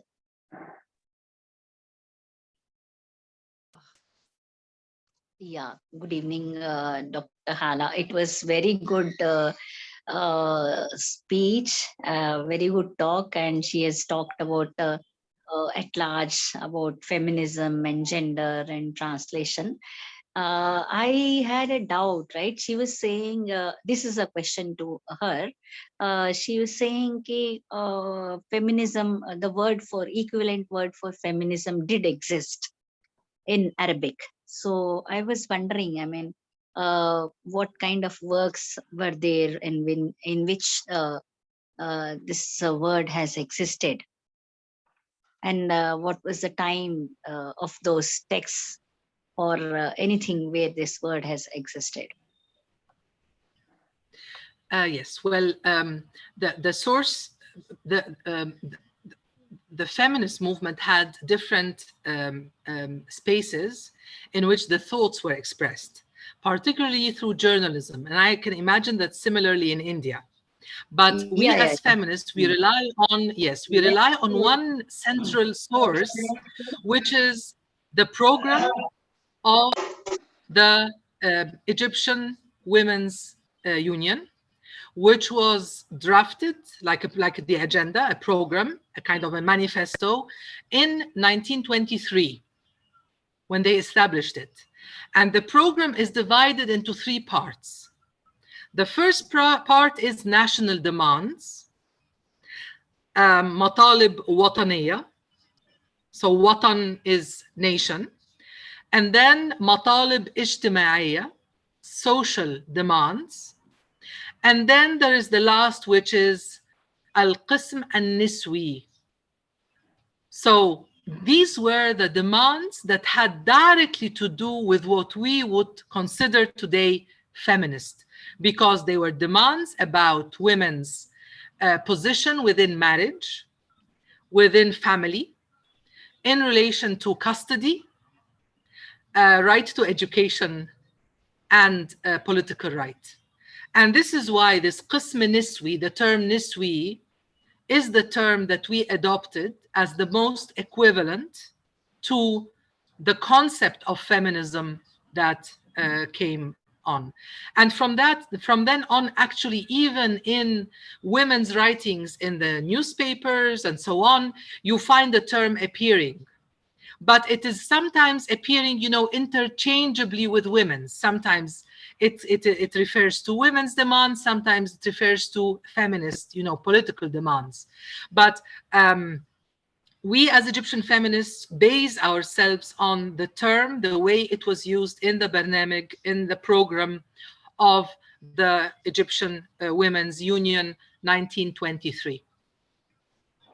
Okay. Thank you, ma'am. Actually, I was thinking of in the Indian context. In Indian context, we have had women writers who have been writing, and then we have had even the epics. They show that the women have suffered a lot. So within Ramayana and Mahabharata also, you can see they are centered on the Sita or Draupadi. They were the ones who, although they were the queens, but they did suffer. And then they also questioned, right? Draupadi also questioned, and even Sita also questioned. And based on their questionings, now, the epics are being rewritten in the modern times. So, but I was also, not aware of any kind of a word. But of course, they were all in ancient periods, and even in medieval period also, we did have some poetesses within Hindi, in Meera, or in Marathi also. We had Bahinabai and other Bhakti movement, Bhakti saints who were women. So, like for example, Muktabai. So she also, one of her poems, she says, Mungi Udali Akashi. So ant is like flying in the sky. She visualizes the women, right?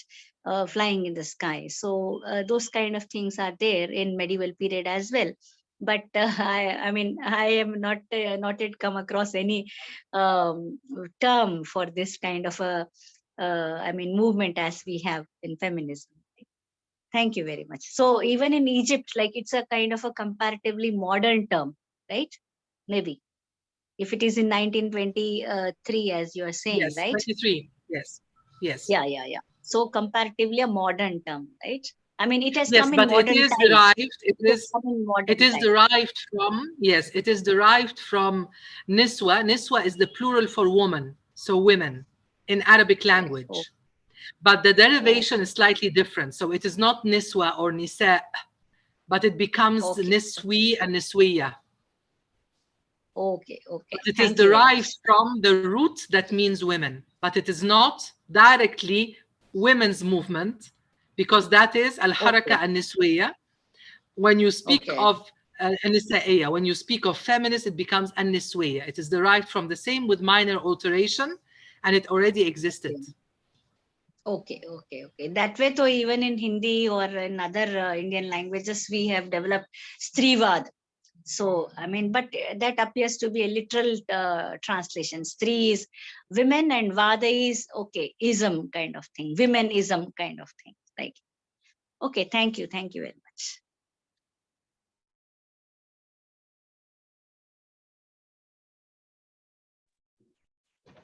Is there anybody else who wants to ask a question to Professor Kamal?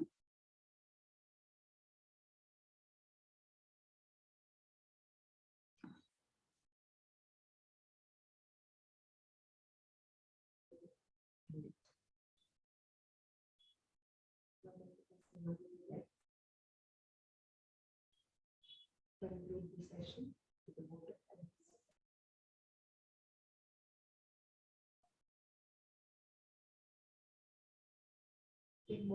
that case, we would like to.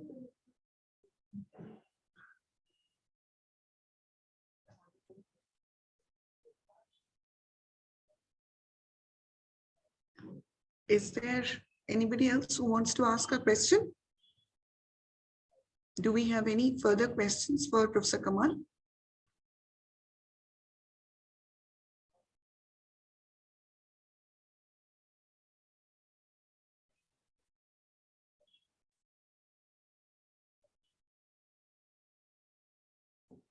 I don't think we have any further question, probably.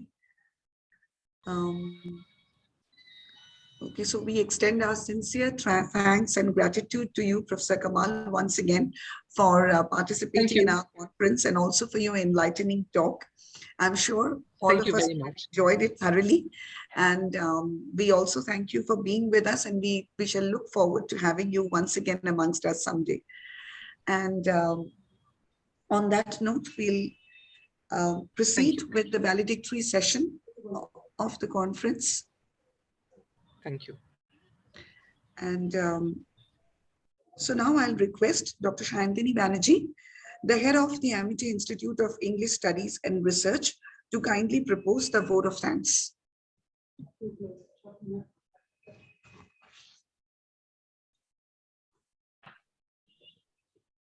Thank you, Jayashree ma'am.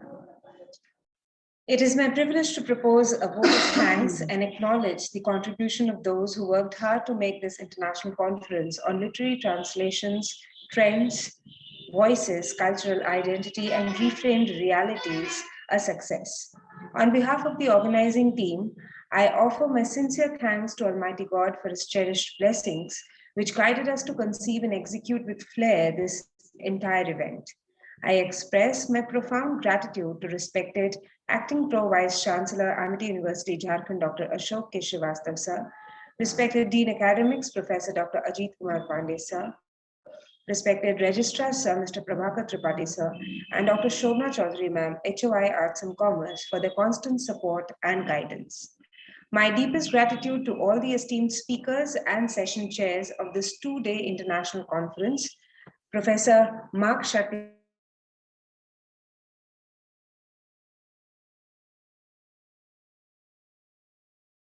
Professor Babli Maitra Sarav, Dr. Catherine Martino, Professor Sachin Ketkar, Dr. Claudine Borg, and Professor Hala Kamal. Your thoughts have enlightened our minds by activating them to contemplate deeply on translation studies. Thanks to all the speakers for adorning the event and sharing their knowledge with us. My gratitude to all the paper presenters who worked hard to produce such well-researched papers and presenting them in an excellent manner. My heartfelt thanks to the enthusiastic audience who immersed themselves in absorbing the knowledge being shared and without whom the event would have remained incomplete. I sincerely thank all of you, the HOIs, HODs, and faculty members from Amity University, Jharkhand, and various other colleges and universities across India and abroad, and the academicians, research scholars, and students pan-India and abroad who joined us without fail in every session. Last but not the least, my sincere gratitude to the backbone of the entire conference from planning to execution, Dr. Jayashree Mukherjee ma'am.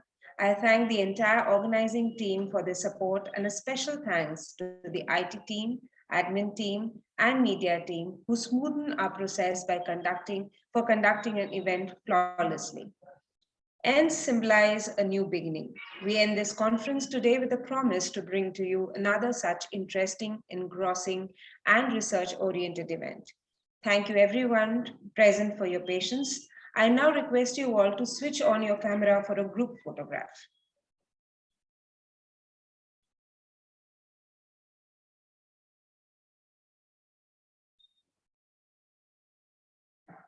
Viewটাকে গ্যালারিতে change করো।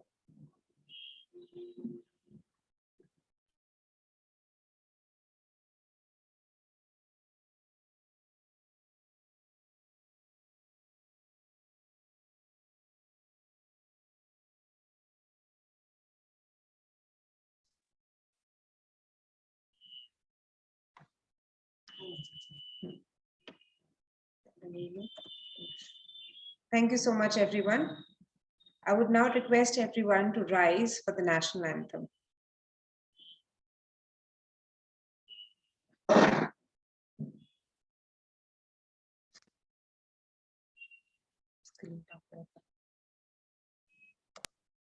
जनगण मन अधिनायक जय हे भारत भाग्य विधाता पंजाब सिंध गुजरात मराठा द्राविड उत्कल बंगा विंध्य हिमाचल यमुना गंगा उच्चल जलधि तरंगा तव शुभ नामे जागे तव शुभ आशीष मागे गाहे तव जय गाथा जन गण मंगल दायक जय हे भारत भाग्य विधाता जय हे जय हे जय हे जय जय जय जय हे